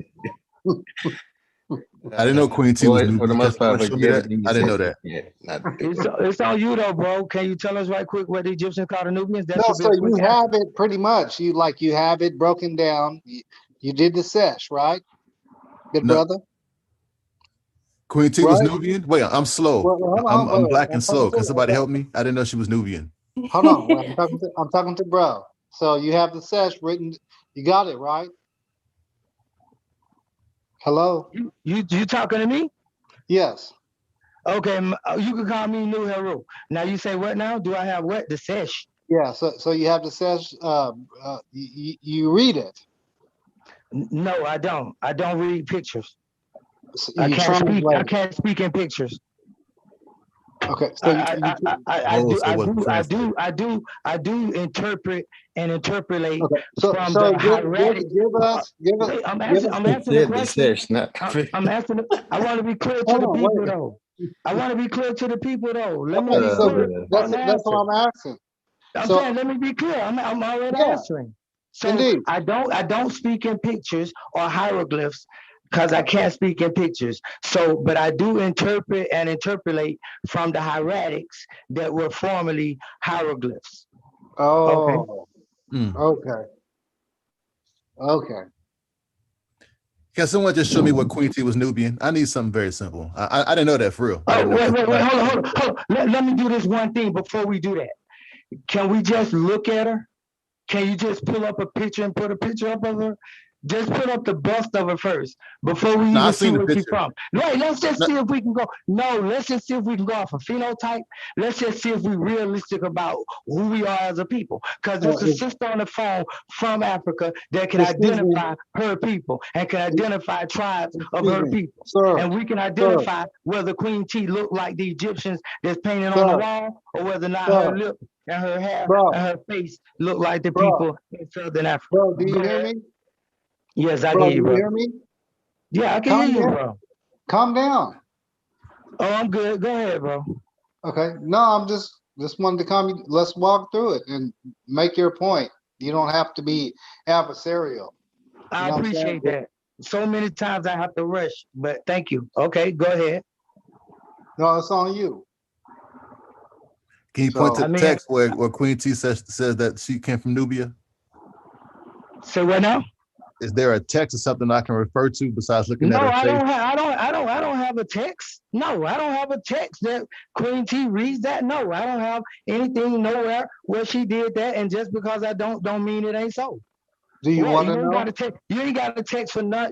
It ain't a text for none of the stuff. Bro, It ain't no such thing as proof or none of that stuff.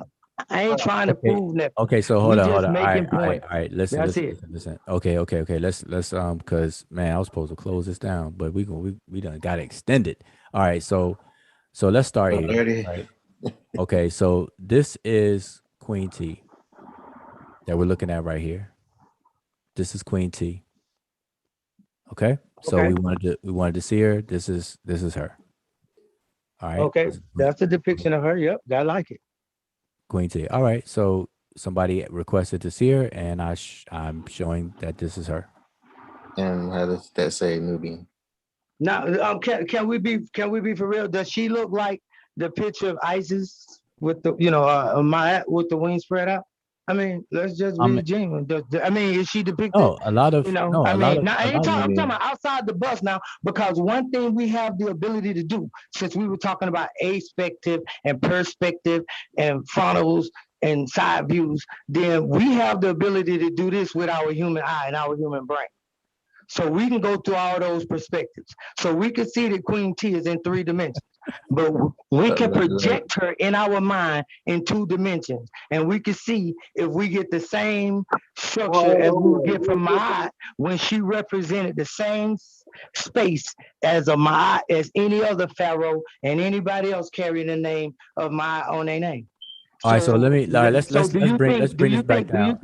So my question is, just to be final, my question is, do you think that Queen T looks like Ma'at, Nafis, or Aset as they are painted? Do you think if we put Queen T in 2 dimensions like them, that she'll look like them? Well, I would go even further and say a lot of the carved women would be standardized. You like to use the word idolized, so I'm gonna use your word. Idealized. I'm gonna use that word for you.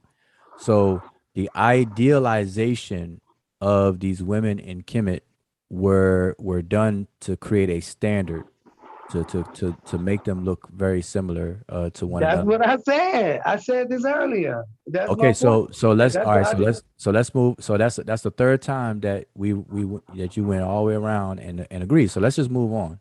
So Yeah. we know that Queen T was an Egyptian. Okay. So listen, Aki. She Earlier she, you said she was the one. Hold up. She Okay, go was the ahead. one. She was the one that gave birth to Akhenaten.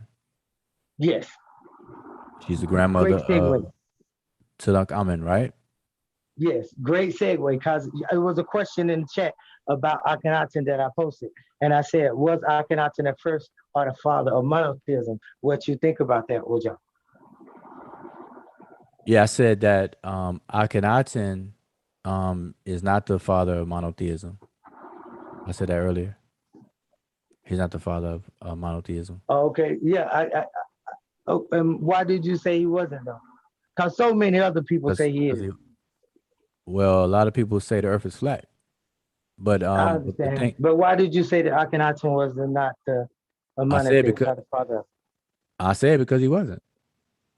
I mean, he just wasn't. Akhenaten. I mean, I could show where Akhenaten acknowledged and dealt with other deities. So monotheism does not, support that. This one existence, one God, monotheism and stuff. This is the Abrahamic system being projected onto something that people don't understand, which is about Akhenaten and his actions and behavior and choices and things that occurred back then. It doesn't fit.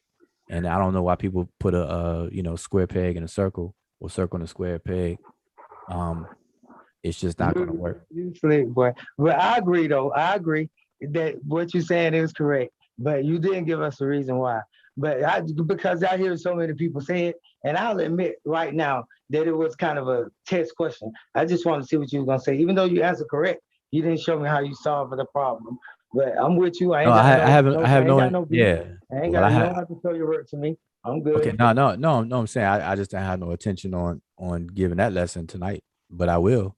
So we could chop it up another time about Akhenaten.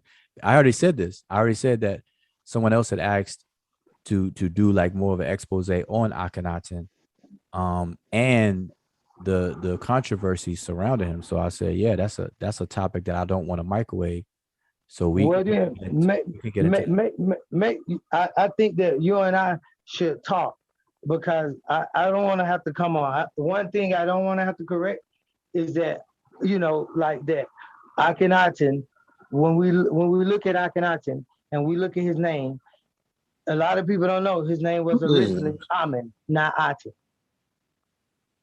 Already, he's a polytheist off the muscle because his name was Amen, then Aten.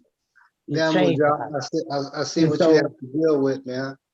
And so once you look at this, I'm saying that Akhenaten actually they was having what you call a spiritual battle at certain points, and you know about this with y'all. I ain't saying you agree with me. I'm just saying you know about the different states of the sun because you mentioned them earlier. You mentioned Amun and Aten, and Atun and Anun. The different states of the sun. So those are not states of the sun, though.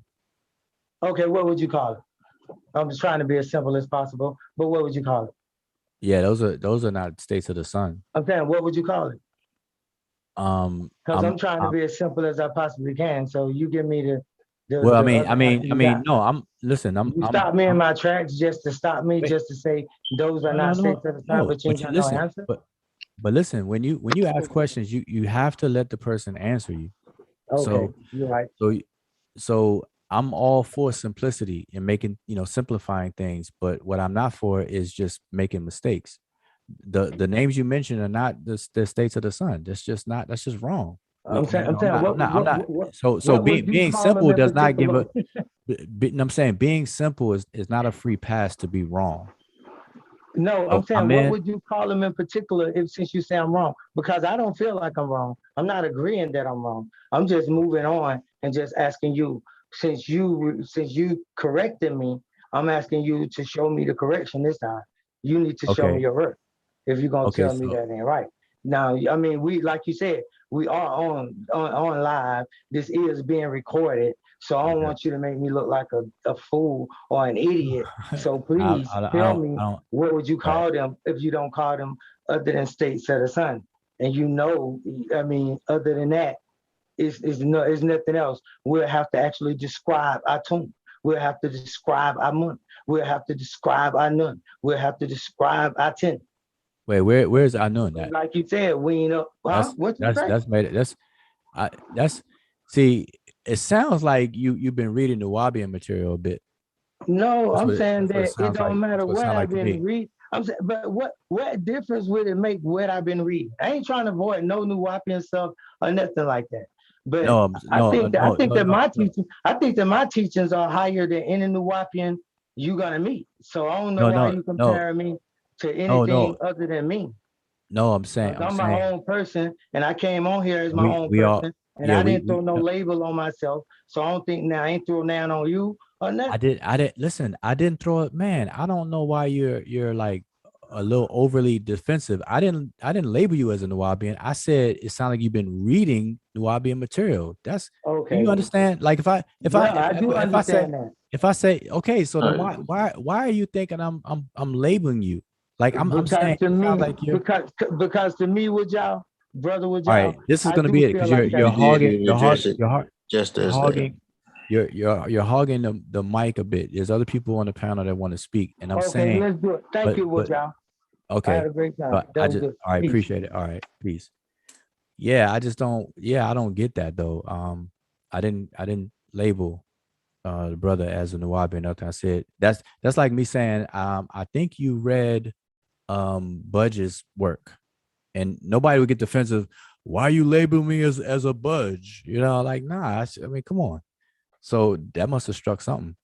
So anyway, man, that was a long rabbit hole right there. that was a rabbit hole, a ant hill, what do you call them little things? Chipmunk, A burrow. everything. Man, that was so long. My AirPods and ran out of battery. Hold on, I gotta switch my audio over. Give me 1 second, because now I can't hear anything. Y'all talking to me. I apologize. And there we go. Can somebody say something? Yeah, we're back at the burrow. Okay, yeah, there we go. All right, I can hear. So anyway, I'm trying to give a summary and whatnot. So let's go back to this. Man, I'm telling you, this conversation really made my point for me like times 10 when it comes to what I said before about how we view identity, and in order to discuss it, we invoke the social construct of race, because this entire conversation is a consequence. Well, the latter part of the conversation is a consequence of that. Because But Bujar, not to be rude, but you did kind of make me feel, not feel, I don't even like that word, but you made me look at it in a different way when you did what you did, and knowing the reference points that I know as far as like the racial stuff like that. So that it was a, I think you being you got your words in place and your tactics and stuff like that. And I kind of saw, you know what I'm saying? What I like the way you did it. So it was just kind of kind of took me off guard and stuff like that. what I'm saying, this is not the first time I've done this. I brought this up over quite a few times over the years, and so I'm used to to some of the reactions, and it's just interesting. I And want to revisit it too, but it sorry. never fails. And I usually do it at the beginning of a conversation though, because I gotta have time to let it unfold, pretty much like today, but just now. But that unfolding was interrupted with irrelevant side side conversation and stuff like that. But the overall point, or one of the overall points I was making in terms of bringing that up, was that the Egyptians distinguished themselves from other people. That sense of belonging to a collective, it was different than what we do today. And so, although the continent of Africa is predominantly what we would call Black people, but the continent of Africa has like a bunch of different distinguished groups that should be respected. And if we can't respect the way that the people distinguish themselves, and give them their agency to do so, then we're just as bad as what we call white people at the so-called Berlin Conference, and just start making up our own demarcations and things like that. And so we got to stop that. Let the Egyptians be the Egyptians. Let the Nahisiu be the Nahisiu. Matter of fact, I don't even know why this image didn't show, but I'm gonna show this real quick.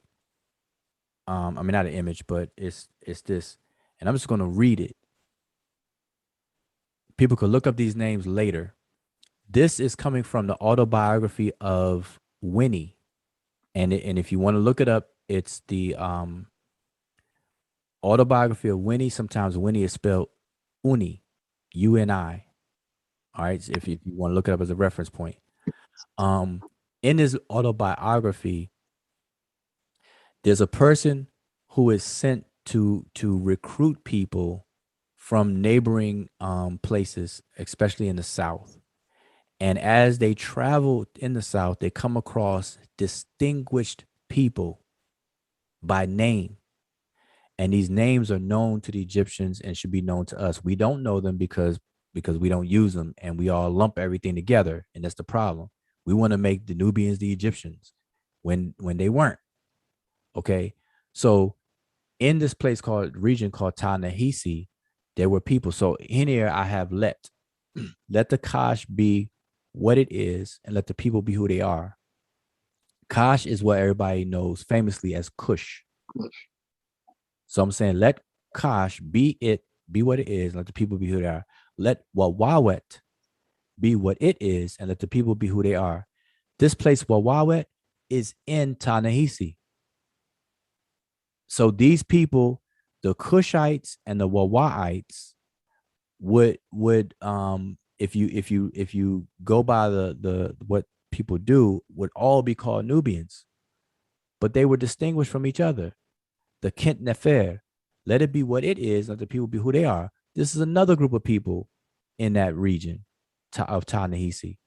Let the Majau, the people say Magi, the Majau be what it is, and let the people be who they are. There's a place called Majau, and the people who lived in that place were called what people say today as Magi.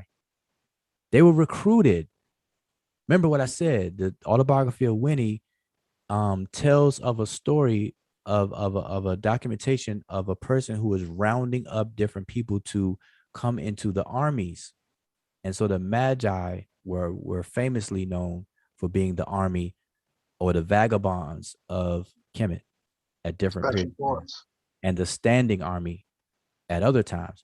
Then you have Nahisi, let it be what it is, and let the people be who they are. Let the Chehinu be what it is, and people who they are. I'm just going to name them. Keftiu, the Nahut, the Jahi, the Kananu, that's the land of Canaan, by the way. Amu, the Aper, the Rechnu, the Kebin, Kepeni, the Remnin, the Isesir, the Mechani, or Mechin, or the Matani, as they say, the Shetet, the Chata, and the Pakerwer, and the Singir, the Babylonians. So all of these different people were distinguished from one another by the Egyptians. And why can't people just respect that? It's just that simple. They didn't call all these people the people or Remich. They called them by different names. Why? Because they saw them as different from themselves. They didn't have DNA test kits going around and on a genetic level saying, hey, yeah, we all have very, very similar and overlapping DNA, so we are one. No, they didn't do that. The human genome wasn't even mapped until 2003. So there is no genetic categorizations in ancient times, period. It was based on culture, and that's what I'm driving home. Culture is king. If the Egyptian, matter of fact, there's a story, a very famous Egyptian story, where a native Egyptian born and raised in Egypt, when he leaves Egypt and goes to a foreign land and stays for a while and becomes prominent in that foreign land, he is no longer an Egyptian according to Egyptian standards. And so when he comes back to Egypt in his older age, because he wants to be buried in his home country, when he comes back, he is not considered an Egyptian. But when he comes back to be buried there, they had to re-Egyptianize him. And it's in the story where he has to become an Egyptian again. And so that story and many others, demonstrates the point I'm making, is that the distinctions made by these people are not by what we do today, by skin color and all this other stuff. It was based on culture. In fact, if you spoke a different language from somebody, you could be somebody's clone or twin. If you spoke a different language from the other person, you're a different person. You're a distinguished person. You're from a different, you're not of the same. That goes on to this very day. As Emicat described, Emicat said that somebody knock on your door and ask you a question, and the moment you open your mouth, you speak a different language, you're not them. And this happens even in America. In my neighborhoods growing up, I had Chinese Americans or Asian Americans, because I'm not sure, I don't remember if they were Chinese or a different Asian country, but so I'm gonna say Asian American friends and Spanish speaking friends. And I always remember going in their home at being young. I remember that their parents made it a point for them to speak their language in the house. But when they go out, of course, they didn't care. You know, they could speak English and this, that, and the third. But in the home, the parent made a point for their child to know their native language. And so that still goes on to this very day, even on the continent and among people. And I think Emike brought up that point. She brought up the point of speaking a different language and being identified as being distinguished. Yes, that is actually correct. Sorry for the feedback, but yeah, that is actually correct. And one of the things that we always say, me being, Luo, that is my tribe. The one thing that we will always say, and if you ask any Luo person, any Luo scholar, what makes someone a Luo, and that will be the language. So the language, if you can't speak the Luo language, you're not a Luo person. It's not genetic. The language makes you who you are, and that's what we say. And other tribes too, that is actually the very basic prerequisite. And I know that doesn't always rub so well with other people, because the question will come in: what if a Chinese person comes in and want to and speaks Luo and all that? That person will be taken in as a Luo person, just like when you see with the Remech, taking other people into the fold to a point where they identify them in the paintings as one of them. That's how these cultures work. And even my culture, just to put an example, is we are classified under an analytic group. And being Luo doesn't mean that it's not a genetic thing, because even my tribe is an amalgamation of different tribes, which actually also include other smaller Bantu groups, but they will be called Luo because of the fact that they have identified themselves through the language and speak the language. So language is always the identification, but over here, that will not go well with people, because there's a lot of things about African culture that some people will not like, but that is what the culture dictates. And those are the rules. Like everywhere else, there are rules that you might not like, but that's the rules that define certain things in those areas. But so the language is key.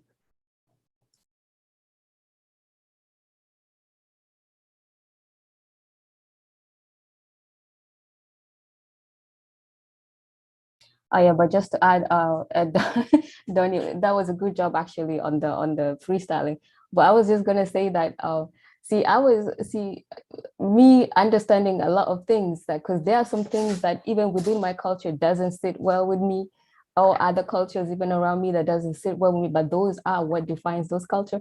When I actually saw you, because when Mujao started explaining certain things, and I knew, because I already know how people are going to react to those kind of things.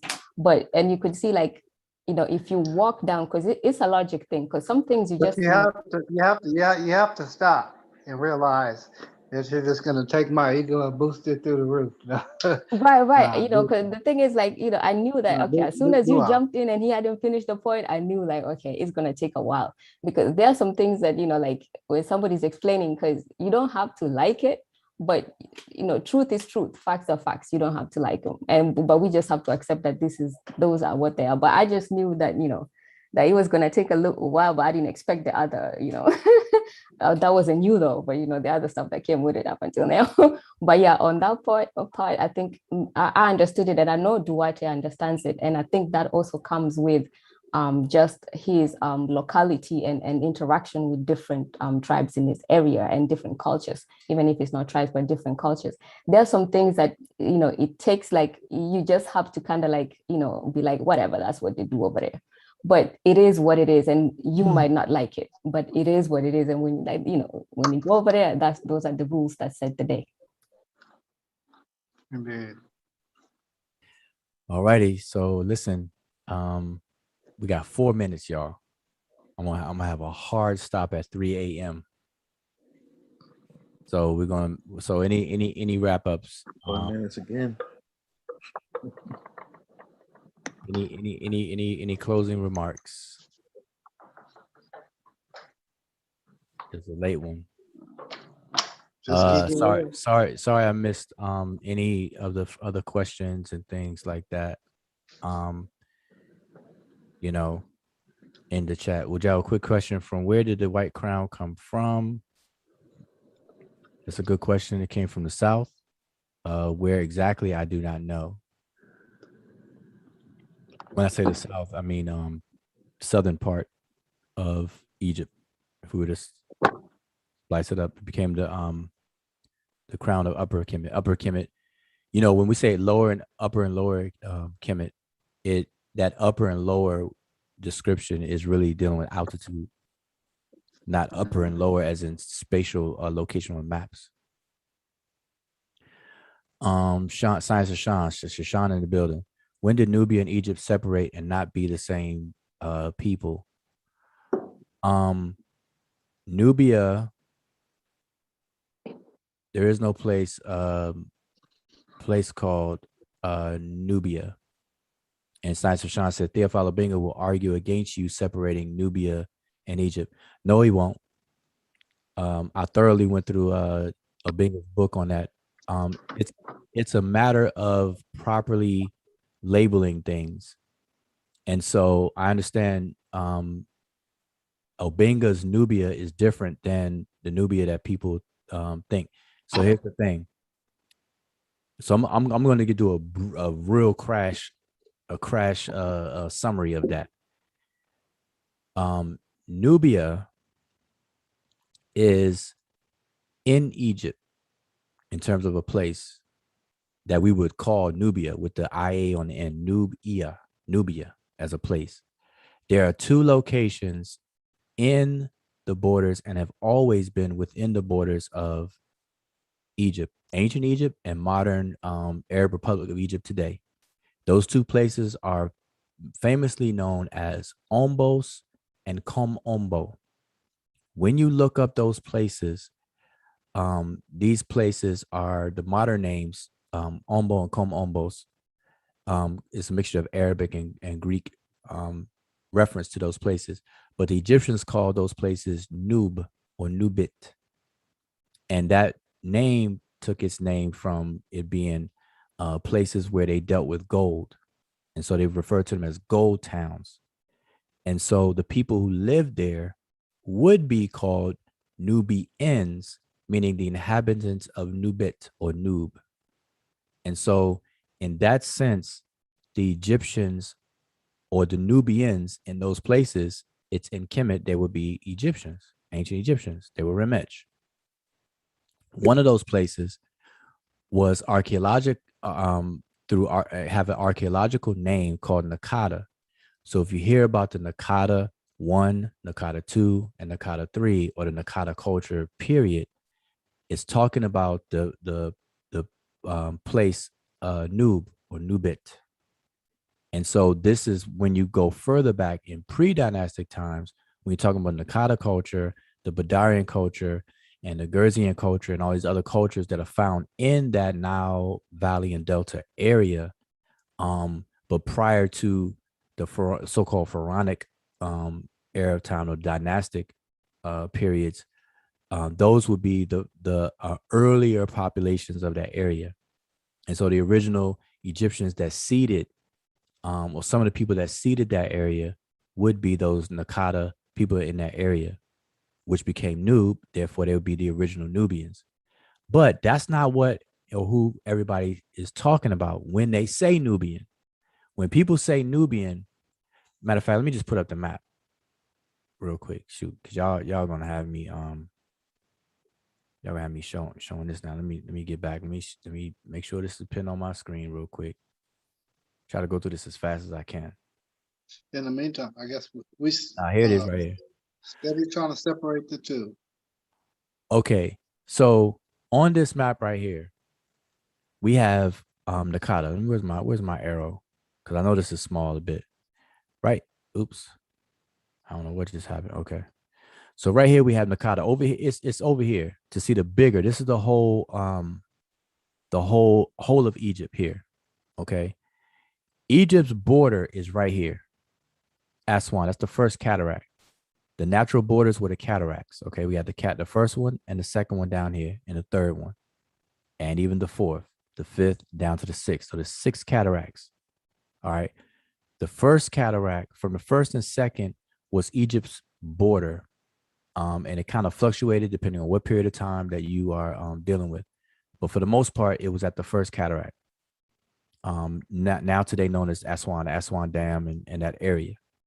Nakada that I'm speaking of, or the town of Gold Town, is Nakada, but that's the archaeological name given to it. So when you Google it, you're gonna see Nakada 1, 2, 3, etc. And this is a blown up portion of it. But when people talk about Nubians, they're talking about people who live below Egypt in this area. And in this area, you have Magi, or the Magi. You have Kerma. You have Khartoum. This is in Sudan today. You have Meroe. You have the Kerma culture that you may hear about. And Kush and all that stuff is down here. This is what they're referring to as Nubia today. And so the confusion comes in is by not calling these people who they are. And here's an image here of this area. So let me pull this down so you can see. This is Upper Kemet, Tashamau. See the word Tashamau here, and then glyphs here. The further down you go on the map, here's Kom Ombo. See that? Nubit. Now let's go up to Nakada. Nakada's right here. See Nubit, or Nebwet, as some people may pronounce it. These are the two places that I just mentioned. Kom Ombo. This one's called Ombos, but you see it as Nakada on this particular map. So as you travel down and you come down, you're going to pass this gold town, Nubit. You see it in the glyphs here. You're going to pass by Wabet, which is the island of Philae, or where the Temple of Isis is today. People like to take a tour. You see Aswan, or Elephantine, called Abu, which is a word for elephant. Okay. Then you have Abu Simbel down here. The further down you go, now you're going to start getting into the area of Wawat. There are people here with their distinct identity. Wawat, I showed you here. So here's the where was it? When I gave this list here, this is the second one. I said, let Wawat be what it is and let the people be who they are. All right, so back to this. You come down here, they say the Nubian desert. You have Juwaj, you have Kash or Kush over here. You have Wat here. These places also had people. And then over here, you had by the third category, you have the Kashu, or the Kushites, the Wawayu. You have the Iuntiu, the Bowman. You have the Setiu, or the Pasejetiu. And look, they call them Nubians. But we know the name here. These are words for bow. Okay. And you have Nehesiu. They call these people Nubians. So this is what people are talking about when they say Nubians. And so if I were to show you an image, this image right here of a Nehesiu, and I show you this, the way that the Egyptians represent themselves, they purposely made the distinction. So it doesn't matter who a person is today that will say the Nubians are the same as the Egyptians. We have countless attestations of the ancient Egyptians making a distinction between themselves and their neighbors, with the Nehesiu being one of their neighbors that they made a distinction from. Now we can roll with the Blackology and the feel good and try to make everybody in that region the same all we want to try to push an agenda of a pushback on racism, white supremacy existing in Egyptology. But if we're going to do that, we got to do it correctly and not romanticize and fantasize and be all delusional about it. The Egyptians and the Nubians, or these people, are not the same. Now, one second. If we're going to dip down into genetic population or just the lookership and everything, then we might as well just fast forward and say all of Africa is the same. All of Africa is one people, and it's the same. but that's not the reality on the ground. And anybody who tries to function that way, you ride the short bus. Yeah. Yeah, I was going to say that I don't even think Theophilo Benga says that, because I don't think any Egyptology or anybody who studied, especially somebody who's well respected and studied as Theophilo Benga, would say something like that, because logic just, some things you don't even need to go far. It's just logic. Okay, so like, Kemet became Kemet through the unification of the two lands. So the Remech, when a place identifies itself as a place, with its people, that's when those people becomes a people, right? So when the unification of the two lands occurred, that's where you get the Remech. Nobody in their right mind would say that the unification of the two lands included the south, the regions in the southern borders, because that's the only way where the Remech and the people on the south would be considered as one. That has never happened. So if people are talking about prehistoric times, that we are not talking about the Remech at that point. So that's just logic 101. And I don't think any Egyptology in their right mind, any well-researched person in their right mind will actually make that claim and at the same time say that Egypt became Egypt during the unification of the two lands that did not include the southern borders. And I just want to say that with that logic, now, so you got to understand the logic that drives claims and statements. With that logic, all of humanity emerged on the continent of Africa and then dispersed from there. By that logic, like I said, everybody on the continent of Africa is the same, but we don't function and we don't describe it that way. The people on the continent to this very day don't even describe or function that way. So that's all feel good or fanciful thinking. We have to stop that. That's like the mixture between right and wrong information, pseudo and non-pseudo. Like some people want to be lukewarm, snuggle right in the middle. They study a bit to be able to hang in a conversation, but then on the pseudo, they just live in la la land, with their head in the sand and trying to make something that is not. And that's just the bottom line. I don't understand why people don't let the Egyptians just be the Egyptians and tap into the genius of these people. Let the Nubians, if you want to call them that, they should be called the Nehisiu, but let the Nehisiu be the Nehisiu and tap into their genius. And yes, the Nehisiu or the different people in the region of Ta-Nehisi, yes, they had dealings with the Remech of Kemet. Remech ni Kemet. Then you have the people of Nehisiu or the Ta-Nehisi called the Nehisiu. So the Remech and Nehisiu or the various people in Ta-Nehisi did interact. They fought each other at some points. They traded with each other at some points. They intermarried at some points. Taharqa became an Egyptian. Full on. No different than Ptolemy becoming an Egyptian. But for some reason, because of this I don't know if it's trauma or something, people don't like the Ptolemy one if I say that, but they'll love the Taharqa one if I say that. I say, yeah, Taharqa is lineage comes from the south, comes from Kush or Kash. Yes, and he became a king of Kemet. Everybody's like, hoorah, hoorah, clapping. No, but check this out though. Okay, go ahead. Like when I was in the 8th grade or going to junior high or whatever, right?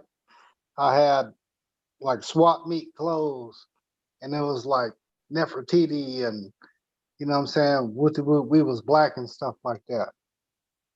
And y'all can laugh at that if you want to, but that was an era that we went through. You know what I'm saying? So it becomes a feel good thing. But now that we got more information, we're really trying to see, like, what were they? Who are they? and and really trying to just really trying to cement it down and see if there were really actual Black people. Uh, it's a feel good thing at the end of the day, but you know, I lived it. You know what I'm Yeah. saying? Yeah, it's definitely a feel good situation that at one point or another, many of us have been caught up in it, and some people, like quicksand, cannot find a way out of it, and we just need to throw an olive branch and help those people out of that, because it really does not matter. And for so long, for the past 50 years, 50 plus years, people have been arguing over the identity of the Egyptians in the very narrow sense of whether they're Black or not, while never even focusing on the genius of the people, which is the most important thing. The Egyptians are gone as a distinguished, recognizable cultural entity. So that's something we should do. We just say, hey, it's a back call. Focus on the genius. Don't worry about anything else. You know what I'm saying? People should, right? Right. I'm just saying that we do ourselves a disservice every time we get stuck on stupid talking about the race of a people, and while we're doing that, we're missing all of the jewels of the genius of a people. Like, why can't we learn from the genius of the ancient Egyptians, or the Dogons, I've done that already. or anybody we name? And this I've, is what people got to start getting. This is where the conversation needs to move towards, instead of talking about the skin color of people.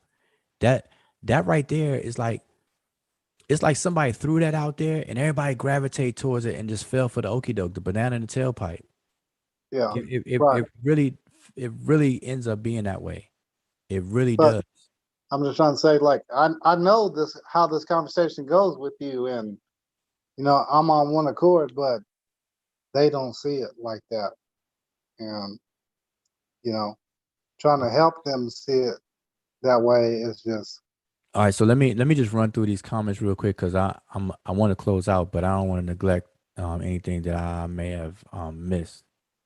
Um, Let me. I'm trying to back up and make sure, see, I don't miss anything. All right, I won't go too far back. Okay, so just bear with me real quick. I just want to run through these um comments. Would y'all, a quick question? Oh, the white crown. All right, I said that. Would y'all must be a Hebrew, because he got a lot of patience of Job. Okay, Sister Teresa says, can you talk about Ta-Nehisi, um, the term and the origin of the term and what it means? Well, man, I'm trying to close out, so we're going to table that, sister. Uh, but just a very quick gist thing is Ta-Nehisi. One thing we know is that it's a region, because the ancient Egyptians prefixed regions with the word Ta. Like we said, Ta Mehu, Ta Shama'u. Today we would just consider that like a region of geography.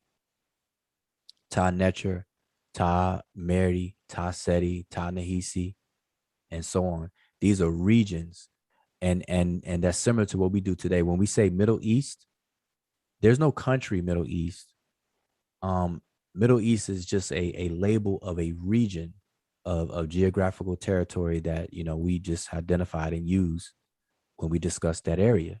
You know, so Ta-Nehisi is a region that was below the southern border of Kemet in ancient times and the Arab Republic of Egypt today. Sudan, like today, Ta-Nehisi, that region would be called Sudan. Now it's split. So you got North Sudan, South Sudan. All right. But as far as the meaning of the word, I have to look into my notes of Nehisi itself. All right. So yeah, so I'll have to come back to that. So I apologize for not elaborating any further than that. One thing for sure though, the scholars translated the word Nehisi at one point as Negro, and then they changed it to Nubian.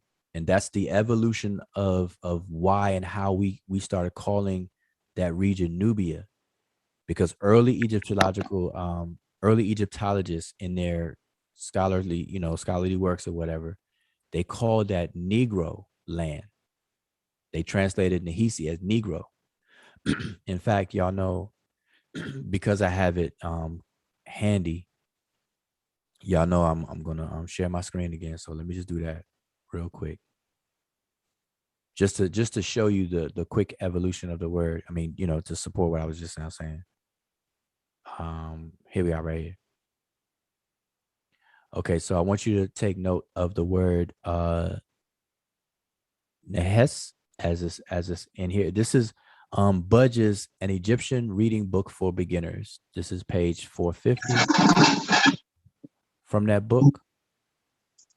And just so we all looking at the same thing, Nehes, as he translates Nehes, he translates it as Negro land. This Nehes, as we see in the glyphs, as far as Nehes, as far as the people, he calls them Negroes.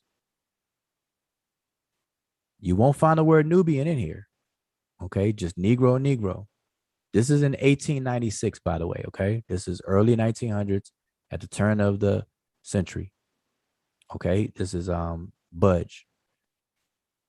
So now we're gonna go here. This is from Miscellaneous Tracts Related to Antiquity, Volume 52, Issue 2, page 419. And you're going to see we'll read here. This is part of the footnotes. The country of Wahwa was situated in Ethiopia to the east of the modern town of Korosko. It is mentioned in the inscription of Una. This is the autobiography of Winnie that I showed earlier, line 16, where it is described as a what? Negro land. Wawat. Wawat ni Nehes, which means Budge. right. No, this is not this is coming from a different text. But I'm saying these are the scholarship of this day and time. They called it Budge. Huh? Budge. That's Budge. Budge is scholarship, right? I showed Budge before. It's not just Budge. I'm not focused on the author. I'm just showing the evolution of the term, how early Egyptologists, regardless of who they were, it was what they translated this word as during that period of time in scholarship. They translated the word Nahis as Negro. And I'm just showing that Wawat ni Nahis was the Wawatians of the Negro land. And so I'm just showing that. So now let's go down to an actual text. You see the word Nahis here. Okay, you see Nebet ni Nahis. Let's look at some other ones. Here's the word Kash or Kush. These are all in the same area, regions. We'll go here.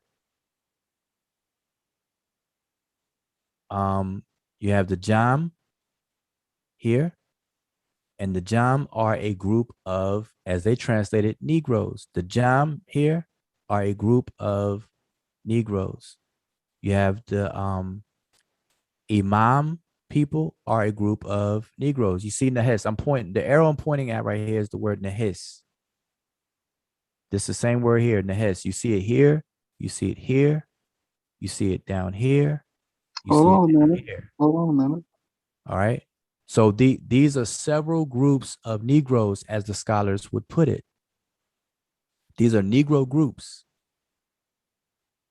And when they use Negro, that became politically incorrect. I mean, politically shunned or whatever the case is in scholarship. And they simply changed the word Negro to the word Nubian. That's all they did. Okay.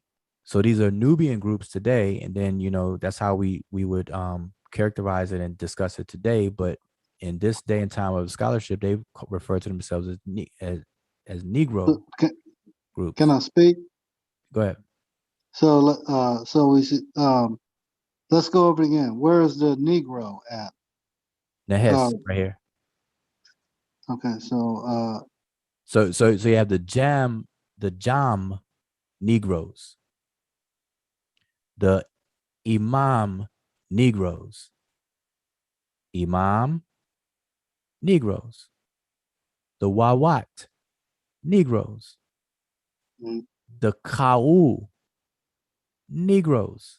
mm, Then all of a sudden you just have the Ta Chem. This is a different group. You don't have the word Negro after that. You don't have the word Negro after that. You don't so see let's. word Negro. Well, go ahead. How do we? Okay, so I see. How do we actually get Negro? I'm not trying to be. So how No, do we actually get it? the reason why how we get Negro is this is how scholars translated it during this era of time of scholarship. The word Nehes was translated as Negro. I showed that first. That was the first thing I showed. You see Nehes right here? Mm-hmm. You see that set of glyphs? Mm-hmm. It looks identical to that, doesn't it? Indeed. Okay, so when I go back here, what is it translated as? Negro. That's Okay. that's my point. The scholars in this day and time in the early 1900s, at least all the way up until Gardner steps on the scene and so on and so forth, they refer to these people as Negroes. So by the time you get to Breasted, and afterwards they started calling them Nubians. They changed the word Negro to Nubian. Okay, and so it causes confusion. So at all times, and I'm gonna tell you, here's one of the major thrusts of why they did that, right? It stems from the Greek description of these regions. The Greeks call Egypt Aegyptos, and they called the land south of it Ethiops. And so they think of the Ethiops region as being a region full of black people. And so they paralleled black, or because negro, everybody know that the word negro or negro means black. Yeah, indeed. And so scholars wanted to at all times separate black people from Egypt because they wanted to make Egypt a non-black civilization. Indeed. And this is the since Sean brought up Theophilo Benga, this is what Diop and Obenga pushed back against when they wanted to start to talk about the peopling of ancient Egypt and who they were and things like that. Mm-hmm. One of the things that was being pushed back against is that that undertone of constantly trying to separate Egypt from Africa, not continental, not geography wise, because it's on the continent, but in terms of influence and the people. Just like people are doing now. Right. So yeah, exactly. Some people are still doing that to this day. So anyway, I'm just saying. So the sister, when she asks, as far as the meaning of Nahisi, the actual meaning of the word Nahisi, I would definitely have to dig in my notes on that. But Okay. but what I'm pointing out, I think this is something we should revisit later. I mean, yeah. But there's several hypotheses in terms of the meaning of the word Nehes or Nahis. And so like I said, I'll pull out my notes and we can have a discussion about it. Yeah. Because I'll be like, why are you showing this? What does it mean? And stuff like that. So yeah, but this was just to address a little bit of what the sister had asked about that. But see, regardless of what it means, it at all times was seen as a region that was south of Kemet. Yeah, but at the same time too, this is not normal text. You don't see, well, I haven't seen anything like this. I've seen when you say some of it, but like not the, you know what I mean? The three people in a line and, yeah, it's kind of unusual. I haven't seen it yet. I'm not saying, ooh, I'm the authority or something like, because I'm not, but I haven't seen it. It's unusual. It's rare. You got to be like in a specialty field to come across stuff like that. So well, it seems a bit rare, yeah, but it was the way that, see, this is how you can tell the kind of era of time of the sesh at a particular time, where um plural was represented by the tripling of determinatives. And so sometimes you will see the three strokes would replace the tripling as the tripling method of determining things. So the morpheme of plurality was represented either by tripling of the come on determinative. and give a demonstration while you're talking about it, good brother. Well, no, I mean, it's just three strokes. Three. Come on, man. You know I love learning. Come on, man. Let's rock. No, I just showed you examples of the tripling of the determinative. We have the three men in a row, and sometimes in the Old Kingdom, in the Old Egyptian, you'll have the tripling of determinatives. You have the tripling of the Netcher for the word Netcheru. You have the tripling of a seated man for the word Sinu, and so on. They switched that over to the strokes eventually. But in the Old Kingdom and in the Old Egyptian, you'll find the tripling method was used for determinatives when it's talking about collectives or actual plurality. They switch it to a plural determinative. Determinative represents plurality. So that's why a lot of people may not be familiar with that, because that's Old Egyptian. And if you look at the autobiography of Winnie, you'll see that that's old. Or this text right here says Una, and I know you can't see it on the screen anymore. Yes. The autobiography of Una, but it's really if you look at the glyphs, it's Winnie.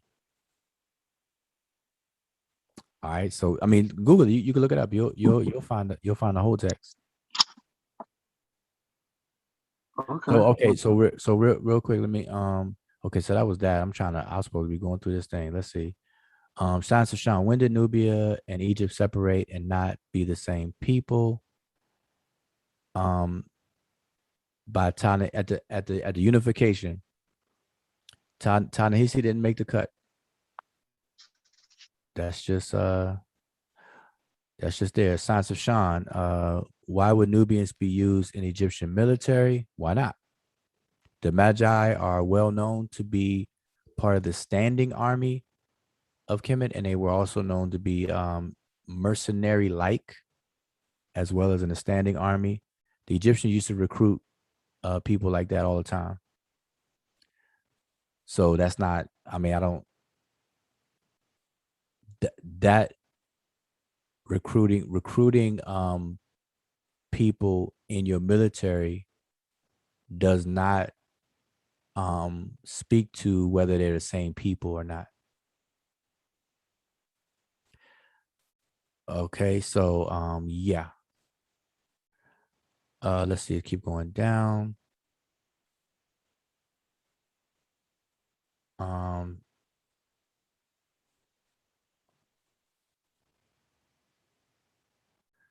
Okay, Science of Sean, I'm gonna rock with Theophilo Benga's point until we have evidence, and Ankh Benu's experience with the elders in the South is also crucial.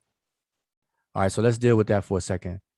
There are people in Egypt that refer to themselves as Nubians, and they are actually discriminated against when you talk to the people themselves or go there and talk to them, or there's documentaries and videos of them speaking for themselves, and they are at odds and have been at odds with the Egyptian government and so on. And they've split. Some live in what's now called North Sudan, and some live on the other side of the border in Egypt, in the town of Aswan and the neighboring towns. And they are split because they were displaced by the Aswan Dam construction and all of that stuff that happened right there. And they're discriminated against, and they're seen as, people, and not regarded highly regarded there. And because of it, and because of their conflicts and challenges, they develop some other practices out of it. For example, they marry and intermarry each other to preserve their identity. That's how defensive that they are about that at this point in time. And you can hear them talk about this themselves. And so when people take a tour to Egypt, whether it's to study, whether it's to stay, or whether it's just for a photo op, and they go and visit these towns, Nubia is usually an attraction. What they call Nubia, Little Nubia. They call it Little Nubia, but it's really within Egypt, and it's usually the southernmost part of any given tour, especially if you go through the full tour. And you could talk with the elders and all of them there. So a lot of people do that. And yeah, I don't see that. They live in Egypt though. So everybody, people are Egyptian, they're Egyptian. But what we're talking about is something different. Yeah, I checked the video that Sean had put in the link. I think it's gone. Where Dr. Theophilo Benga supposedly was saying that, but that's not what he said, and I suspected that's not what he was saying. I think what he was talking about is the Nile Valley civilization, the southern parts, all those being African civilizations, with it's just basic common sense. But in that video, he did not say that the Remech and the Nubians, the Remech Nubians were like one people, which I doubt he would say that in that sense. So he didn't say in the video, regardless. All right, interesting. So what else? Let's keep going down. So everything says. Oh, he says. Sean said, "Nah, Nubians ain't the Remech according to culture, since culture all of a sudden seems to reign supreme." Okay, so Science of Sean. One, culture does not all of a sudden reign supreme. As a student of any history and whatnot, you of all people should know that culture does not suddenly reign supreme. Culture has been king. Period. So it's not an all of a sudden thing. The Remech distinguish themselves from other people, just like other people distinguish themselves from any other people. This is what goes on. And to pretend that does not go on, then that's just a bit of short bussy. All right, that's just the bottom line with that. Everything is everything. So you can become a member of a new people just by learning the language. Everything is everything. As odd as that may seem to us, that's actually true in many areas. There's a brother who is in my class that is from South Africa, and he is an initiate in several different systems, and he has a mother and a father from two different people, but he grew up in one of them. And so when he became of age and everything and wanted to go, and I'm saying one of them because I don't know if it was the mother side first and then the father, or vice versa, but I'll make sure to bring him. He could speak about it on the air, on live. But when he wanted to be among his other parents, and for the sake of this example, I'm gonna say his father's side of the family, which is a different tribe from his mother, he was not considered one of them. And he was only considered one of them when he actually started to speak the language and learn the language, and he learned the customs and things like that, that's when they considered him of them and one of them. Prior to that, he was not, even though that was his blood father or blood mother. Like I said, I don't know which is which or whatever case is. And this is taking place, and I'll let him speak for himself, obviously, but this is in Southern Africa, South Africa. All right. So that seems a bit odd to us, but that's actually true. Boom says, me too. I'm a rock with Obenga and all other Egyptologists. Although they don't use race as a standard, they'll give a yes or no answer to the race question because they know what the layman means. All right. So a lot of people rock with Obenga and stuff and everything. And that's great because I definitely rock with Obenga's work. Okay, the brother Unk is here in the chat. So yeah, Well, I got brother a Unk. question. One second, Donnie. The brother Unk, if you're available, click the link. If you could come in here and speak to that real quick. The brother I was speaking about is the brother in the chat now, A Unk Kim Sama. If I don't know if you have time, but if you have time, you click the link and just speak to that real quick.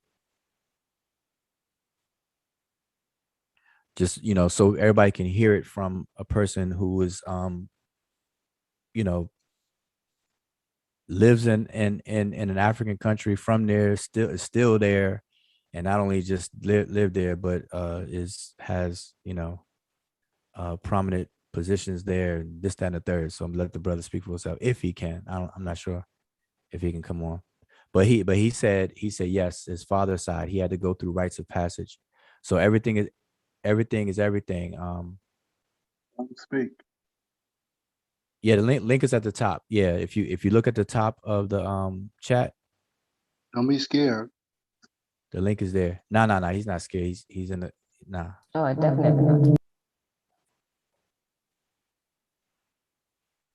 So yeah, I don't know if he can hear, if I know it's a delay, but yeah, he'll come in. Anyway, so let me just back up a bit. Let me go back up a bit. Ta-Nehisi means of the black egg, Sue. Right. Okay. I must have came down too far.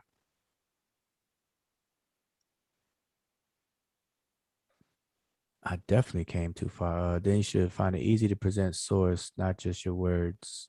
Okay, Kofi Khesi Akhut. I'm not sure who that for. Are you them, Kofi? And if you are, man, I must have skipped a lot. Hold up, let me go back up. They don't call themselves black, though do they? Is it fair to impose an identity imposed on us, on them, rather than accept them? But then is it presented to us?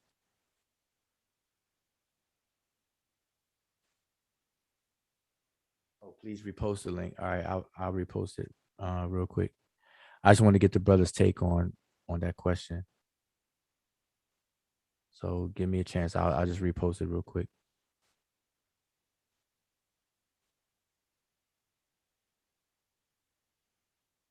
All right, so here's the link. Posting it now. There you go. So it should be fresh. Man, I know I didn't skip that far. Okay, let's just agree the people who chip off Netcher with brass spoons, they are the original people. General, the lightest, Khoi, and the darkest Sudanese, all regarded as black people, separate cultures, separate lands, but we know what we mean when we say they are black people.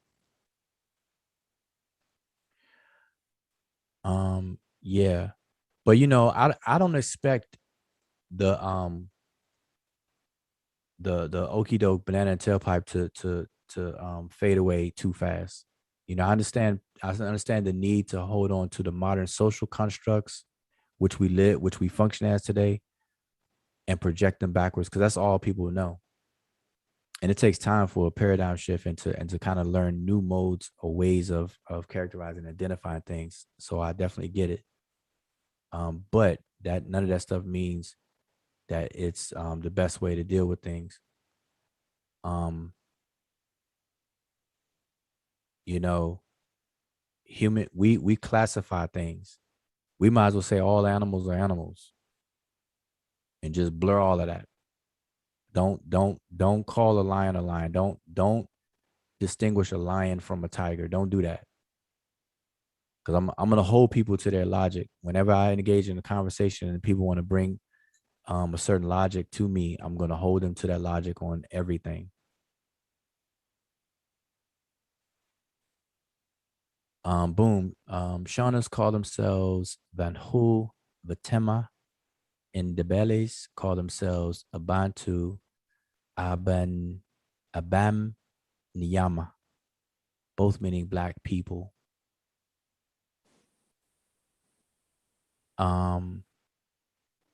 Those are tribes, not different peoples, separated by ceremony, culture, civilization, commerce. I think Unc is in here now. I think so. Yes. Okay. So yeah, brother Unc, appreciate it. So if you don't mind just explaining to everybody what I probably butchered up, but if you I know you can explain it better because it's your story. Heads up, everyone. No, you didn't butcher it. You represented it very well. And also, Senate Emiket made an example from her, her people in Kenya. So here in South Africa, I have two bloods. So both of them are Nguni. So the bigger collective is called Nguni. However, under this greater collective, there are 5 sub-tribes, if I may put it in that way. The Zulu, Xhosa, Ndebele, Swati, and Tsonga Shangaan. So I come from, my mother is Tsonga Shangaan, and my father is Swati. Now, I grew up in the northern part of the country where it's mainly Tsonga-speaking people.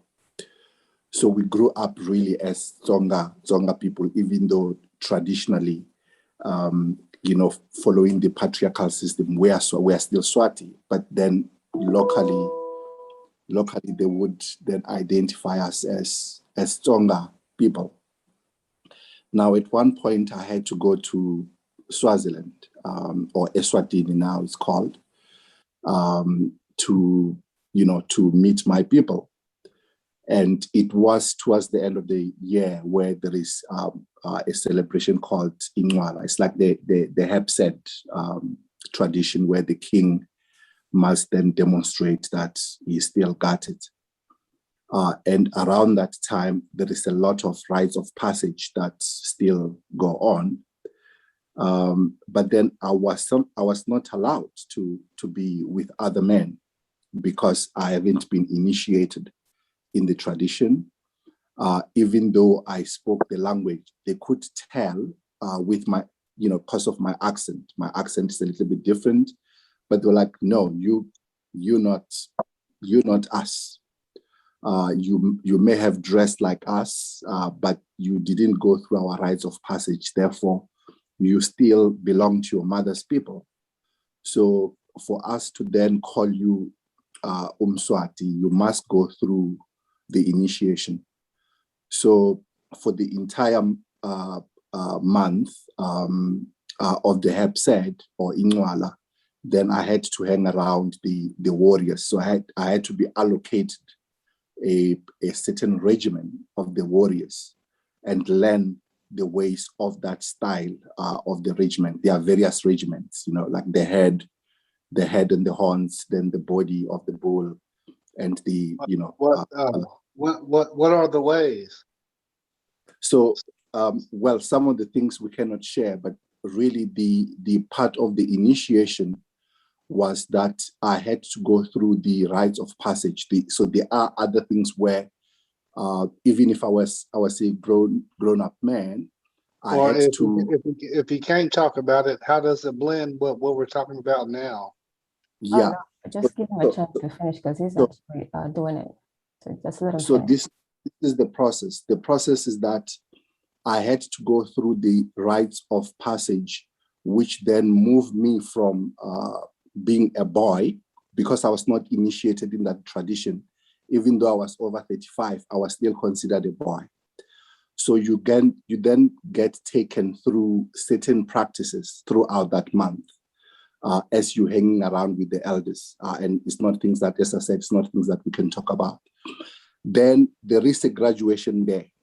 There is a day that then, the initiates, we go and pick up a certain type of wood or shrub, and then we bring it back to the royal family. And like this, then there's a lot of stuff that's happened. Then you are accepted, one, as a man in that tradition.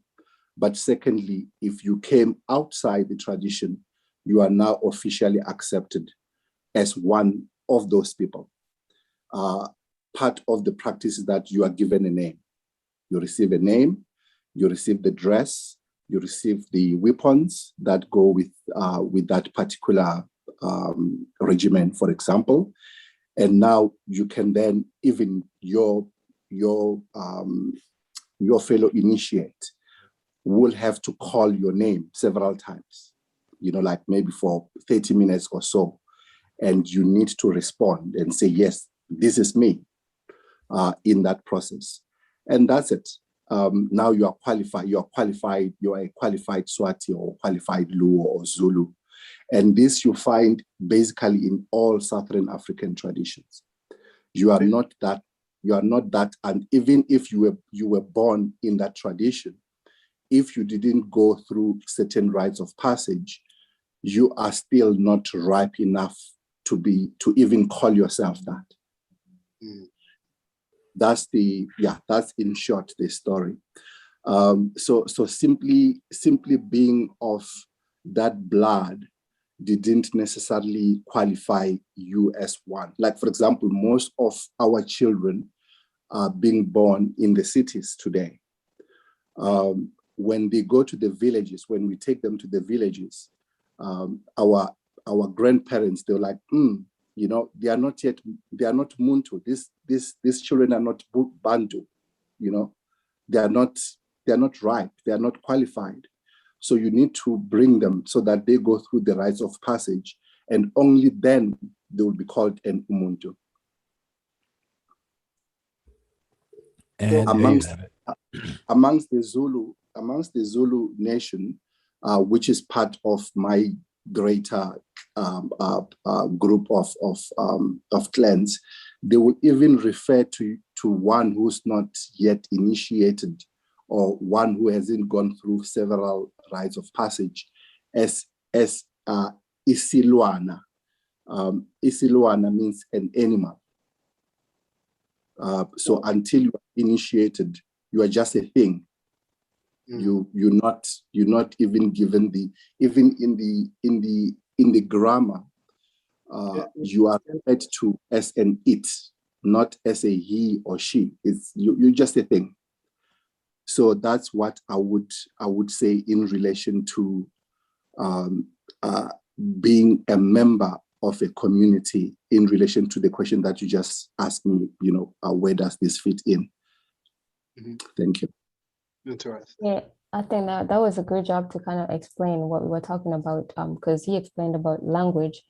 And obviously, when you're not part of a group of people, language is what will be the very, very first thing that will tell if you're part of a group of people. And then he goes into the rites of passages, which includes this different customary things that people have to learn. And that's what we've been trying to tell people, that it's not really about like even a person born within that particular family. It could be like even both your parents, or it could just be one of your parents, like Uncle was explaining. That does not qualify. So people don't even look at that. That is something that some people will think that should qualify me as part of this community. But there's different layers of identification to a point where, like, even being born in that particular family will not rent, or tribe will not really, it's not like what identifies you as one of those, but it's always the language and the custom, which basically is what we say culture. And that's what most people really don't get. Some people go into the but they're all Black, but they're all this. But on a continent, that's not going to get you far. And, you know, those are the rules of the game. Okay, so on that note, a couple of things that was said earlier, the brother Unk, appreciate that because that demonstrates and confirms what we were saying earlier, as Emiket said, is that culture did not all of a sudden become supreme or all of a sudden become king. Culture is king and it's always been king then and now. All right. And so the social construct of race, the longer we hold on to it and be a slave to it, we're never going to advance these kinds of conversations, because it's not about race. It's about culture, and your culture actually shapes and molds and builds your character. And everyone and their mother knows that it's about character. You got the individual character, then you have the collective character. And your collective character, even today, under modern times, your collective character and behavior is anchored into your nation. And so today we refer to that on that level as nationality. Your nationality is your membership into a nation, and that's going to dictate or shape and help to characterize you, the way you think, your worldview, and your behavior. And then we go to a smaller level of that ethnicity before we get all the way down to individuality or even family and smaller communities. So at all times, this has always been the litmus to distinguish people. And we have different layers and levels. And we have to start thinking a little bit more broadly and not so narrowly or on the surface, and just talk about things and really not really have a bigger picture with all of this stuff. So anyway, I appreciate that, because I know you shared that story with us a few times, and I just want more people to understand it, because that's a point that I like to drive home. You know, as far as the culture being the determining factor of okay, groupings of people, you know, because it's all about the inclusion or exclusionary litmus rule or thing. Because if we, you know, we could just say, okay, everybody with two legs is one, and then or everything or every person or everybody with two legs, you know, is one thing. So what's the criteria? The criteria is that you have to have two legs, you know. Male and female, like even within the human species, we have a major grouping. We call it gender. Females and males. I mean, now we got a couple more, whatever, but I'm saying generally we have males and females. What is the determining factor of that? On a biological level, it's whether you have an XY versus whether you have an XX sex chromosome. If you have an XY, guess what? You are labeled as a male. If you have an XX, you're labeled as a female. Decision making. But this is human nature. This has always been, you know, and what has hijacked that natural phenomenon of categorization is the overlapping of these other constructs that are put into play for the advantage of one group over another. And that's basically what the social construct of race has produced, where we have a classification, a hierarchy, or a class system, where Black is they use a color to mask, or let me put it this way, by using a color, it masks what it really is, or colors. So you have black, red, yellow, white in terms of four colors. Black is at the bottom, not the people, but in that labeling system, black is at the bottom, white is at the top. Yeah, but you don't think about that when you go home, though. It's none of that. So You say when you do what? when you go home, it ain't none of that. It's No, just, no. hey, Wajahu is just gonna get on the computer and fix me something to eat, or just, you know what I'm saying, I'm gonna watch y'all run around and, you know what I'm saying, and enjoy myself. It ain't it's not a big thing. In other words, you know what I'm saying? Yeah. Because you know what it is. No, but here's the thing. We don't live on islands by ourselves. We have to engage in intercourse with one another by several different means. You know, no individual lives on their own, and so we live in a society that that functions through these social constructs, and we are affected by it, whether we Right. realize it or not. So this hierarchy is advantageous to one group and a disadvantage to another group. And guess who's a disadvantage to? We complain about it all the time, but we don't even realize and know that it has something to do with the system itself, the hierarchical system itself, the social construct. And we're oblivious to it for the most part. Not only we're oblivious to it, but we're helping to solidify and keep it crystallized by advancing it and using it and projecting it back in history and in ancient times, wanting to argue whether the Egyptians are Black, whether we are West Africans versus East Africans, and African culture, African this and that, you know, on a continental level.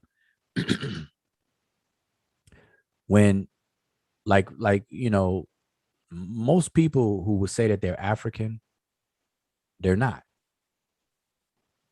They're only African because somebody in their ancestry was born and raised and lived somewhere on the continent of Africa. Now, listen to what I said. If let's just take somebody who's an African American who self-identifies as an African American, and a lot of people will say, "Well, I'm African. I am African." You know, am and is a present tense verb, and was were past tense, but they say I am African, meaning I am African right now. I am African. That's not a true statement. In and of itself. It can only be true if we had to make it true, it can only be true through ancestry. Not they themselves, but their ancestors come from the continent of Africa. But now let's just keep that statement. If that statement is true for that person, that statement is also true for every single person on the planet, because everybody on the planet has ancestry that ultimately comes from the continent of Africa. If we are to accept that Homo sapiens sapiens emerged as such on the continent of Africa. So every living, breathing human being right now is an African by that standard. So I met a sister the other day, and she was just like on some pseudo. And like, I was like, you know, hey, it's scientific literacy over here and things of that nature. And she just bent on, you know, just going that way. And I ain't trying to hear it. It's like, when do you give up? Like, how do you, you know what I'm saying? Stop trying to save people and convince them that this is the way to go. So, you know. Well, just real quick, the brother, everything says, what am I talking about? It's real simple. There's multiple levels of identity.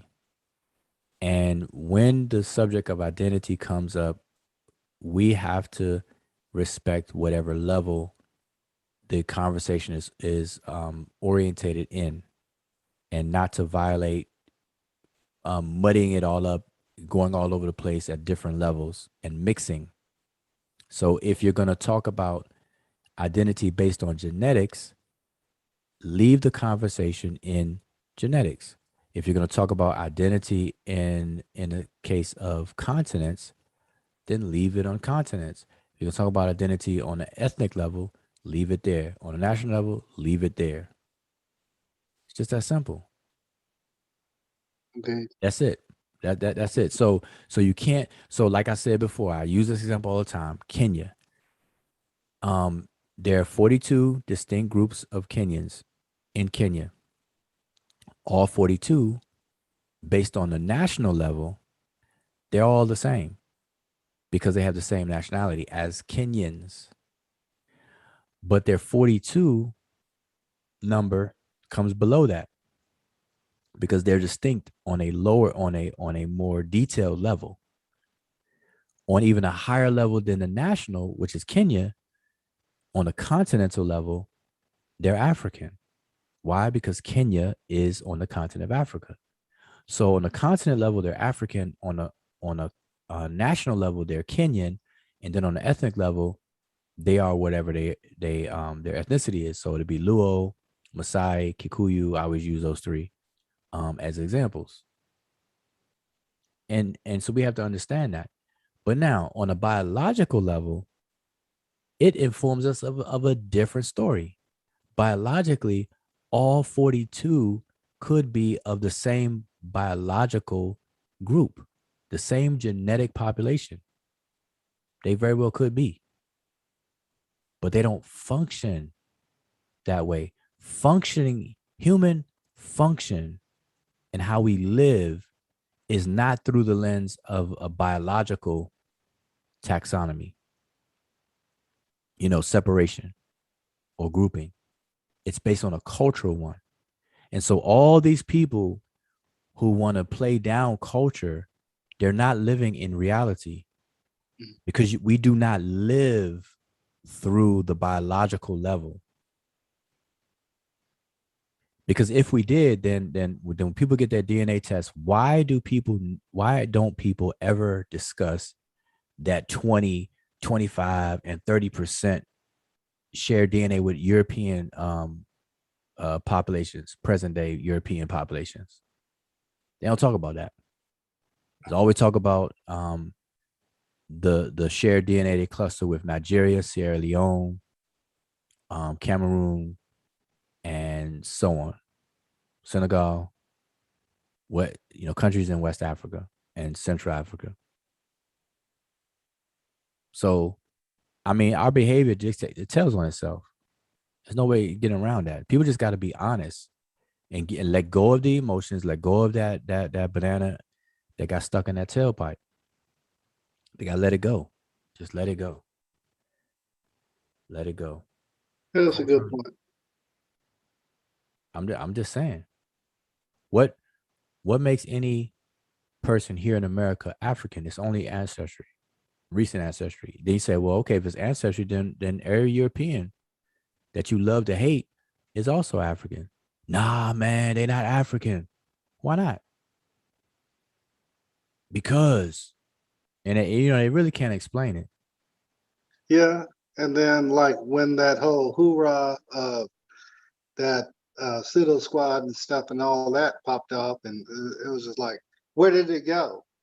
What did you get? Squad. No, what did you gain? I was there and I seen it, but I'm not trying to poke fun or anything like that, but I didn't gain anything. Yeah. Well, and it's another thing too. We have to separate a dislike from like dealing with a dislike or disliking something. Like there's a difference between disliking something and then trying to negate something or to falsify it. Like I've been trying to falsify stuff. Yeah, no, well, I'm just speaking in general. I'm speaking in general because I see the comment I thought of that when I read everything is everything. He said what he said I personally never talk about the rape genetic side of me. I only claim the African. And that's why I'm making this comment is that rape nobody likes that. So if any part of us is a product of such a dislike, heinous act, we don't like it. But Right. that does not erase the reality or the fact. But that, it doesn't. What is he saying? but wait a minute, I'm just going to make my point with what he's saying. It doesn't erase it. You know, if a child is not aborted and a child is born from a rape victim, that child is born as a result of the rape act. That child grows up, the child, and will not like, obviously, any of that. Yeah, But it that's doesn't. what I'm saying.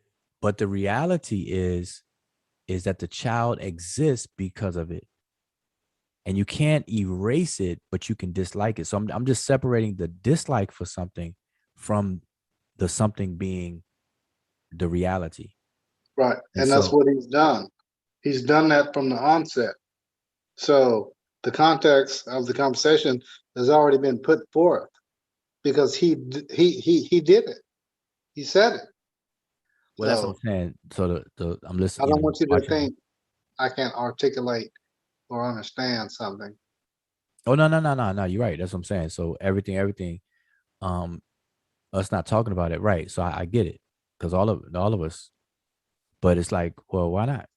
It's like none of us would be who we are if we didn't have all the genetic makeup within us as we're talking right now.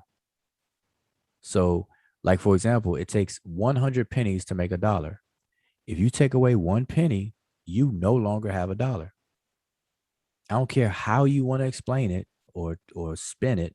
You no longer have a dollar if you take away one penny. You need that other penny to make it whole.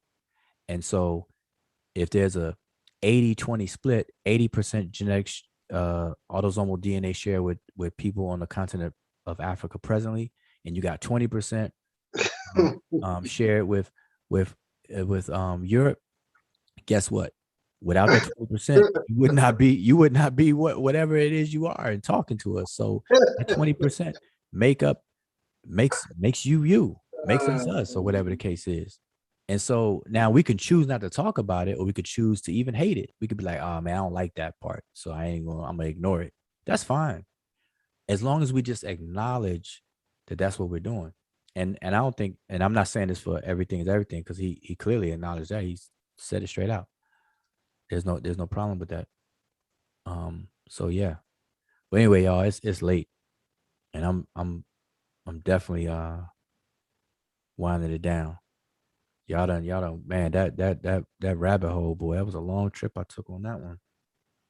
Yeah, I don't but know if I want to do that again. Like, I don't mind being led on wild goose chases if it's geese I'm looking for, but I don't think tonight I had planned on hunting geese, So geese only pintail ducks, man. We enlightening. So we flying that high. So I do got questions and stuff like that, but um, they'll come at a later time. But I'm cruising through the books and stuff, and y'all see me growing. So yeah, you did a good job tonight, so that's good. that's And it. I just want to say I just I look forward to the time where people can not damage a progressive, forward moving conversation with backwards and heavy weighted injections of just some feel good stuff and some misplaced social constructs. So and I always be clear that the social construct of race is not something that is an illusion. It's real. It just shouldn't be applied where Yeah. it doesn't belong. I'm over it. You know what I'm saying? It was just like I was there and just having fun in the chat, but I'm over it. I ain't even tripping off that little small stuff. You know what I'm saying? But Mhm. just small. Yeah. I just saw the Kofi Kessie I could his comment made me think of just some basic logic, right? If Egypt named its country the land of black people, like that's a distinguishing expression. Hmm.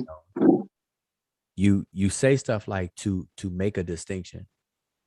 And so here's what's very, very just totally contradictory.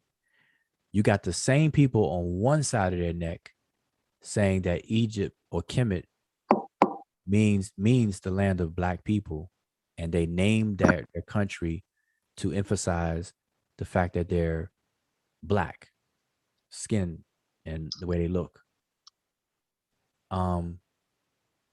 But then they'll say that Kush or people in the South are the same.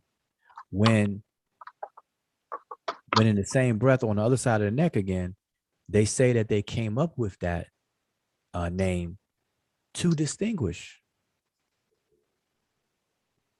I'm like, you can't have it both ways, man. Like, are your two sides of your neck okay? Like, were they fighting each other? Like, what's going on? I mean, that's just some surface stuff. That's without even knowing anything. It just doesn't make any sense. Like, why would you, if everybody's black, why would you say I'm black? Like, nobody in a room of two-legged human beings would jump up and say, hey, I'm a two-legged human being. Everybody would be like, duh, we all two-legged, bipedal. Or even if everybody's two-legged and you're all in one room, and then somebody comes, yells and says, this section is for the two-legged people. That doesn't make any sense. Yeah. If you call in a meeting of all handicapped people, then a handicapped section doesn't make any sense anymore. Because everybody's handicapped. So why would you create a handicapped section? That's dumb. I'm just saying like it is. That's retarded. That's some short bus stuff. That is some short bus stuff right there. And that's what people gotta understand. And the messed up thing is that the Remage refer to themselves as the people. And a lot of cultures, when they name themselves, there is one, they may have a couple of names for themselves, but one of the names of many cultures would be simply people in their own respective languages. And the Egyptians are the same. Remage means people. At least that's what they translate that as. Remage means people, and so on. Yeah, even Ankh, with his example, he pretty much laid it out how they refer to themselves as, like when you're not part of that culture, or when you haven't been brought into the fold, then you're not, you're like a thing. So you're not a person or you too. And that pretty much explains it. And I love Ankh just as much as anybody else, but how do you question the Ka and the Ba, and then you sitting up there? I spent money with Ankh, and I got shirts and stuff like that. So how do you, you know what I mean? How do you sit up there? You don't know what the Ka and Ba is, but all your shirts got Ka and the Ba on it. You know what I'm saying? Oh, It was a game. yeah. I just for listening on this, the Unk you're talking about is not the Unk that was just in here. There's another brother named Unk that was speaking earlier. Yeah, so yeah, I just wanted everybody knows who Unk I'm talking about. Yeah. Nah, Unk Kek. Yeah. Yeah, that's Like he sat up there, ooh, I don't know what the Ka and the Ba is. You know what I'm saying? What it was funny. no, but no, that's no, but that's a valid. I'm gonna tell you, scholars are all over the place with that. Trust me on that. You when you look up, you start a journey of research about the Ka and the Ba, you're gonna end up we're cross-eyed and everything because scholars are all over the place. We're trying to describe that. And you really got to dig in the trenches among African cultures to really break away from the confusion. I think a fair start is just like let's just say, you know, if we don't want to have a long run with it, a deeper part of the soul, and just leave it alone. Well, it's a little, yeah, but It's that's layers to people.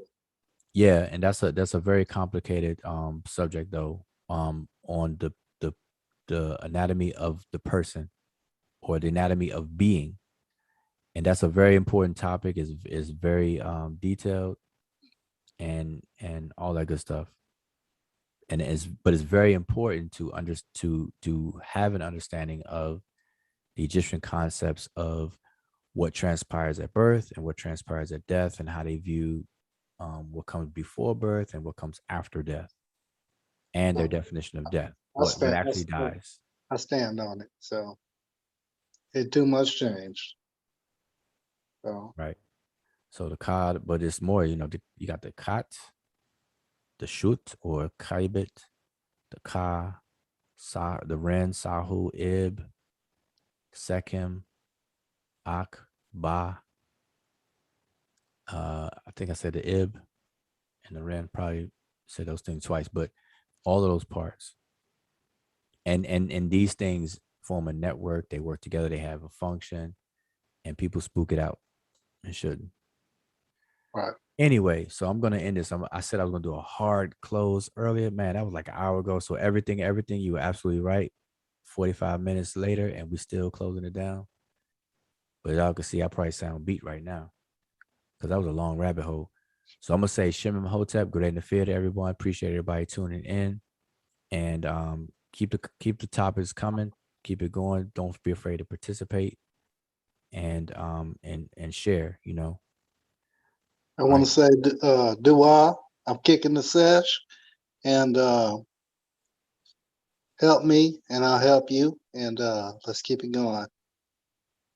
All right. I Dua. was trying to follow the conversation in the chat between Kofi and Boom. I'm not really following the conversation, and I'm trying to end it. So I was gonna try to read up and pick up, see what's what. But anyway, all right. So Shimon Hotep, see y'all.